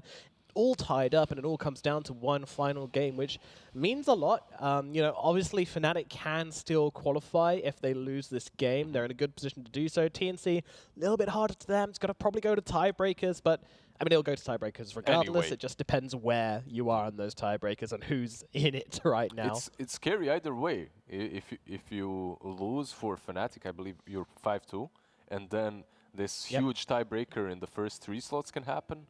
And if you win as Fnatic, it's still a tiebreaker in the middle for TNC, for T1, possibly, and for Boom. Poor Boom. Yeah. They must be so stressed right now, that whole team. Shout out to you guys, Boom. Hello. Are you enjoying the series? Probably not. Probably some high heart rates over there. Because they can't do anything. They're just watching and hoping that, that They need Fnatic Fnatic to win. right? Yeah. At least Great. they got 5 more supporters out there. What are your expectations for game number 3? You know, Morphling and I think probably Enigma are the 2 biggest picks of this series so far. I mean, I'm having a terrible read on all teams today. I think I'm 1 out of 5, I think. So Yeah. I'm just going Not to let Lizard do great. the talking. I'm not really that much better. That last game was a standout prediction. But only thing I want to see from both of these teams is to have standard offlaners on both sides. We Or have seen itemized standard at least. We have seen an Alchemist lose on one side on the offlane. Now we have seen a Wraith King lose on the other on the offlane again. Can we just see one team pick a Timbersaw, the other have something like Beastmaster or whatever, you know, just the normal ones. I think the temptation to pick something greedy like that in the off lane and then flex it is kind of like setting yourself up for a much nicer time when you draft in the future, right? Against tiebreakers, against other teams, in the major even, because you can prove that you can pick these heroes and then play them anywhere. But now is not the future is now. Yeah, they're being broken with, you know, twice in a row we've seen it lose, so clearly maybe not the strategy right now. The pressure is too great. It's not the time to be trying to Galaxy Brain it, as we've seen. I feel like it's what you do in like the first series, not in the tournament deciding series. Yeah. A lot on the line. Fnatic banning out the Morphling, finally giving respect where the respect And is due. Alchemist too, they're like, yep, we're not baiting ourselves into that. We don't want to pick that Alchemist. So TNC is going to ban Wraith King now? Yeah, that would make a ton of sense. We still have Puck, we still have... Okay, we don't have Puck anymore, scratch that. Instant ban. We'll edit that one out. Enigma. Okay, for Fnatic, why not? It worked in that last game, they can make it work again. They actually had a good Enigma game for once. And the Bounty Hunter as well. Like, pretty solid performance They overall. got so many kills with track, I don't even know how many. There you Wow, surprising. Are we going to see the Rubik? There are other ways of dealing with the Enigma as well. Pango is still in the pool, by the way. Maybe Rubik Pango for TNC afterwards. Or Enigma Pango? Or Enigma Pango as well for Fnatic. Actually, very interesting that Pango went through. This is the replacement. Morphling has been banned out, but Pango did sneak through. And Isn't Pango more value than Rubik? Like, they're not going to pick Rubik. Exactly, right? I would value Enigma. Pango more because not only is he really strong throughout the game, it's good versus Enigma with the Basher, and it also messes with Enigma, right, with the Swashbuckle. I prefer Rubik. You do? Yeah, but my opinion doesn't matter, so. Okay. I mean, Rubik versus Enigma historically Bounty has Hunter been again. a hyper counter, right? Yeah, yeah. I mean, yeah, I think that's the main point to it, really. But we have seen Pangolier being very popular throughout the SEA region, but... What do you think about this Beastmaster? I think it's a hyper good pick. It's a hyper pushing lineup right now. Very hyper, yeah. Well, talking about hyper good picks, Black, Did you know that you can pick up a headset from HyperX and it'll be the best damn headset you've ever owned? And actually, I do in fact own a HyperX headset. Yes. How comfortable is it out of 10? It is so comfortable. Like Yeah. my hairline has never been better since I got it. Well, I can tell you've same got here. a full head of delicious hair, and you know if you guys Delicious. want the same thing, but no, and also HyperX are the sponsors for the DPC SEA region, and they do sell some wonderful, comfortable headsets. The Cloud series, of course, you know I've used them as well. Very, very nice headsets, and of course their RAM is very widely known as being fantastic products as well. So if you're in the market, check it out. But back into this draft, what's being banned, Lizard? We have summoned the Beastmaster at least. With our Gachi energy. No more Rave King. Happy about that. We have talked about these casual, normal offlaners, and we have just gotten ourselves one. Now you have that steal with the Rubik. You also have the Roar to deal with the Enigma. A lot of pressure. Necro 3 comes in handy versus Bounty Hunter as well. Overall, just a very standard, solid offlane pick. However, Pango's still in the pool. I'm surprised that hasn't been stolen by either one, and it looks like it won't even be picked. It's possible to pick it on 4 for Fnatic or put Enigma 5, but it's kind of off the table for TNC though. Although they could possibly play it middle, it has some decent matchups there. And is it that good if you pick it on Fnatic, because Rubik has a great time stealing that Rolling Thunder. You can roar it as well. Yeah.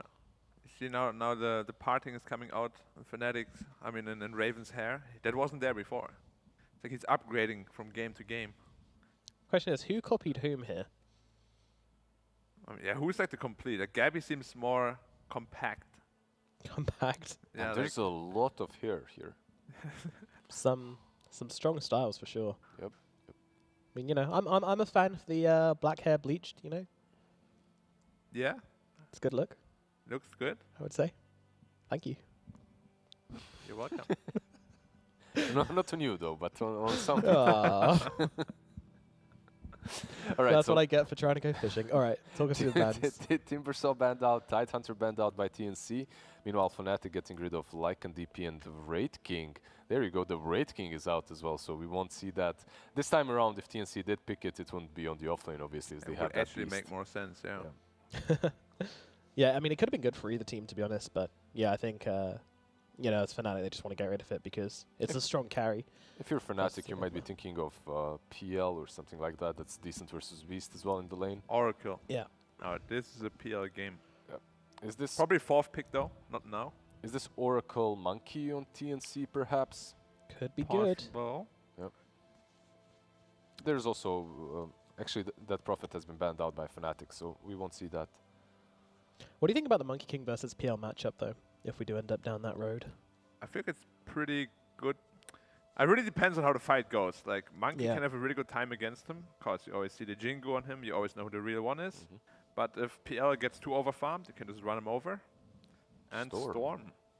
This is something that's been banned last game, right? Yeah, that's what I mentioned last game. Fnatic actually banned it last game, but this time they pick it because of course there's a 5-minute delay on stream. I mean, Moon does play a 6 Storm, but there is some control already on TNC, right? You have this Rubik with the lift for instant control, then you have the Roar afterwards. You don't have a lot of save on Fnatic as well for him, but you can have a lot of aggression in the mid game with Bounty Hunter track, with Storm jumping you. Oracle usually does not enjoy that very much, and neither does Rubik. Yeah, so Rubik, Oracle hate Storm. I mean, to an extent, Beastmaster does too, because he doesn't really like to go BKB or like Lotus Orb or stuff like that.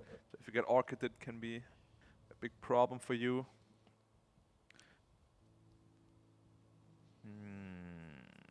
So Monkey King is an option.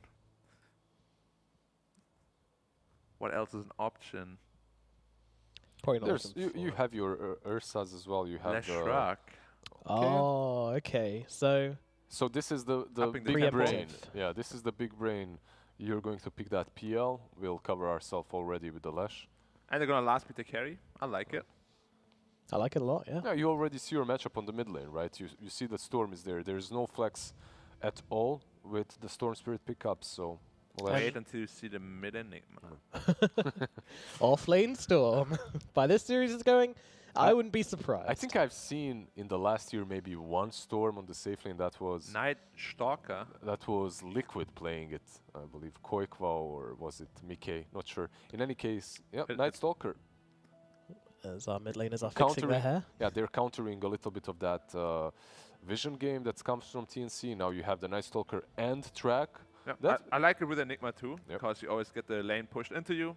So your bad laning phase doesn't matter so much. Your tower makes a lot of sense.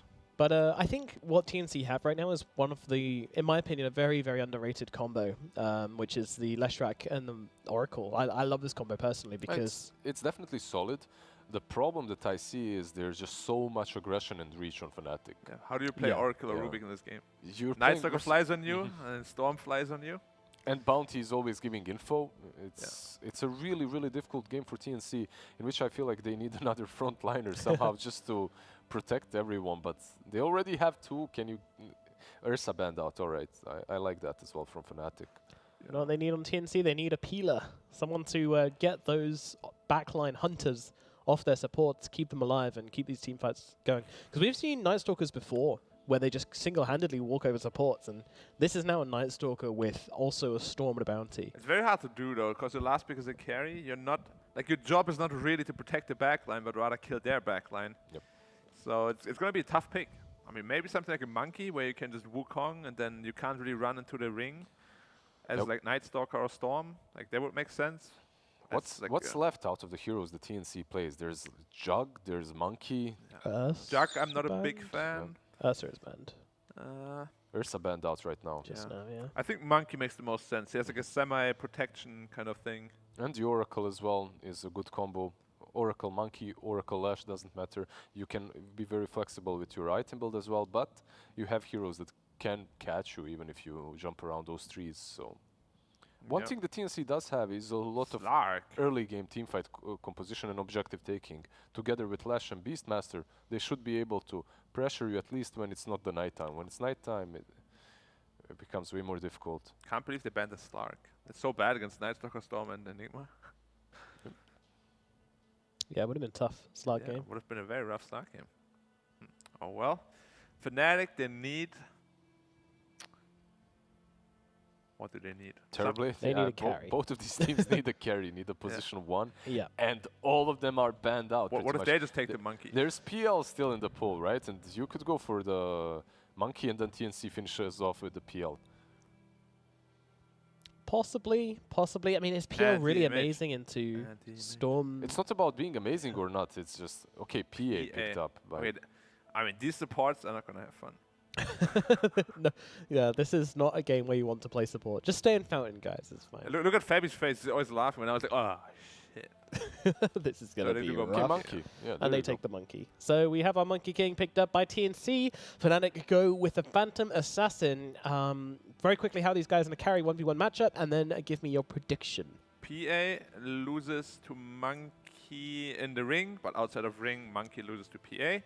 But I think what it really comes down to is that the supports of TNC can't really play Dota, in my opinion, in this game. And is that the closing factor for you? Yeah, I'm going to go Fnatic. Going for Fnatic. Lizard. Yeah, I think it's very even. Both of these teams have a lot of teamfight potential in the mid game. I'll still go with the Fnatic. Night Stalker, Storm, Bounty Hunter. Tell me, Black, how would you feel if you were this Rubik? I would feel like hopefully Are they you kill scared? my Oracle first. And I can run away. Push him in front. Yeah. Full staff him out there. Yeah. Well, you know what, guys? I'm going to go with TNC. I have a good reason, though. I'm not just saying that to be the contrary guy. I actually think this game's going to come down a lot to vision and a lot down to catch as well. And I think when it comes to that, they don't have better catch, but they do have better vision. And I think that makes it very even. They got Beastmaster. No, they got Monkey King. Versus Night Stalker and Bounty. Good. Vision. Yeah. Yeah. Makes sense. Vision.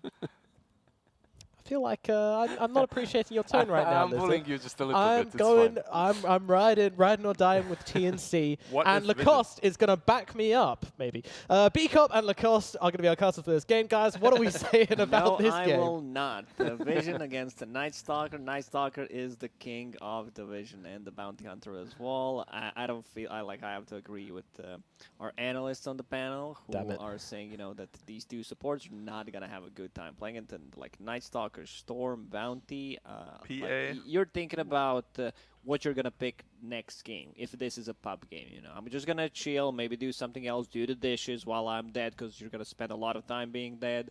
It's gonna be a rough one, I think, for the supports. Alrighty, Biko, very quickly, what is your prediction? Nomad, you know, we got to prove these analysts wrong. Going with you, TNC. Just for that reason. Just, you know. And I read some coffee beans earlier. Nice. All right, just slide that one in there.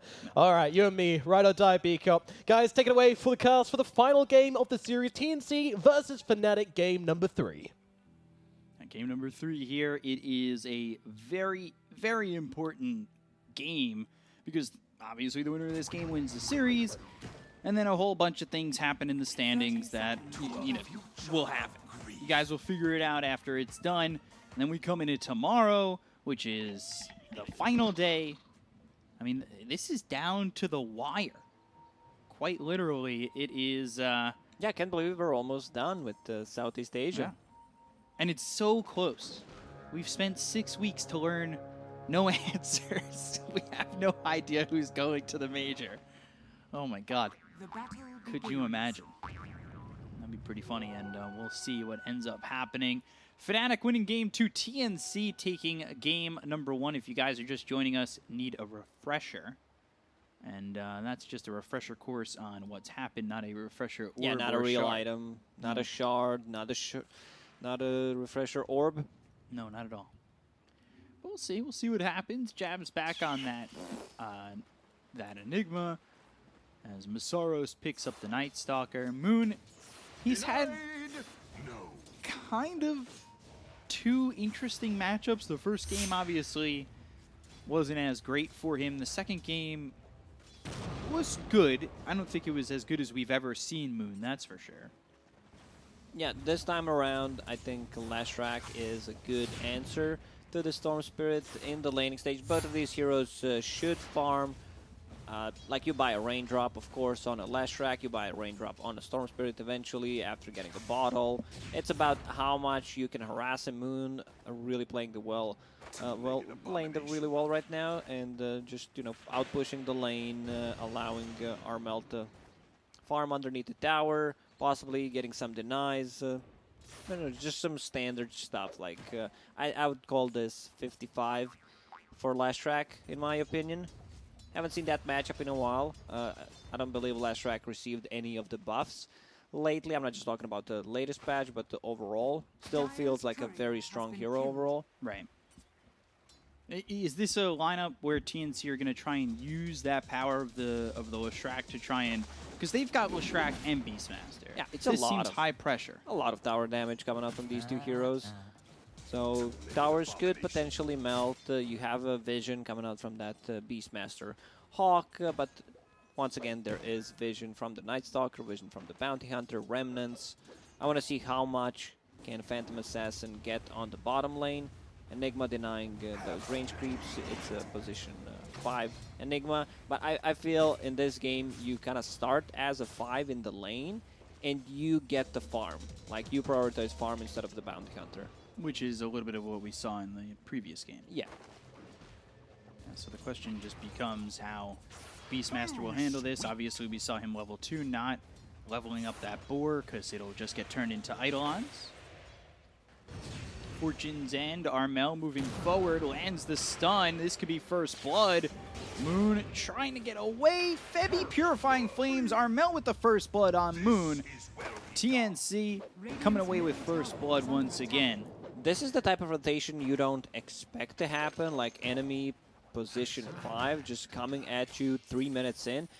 The supports come at 4-minute mark. Like, this is not allowed. This is illegal. Like, you can only secure the runes at 4-minute mark.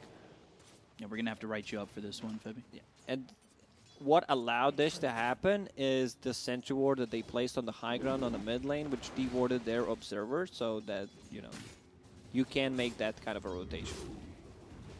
Yeah, you know, this is something that Febby was trying to get done in the last game. Well, really the first 2 games as a Spirit Breaker, where we saw him first yeah, that's game why successful. He was level 1 7 minutes in the second game.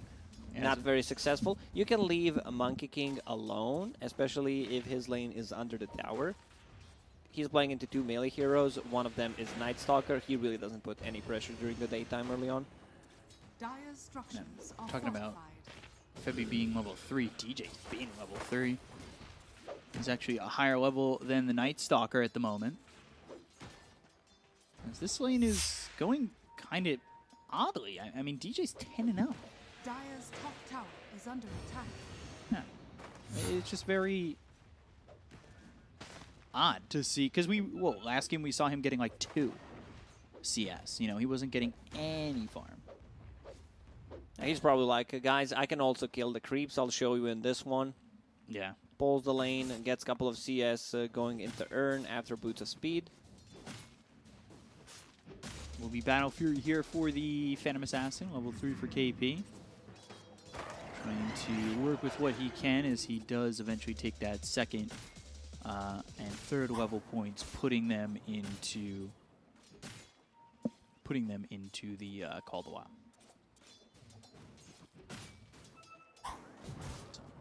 Going after the boar, Raven. All right, let's get some extra gold if he could get it, but KP with the deny.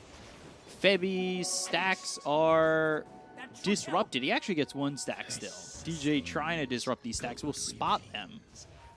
This could be really good for Armel, who takes out the Urn. They killed his Urn, but only for 1 minute and 15 seconds. Those early kills don't matter that much. Febby, as you mentioned, stacking. Lashrak, one of the best heroes in the game to clear the stacks with. Once you hit that level 6, Pulse Snow, especially the 2 camps that he has been stacking. Like you just pull 1 and get double the value from the Pulse Nova. Very easy to actually clear.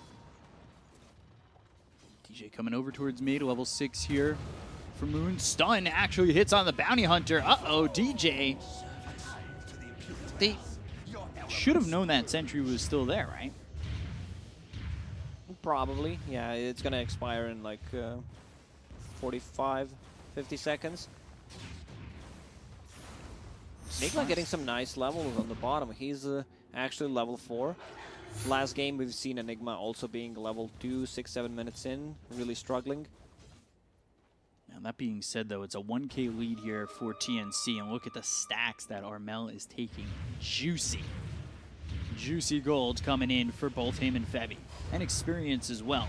Some that Febby's gonna desperately need, trying to get to that early level 6. Get to the False Promise as quickly as possible. It is that first nighttime, but I'm not sure Masaros is going to be able to do much at the moment. Now Fizz, KP getting run down. DJ's here. KP hit with the Stifling Dagger, and that will secure it for Raven. Unfortunately, DJ does not have that Urn. It would be like a good portion of damage when you play a Bounty Hunter. Sometimes it's all you need to finish the hero off. Now it's nighttime, so Masaros dragging the creep wave back. Yeah, just trying to it's very hard for him to right? just stay in the lane, play against the Monkey King, so this is some really nice stuff that he's doing right now, manipulating the creep wave. Moon, he's in. Getting chased, Masaros, he doesn't have the Crippling Fear, but I'm not sure that's going to matter.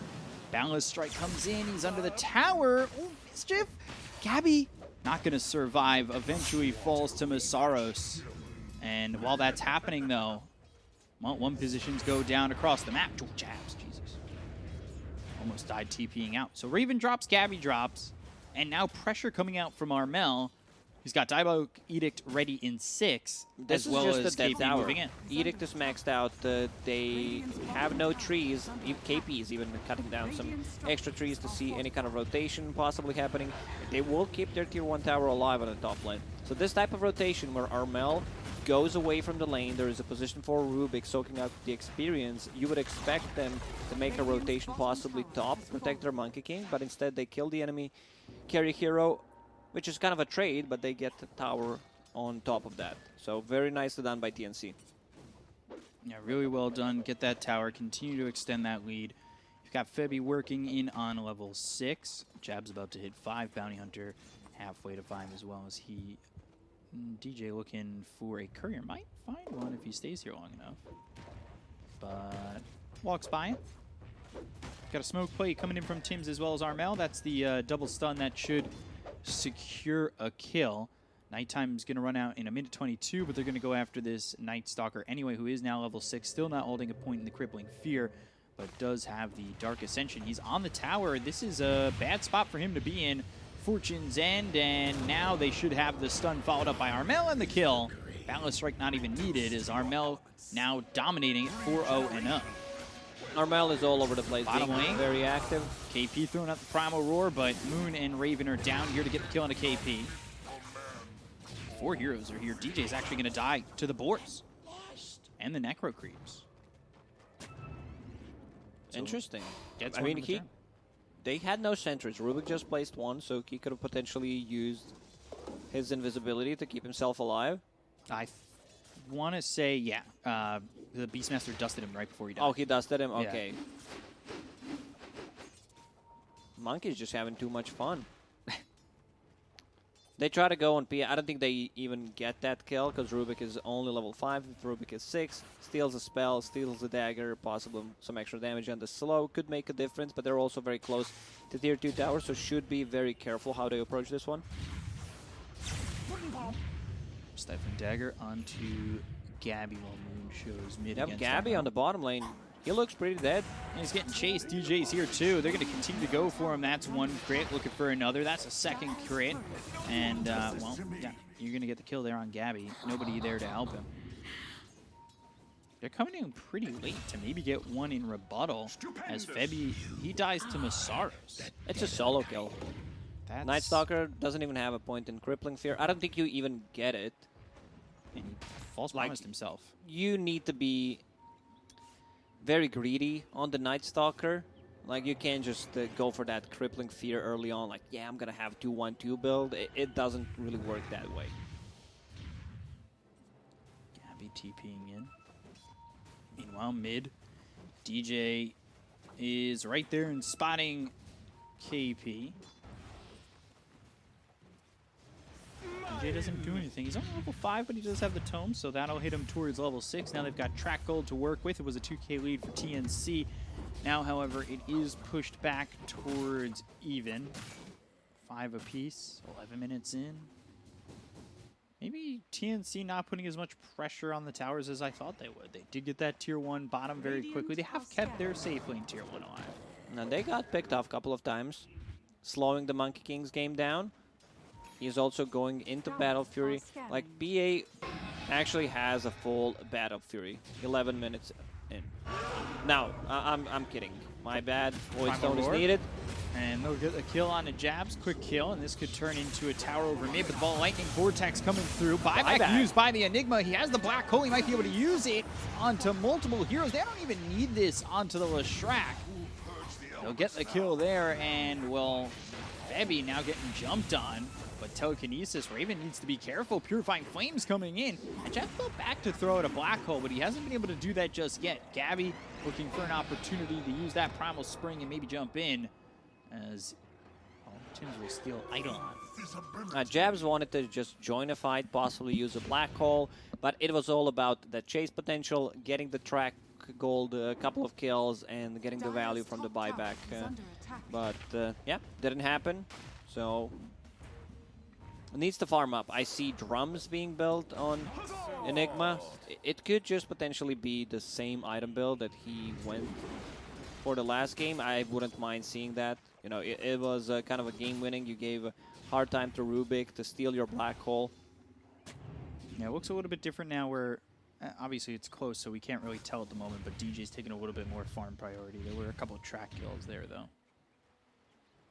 And Bounty Hunter is not a hero that farms the creeps. He just wants to be able to kill the couriers, kill the heroes, get that track gold going. Yeah. So those creeps are still not going to be touched, which allows Jabs to get his farm.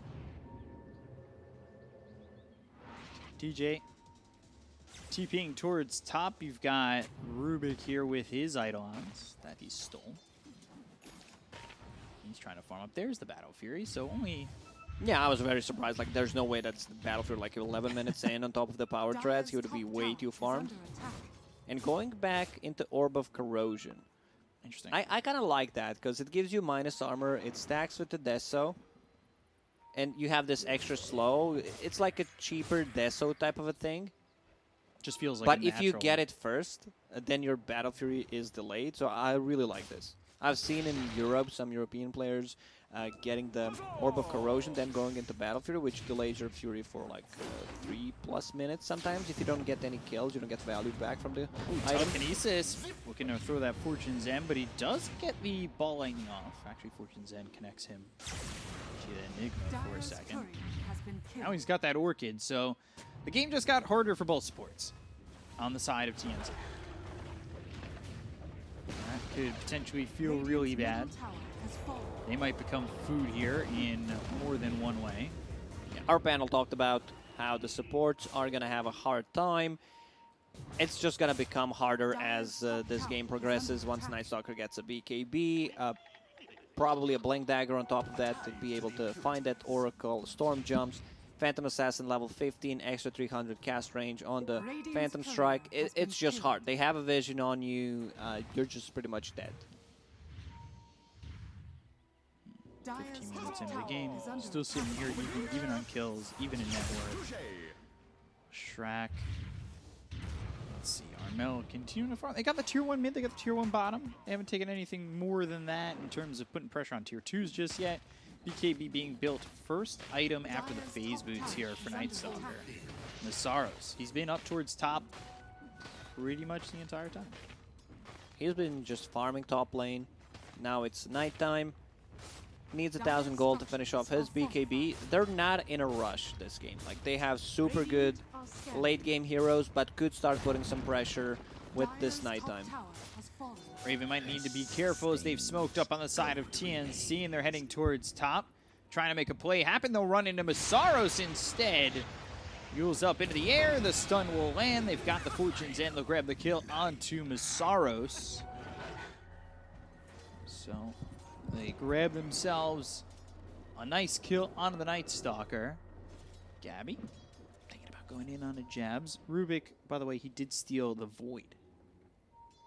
And he's almost got enough gold for a Blink Dagger with Arcane Boots. So Rubik's pretty farmed. He really is. Not the best spells to steal this game. Maybe Track, Black Hole of course, Midnight Pulse. Well, if he goes Ags again, I like the Void option. Okay, he's going Black Hole, DJ's here. Uh-oh, this is a kill onto Gabby. It's not Gabby who gets the kill on the Jabs, but Jabs who gets the kill on the Gabby. And Gabby was eyeing that one out for a long time. That feels really bad for the Monkey King. It's a tough matchup for Monkey King, playing into Track, playing into Night Stalker, flying over you, Midnight Pulse to cut down your trees, Storm Spirit. It's just going to be tough. And to go back to the item build from Rubik, he decided to go for Mech this time around, which I really like. Instead of just picking up a Blink Dagger, they need to, once they go together, they need to be able to survive through initial burst. And this Mech kind of covers a bit of the weaknesses that they have with their lineup.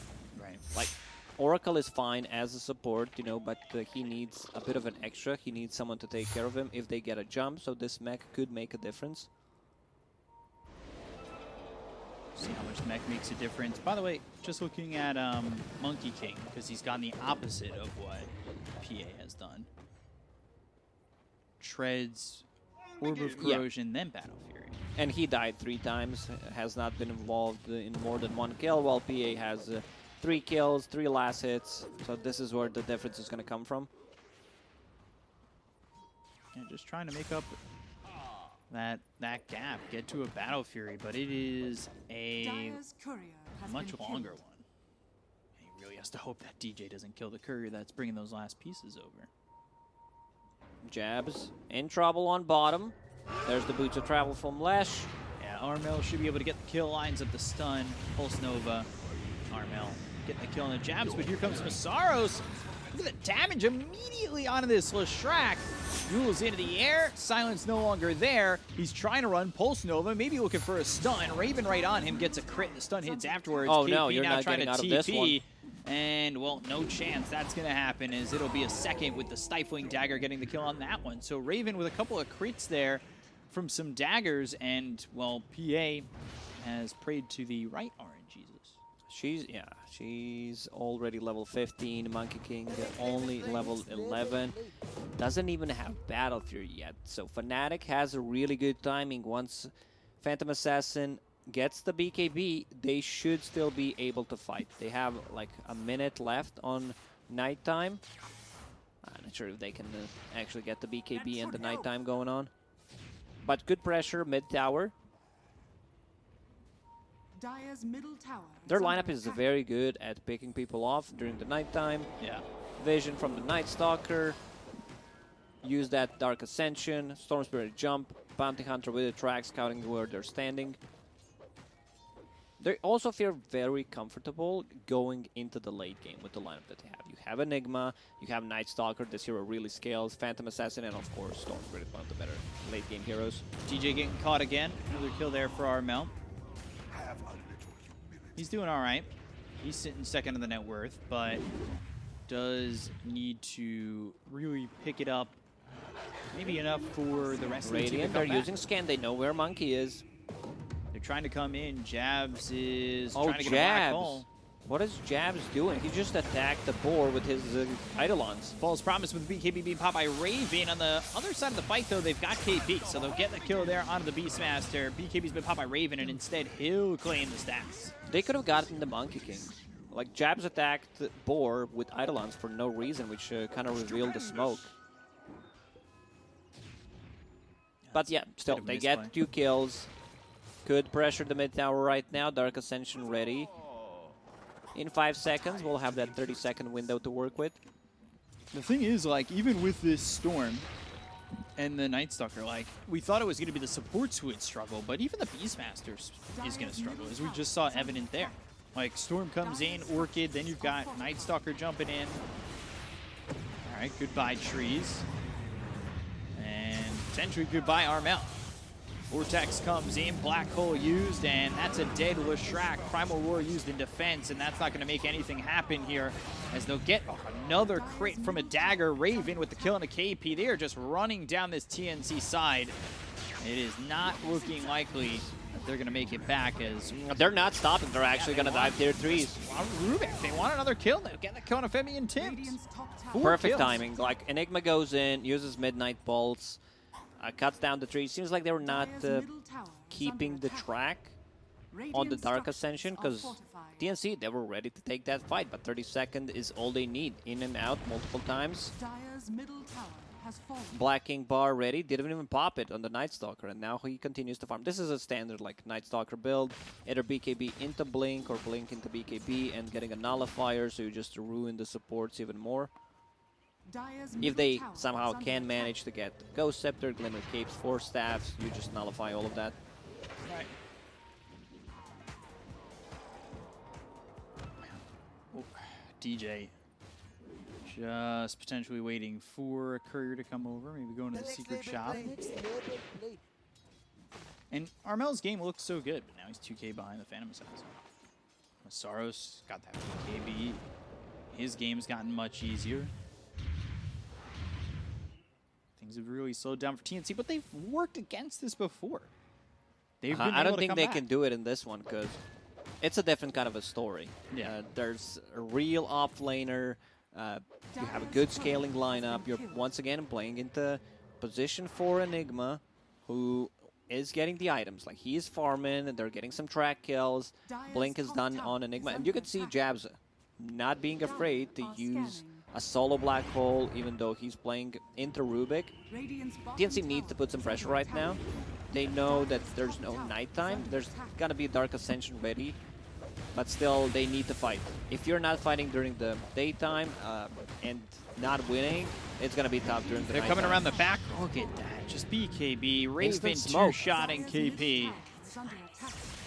It's just unfair at that point. Smoke gets broken, balling in with the Vortex onto one, the Orchid onto the other. They'll go after Tims. They've got the track. They'll steal the ball. Lightning and Tims. He's tracked, but he's gone. False Promise. Keep Maybe just trying off the to track. TP Wait, out. just wait with the new track. Here it is. Still getting the kill. When you see more than like 3 charges on Urn/Spirit Vessel, you know either the player's playing bad or they're dumpstering them so much that you don't even need to use it. And you choose which one it is here. Playing bad? Not really. I tried. You tried. It's always 50-50 with me. I either get it wrong or I get it right. No, it's just they don't even need to use it. You know, Yeah. this also item ruins the Monkey King. Monkey going into Aghanim Scepter. It's a very greedy build once again that we've seen like 3 times in a row coming up from the off laners. Now we see it from the safe laners as well. It's a farming item. It's also kind of a fighting item, but you still need a BKB. He has double BKB queued up. That's how badly he wants it. Can they withstand the early onslaught? You say it's very difficult, but the BKBs are getting lower. You know, Night Stalker... 10-second BKB? He still hasn't used his BKB, even though he's had That's it for a good so long. sign. All right, well, you know, it's 8 seconds for Raven, though. Storms is 10. Never mind, they're not getting lower. Well, they're getting low. They can only get lower. Ravens is 8. That's how it works. You can't have 11-second BKB. Although, if Ice Frog made a BKB level 2. BKB 2? Yeah, that sounds balanced. That makes you spell, immune, and physical. Just invulnerable for 5 seconds. And you can't attack. This is what this new tier 5 item is doing. Always forget the name. The Shadow Book of Shadows? Prism. Well, yeah. Book of the Shadows. Oh, BKB pop my Moon, not going to get hit by the stun. Fortune Second comes out. They've got the Crippling Fear onto the Rubik, and this is the chase that we were talking about. They'll get this kill onto the Rubik. They already got the kill on KP. They'll take out Febby. They should get more. And Moon's in with no mana left, so he needs to be careful. Wukong's command, Black Hole. Black Hole. Wukong's is gone, and now the Black Hole is out, and it's on a 2. But it's just not going to do enough as they lose Jabs and Moon, but can they still salvage the fight?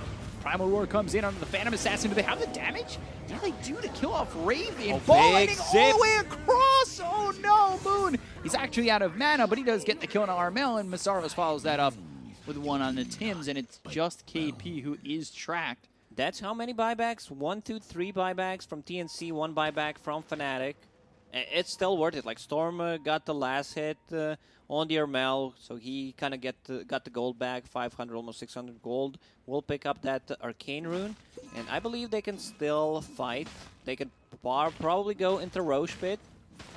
Yeah, as we said, like these supports are gonna struggle. Templar Assassin has full Abyssal Blade. It was a nice dodge, try to go for it, but once the BKB is down, Leshrac damage is insanely high, so you need to be very careful about that one. Stole the Black Hole, threw it on a 2. And they controlled Raven really well once the BKB was no longer available. But obviously Storm buys back. Now, your focus could be Storm in the next fight, right? Take him out. You know he doesn't have buyback. If he's your first target, maybe you can turn this one around. They should probably force a Roche fight. No Wukongs for 20 seconds. They are lurking around. There's still a couple of Hawks scouting things out. Always nice to have that vision.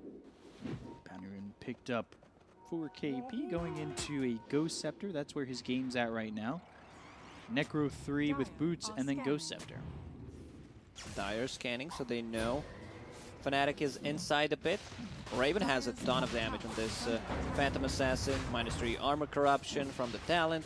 Orb of Corrosion also -3. They do not want to contest this. No Black Hole, no stolen Black Hole. So yeah, they're just gonna let this one get through. I'm just wondering who's gonna pick up the Aegis. They still decide to give it to Raven, even though Moon bought back on the Storm Spirit. I'm a little surprised because you know there's no Black Hole. You have Wukongs, you have Primal Roar. Can you fight into this? I mean, it's a close fight where maybe you land a stun coming in from the Leshrac. If you could bait out the BKBs, back off, and go back in. I mean, I know it's big ifs, but you're down 12k. It feels like you maybe have to take that risk.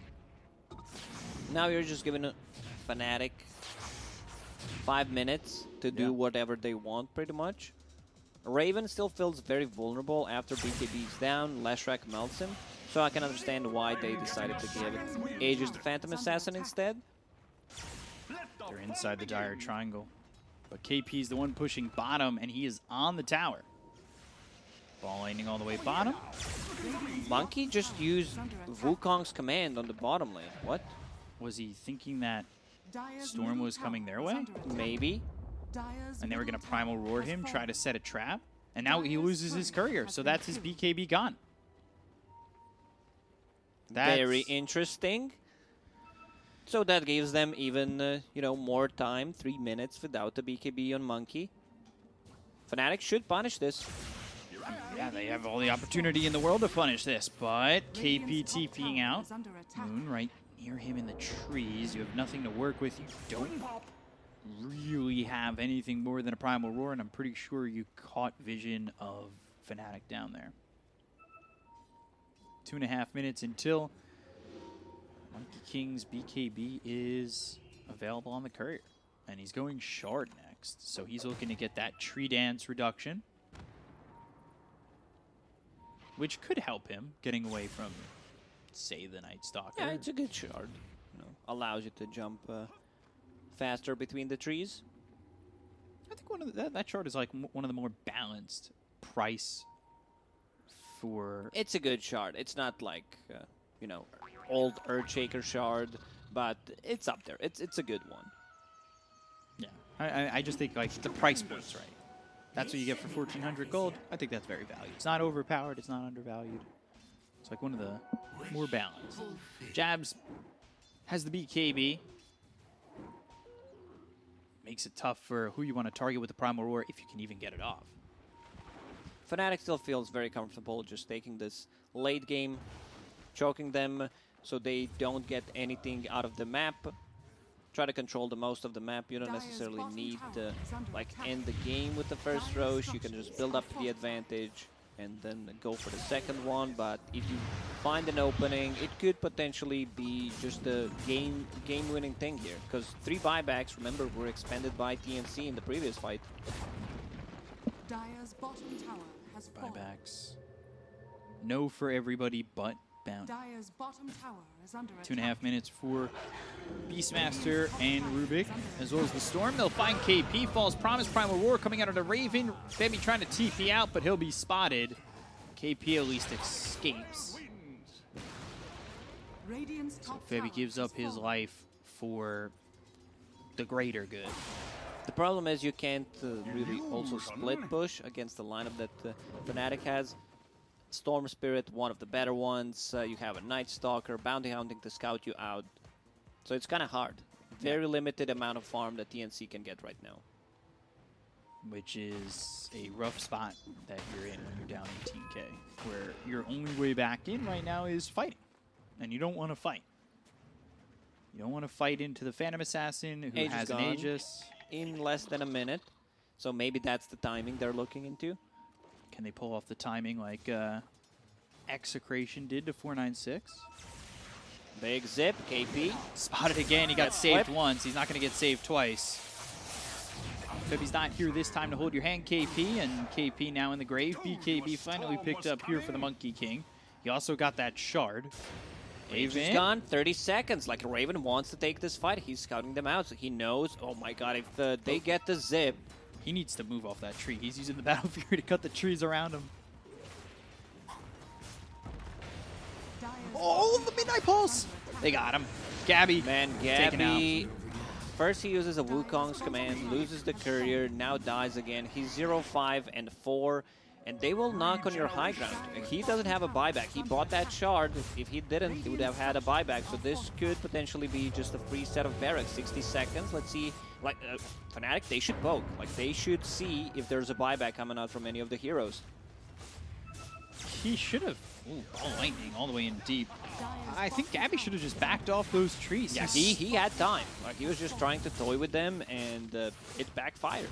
Yeah, and knowing that they were looking for him too, because Phantom Assassin's taking out trees, you know they have a way to quickly, you know, deforest the area. Yeah, huge mistake there from Gabby. 28 seconds, they might actually try to deal some damage to tier 3 tower as well. They might actually be able to take the tower, maybe even take the melee barracks. They will check, you know, see how it's gonna go. 15 seconds.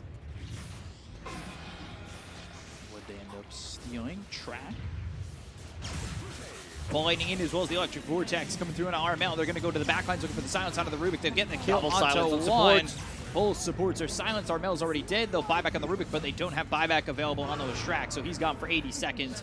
Primal Roar is used on a Moon. Do they have the control? They've got the telekinesis with the balance strike as well as the damage to get the kill. He's gone for 2 minutes, but he does have buyback. Phantom Assassin can't fight inside the Wukong's command, but they will buy Another back. buyback from Moon. It just came off cooldown. They want to end this game. Yeah, they get the kill on a Tim's. It's going to be 2v5 in this situation, and looking very much like it's not happening for TNC here. Wukong's on cooldown for another 70 seconds. Fnatic will take the high ground, and I honestly think that they'll shut the door on this game. Yeah, that Monkey King move where he did not want it to go back. Yeah, I believe that's game. They have no buyback. There it is, Last Track GG. does not have enough gold, so that brings Fnatic to 6-1, which gives them the first place in the groups. And Neon is playing against D1. Tomorrow. Yeah, Neon is 5-1, so if Neon loses to D1, that means Fnatic is going straight to the major. Yeah, so this is, you know, big consequences for the table. For a lot of teams in this region, this series had a lot of consequences. It's something that's been very exciting, and we've seen it throughout a couple regions where it's been so close that the last week has so much meaning. I mean, that series itself, I wonder what the tension was. I wonder what the pressure was. Like, you know, whoever the panel have the privilege to interview, like, I'd love to know. How much pressure is it on taking this series compared to other series? Yep. Was there more there and everything like that? But it was just gave them a free question. I'm giving you guys some free questions there on the panel. You know, I think of them all the time. I just keep them to myself mostly. I just kind of keep my mouth closed outside of this room right here. So, yeah, a good series overall from Fnatic. I think games 2 and 3, they looked a lot better. TNC and 3 and 4, but they do look promising. Like, I don't think, if you saw any other team at 3 and 4, I don't think they're thinking, you know, this team is as good as TNC showed. That's for sure. So that's it for this series. 2-1 in favor of Fnatic over TNC. Going to throw it over to the panel, get their thoughts. Back over to you guys.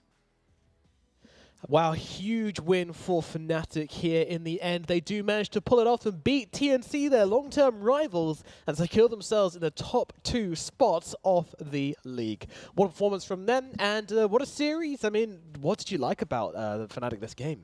I mean, it was really just a draft.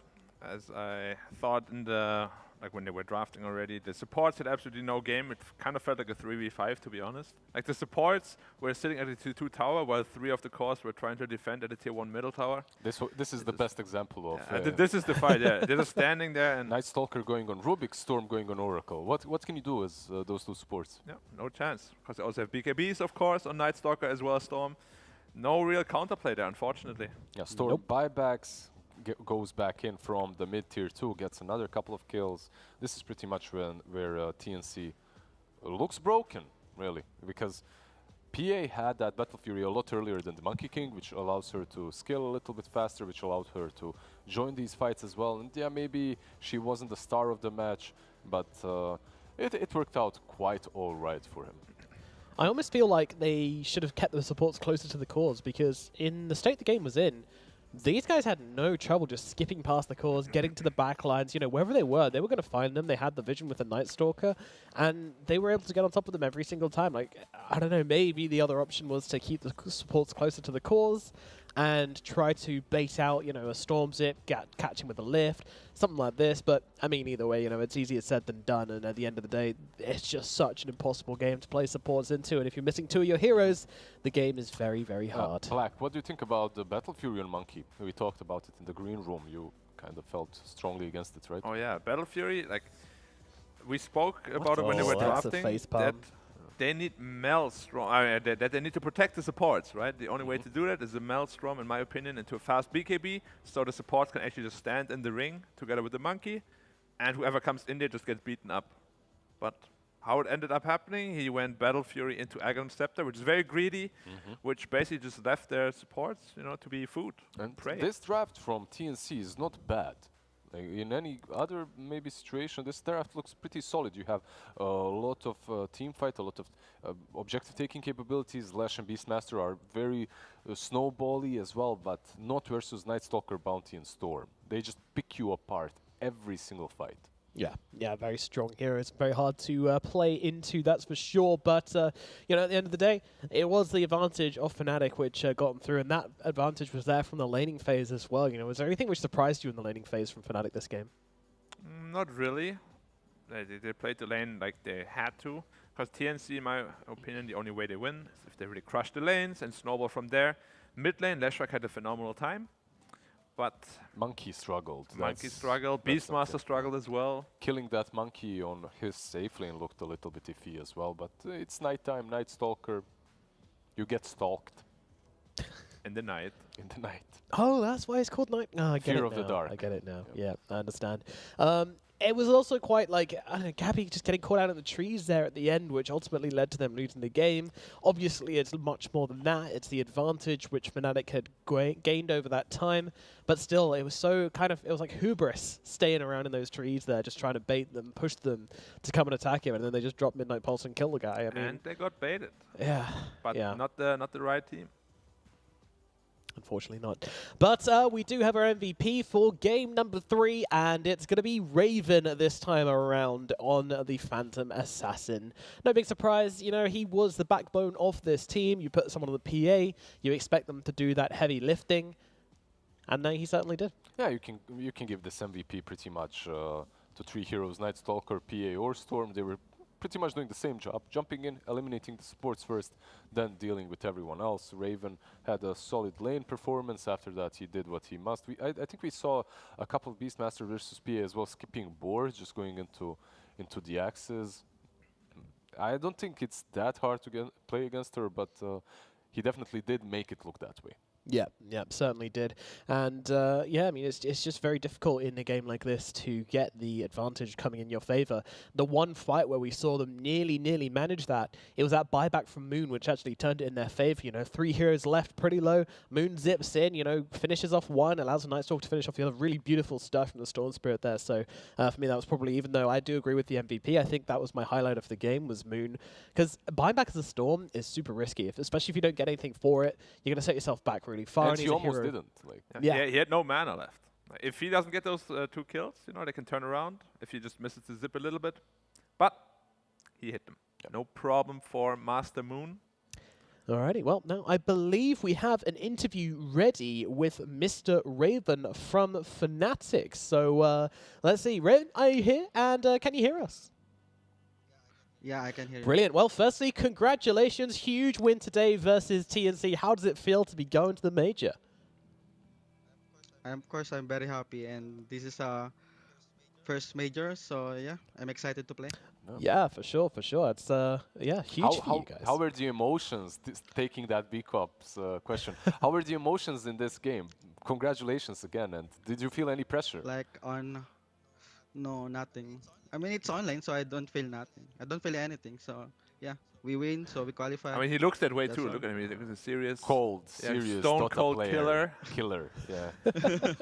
Is that kind of like the team's kind of mentality to kind of put the emotions aside and just play good Dota? Oh no, I think it's just me. Okay. I think Masaro is so excited to go to the majors already. That's good to hear. That's good to hear. So, are you guys happy you were able to beat the Gabby Morphling? And is this something which you predicted and prepared for? No, actually not. We didn't expect that he gonna play the Morphling 2 times. So when the 3rd game, we just ban it. You know. Fair enough. Fair enough. Now I got a question. In game 1, why did Alchemist end up going Battle Fury? What was like the thought behind that? Yeah. I think because he said that he can carry the game. Like, I don't want the Aghanim for you guys. I will carry the game my own.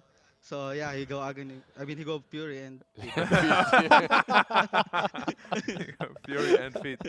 Love the honesty. So it's really close in this region, obviously. You know, we've got 4 teams trying to get to the major right now. You guys have just confirmed that spot. Amongst the other guys, what do you think is going to be the biggest factor in deciding who's going to make it to the major? like, who's the team? What do you yeah, if the team, who do you think is going to make it to the major? Of course, the Neon, I think, because I think they're really strong. And I'm not sure about the TNC and T1 because they both so strong right now. So maybe the Fnatic. I mean the Yeah, maybe Fnatic Fnatic, for yeah. sure. yeah. So obviously you guys are confirmed for the major. What are your expectations about where you guys will come? First. We don't have expectation. We just need to do what we can in our games. So I don't really expect anything. We just play. Just play. Nice. I like that mentality. Alrighty. So my last question from me is going to be, which other region do you think influences the Southeast Asia region the most? I think the Europe because of the Alke. Right now, the Alke is famous in Europe. So then we tried the Alke. It doesn't work. So yeah, I think the most influence. Yeah. Fair enough. That makes sense. Any more from you guys, or no? Is there any team that you're looking forward to playing in the major? Want to play versus Secret. Of course. Everybody says because that. they're the best team. Everyone wants to. Everyone wants a piece of Secret, that's for sure. I feel like you guys are very hungry for it already. Well, we're going to really enjoy watching you guys play at the major, and of course, another huge congratulations to you guys. It's going to be great to see you there. Thank you very much. Goodbye. Thank you. Bye-bye. Bye-bye. Stone Cold Killer. Stone cold, no emotions. Oh, we qualified for the I'm major. cold. It's online. I feel nothing. Nothing. What do you want from me? Those guys, the guys from my team, They're so happy, they're but weak. not me. They're soft. They're happy for the major. I Me? feel nothing. Nothing. Yep, just another game, just another target, another bunch of teams I'm going to beat. Goes well with the anime hat too. It really does, yeah. He's like the anime villain, which you love, isn't he? He's an anti-hero. Yeah, anti-hero, exactly I right. also love how that he guy. just said, yeah, he said he can carry, and then he fed. Yeah. He said he can carry the game, and then he feed. It's literally pub mentality. Yeah, just let me buy Battle Fury. Screw the logic, screw the strategy, screw everything. I'll carry from the offlane. Yeah, and you can tell, they're clearly a guy who's just like, if I say what I think. So I'm definitely looking forward to see more from Raven as they make their way over to the major. And yeah, again, a huge win for these guys. He said their first time at a major as a team. So it's going to be great to see what they can do, what they can pull off, and how they react to the pressure. And now that means the standings are looking something like this. Bye-bye. Fnatic confirmed top 2. Yep. We don't know if they're first or second yet. It is up to Neon. Huge difference between the two as well. If Neon win their next series, they'll both be 6-1, and we'll have to play a best-of-1 tiebreaker to decide who's going to the playoffs and who's going to the group stage. Meanwhile, we also have T1 and TNC and Boom still all in contention for the next spot. Ooh, So TNC and Boom, tonight they're going to light a candle. Hope that T1 loses to Neon. That's their only shot right now. Yeah, if T1 wins, then Neon is second. No, then No, Neon and T1 have to have another tiebreaker, huh? Yes, they would. They would play another best-of-1 against each other to find out who's going to make. But either of them is and second third. and third, then, right? Yes, if they win, yeah. If they lose, then TNC and Boom get to play with T1 in a big old mess. Basically, they have to play each other in a tiebreaker, 3-way tiebreaker, which is going to be. I almost want to see it, guys. I don't know. Am I sadistic? I want to see it. It can go endless. It's gonna be 4 last cycles. forever. Yeah. You beat me, I beat you, they beat us. Who has more energy in that day? Like during that day, who had a better breakfast? That's literally what it can Probably come down white to. one, because he always eats. He doesn't need breakfast. He just eats all the time. But I really would like to see it because of Boom as well, because of 23 Savage standing in or playing for them right now, and it's looking interesting. I just want some more dotes. You're just a boy who wants some more dotes, aren't you? Well, it is now time to announce the prediction king of the day amongst us talented folks. We have been predicting each series and each game, and our king of the day, the Reptilian King, is Lizard. Congratulations, dude. You did it. Yeah. I'm an invoker. You're a prediction invoker. You invoked the correct predictions. I just invoked them. No disrespect to all my fellow analysts, but you need to step up your game a little bit. Oh, I'm predicting save every game. What? Nothing. Yeah, good job. Literally predicted the opposite team last time. Everyone went with one. I went with the other. It's just skill, no luck. Yeah. Thank you. Congratulations. Thank you. Well Thank done. you, Good ladies job. and gentlemen. Well done. Thank Well you done. very much. Claps, please. Claps. Oh, well, Black. There's always next time. But it should be a loser of the day. That would definitely be me. But oh, I don't think so, but you're not a loser in my heart. ah, thank you, man. You're I appreciate welcome. it. You're welcome. What was your biggest surprise of the day then? Other than Alchemist building Battle Fury, I'm not giving you that one. Raid King. Going Midas. Damn it. offlane. Yeah, some very unexpected offlane builds in this series for sure, and not really working out too well. Yeah, we've had some crazy games today. In the first series and in the second, it really did come down to the offlaners and the way they played. If they were given the right heroes for the role, the Alchemist on the offlane definitely did not work out. Don't copy other regions, especially not with I mean, they're copying item it builds. wrongly. Exactly, especially not with item builds that aren't meant for that. I hope nobody hero. from other regions copies this item build now. They're like, yeah, It's Battle Fury the Alchemist. circle of To be Life. fair, yeah, life. of meta, I don't know, Sure. but it doesn't sound like Masaris is going to get away lightly with that one. I mean, there was very little holding back, and he was like that in the interview. Then face to face, well, I think there Luckily might be they won. a light roasting. Yes, it's lucky they won. If they indeed. didn't win, they would haunt him forever, probably. Yes, in his next team, which maybe no, I'm just kidding. 2,100 Tombstone. That's some Battle Fury. KYXY level right there of griefing. Yeah, man, yeah. But I mean, he's self-admittedly, you know, the newer player on the team, trying to prove himself. You know, he sees his opportunity. He's like, yeah, I'm going to do it. I'm going to go in and make my name for myself. And doesn't Give me work the out. spotlight. Definitely did grab that spotlight in the other two games. Night Stalker was on point. Timbersaw single-handedly almost carried the game, so he redeemed himself. He had his redemption arc. He certainly did. He certainly did. The big redemption for Masaris, even earning MVP in game number 2. Alrighty, folks. Well, as mentioned, we do have plenty more Dota coming up. And by plenty more, I mean one singular series, perhaps. But then maybe some tiebreakers. And that'll be tomorrow as we have Neon Esports versus T1. A key series, not just for these two teams, but also for every single other team in the region. I mean, it determines who's going to be first, who's going to be second, who's going to be third, who's going to be fourth. It determines who can get to the major, who can't get to the major. TNC and Boom both watching with bated breath. It's really, really crazy at this point. I mean, how much this series matters. The last series of the entire tournament, and it is going to just change everything, whichever way it goes. And also a pretty good series on its own, right? You know, not only because of the implications that it carries, we have seen T1, Black's favorite team in the league, constantly improve across the league from week 1. They went like, yeah, exactly, a steady upward trajectory. Meanwhile, Neon, they looked solid from the get-go. A small little dip at the end, but yeah, a little cheeky. Hopefully that won't ruin them in the end. And either way, you know, are they guaranteed? Are they guaranteed already? They are guaranteed top 3 at least, right? Yes, Neon, I believe. So they are either way, they're going to the guaranteed major. top 2. No, I Neon think. isn't, right? Neon could be top 3, and three? T1 could grab top 2 if they beat them. Yes. Yes, trust me on that. Lot to figure out here, folks. I trust you implicitly, Black. Thank you, Yes. thank you, All right, we'll go for that. Trust Black's math. Yes. Yes. Yeah. He is. As you should. German Definitely. engineering, etc., etc. Yeah. Okay. Yeah. Well, that's going to just about do it for today, folks. That's about all we have time for. I mean, we're not going to be sleeping. We're going to be awake all night. Looking forward to the next series, which, of course, is Neon versus T1, the big decider, the grand finale. Tune in for that one tomorrow. But from today, we're going to be saying goodbye from the SEA DPC. Thanks a ton for watching, and we'll see you tomorrow.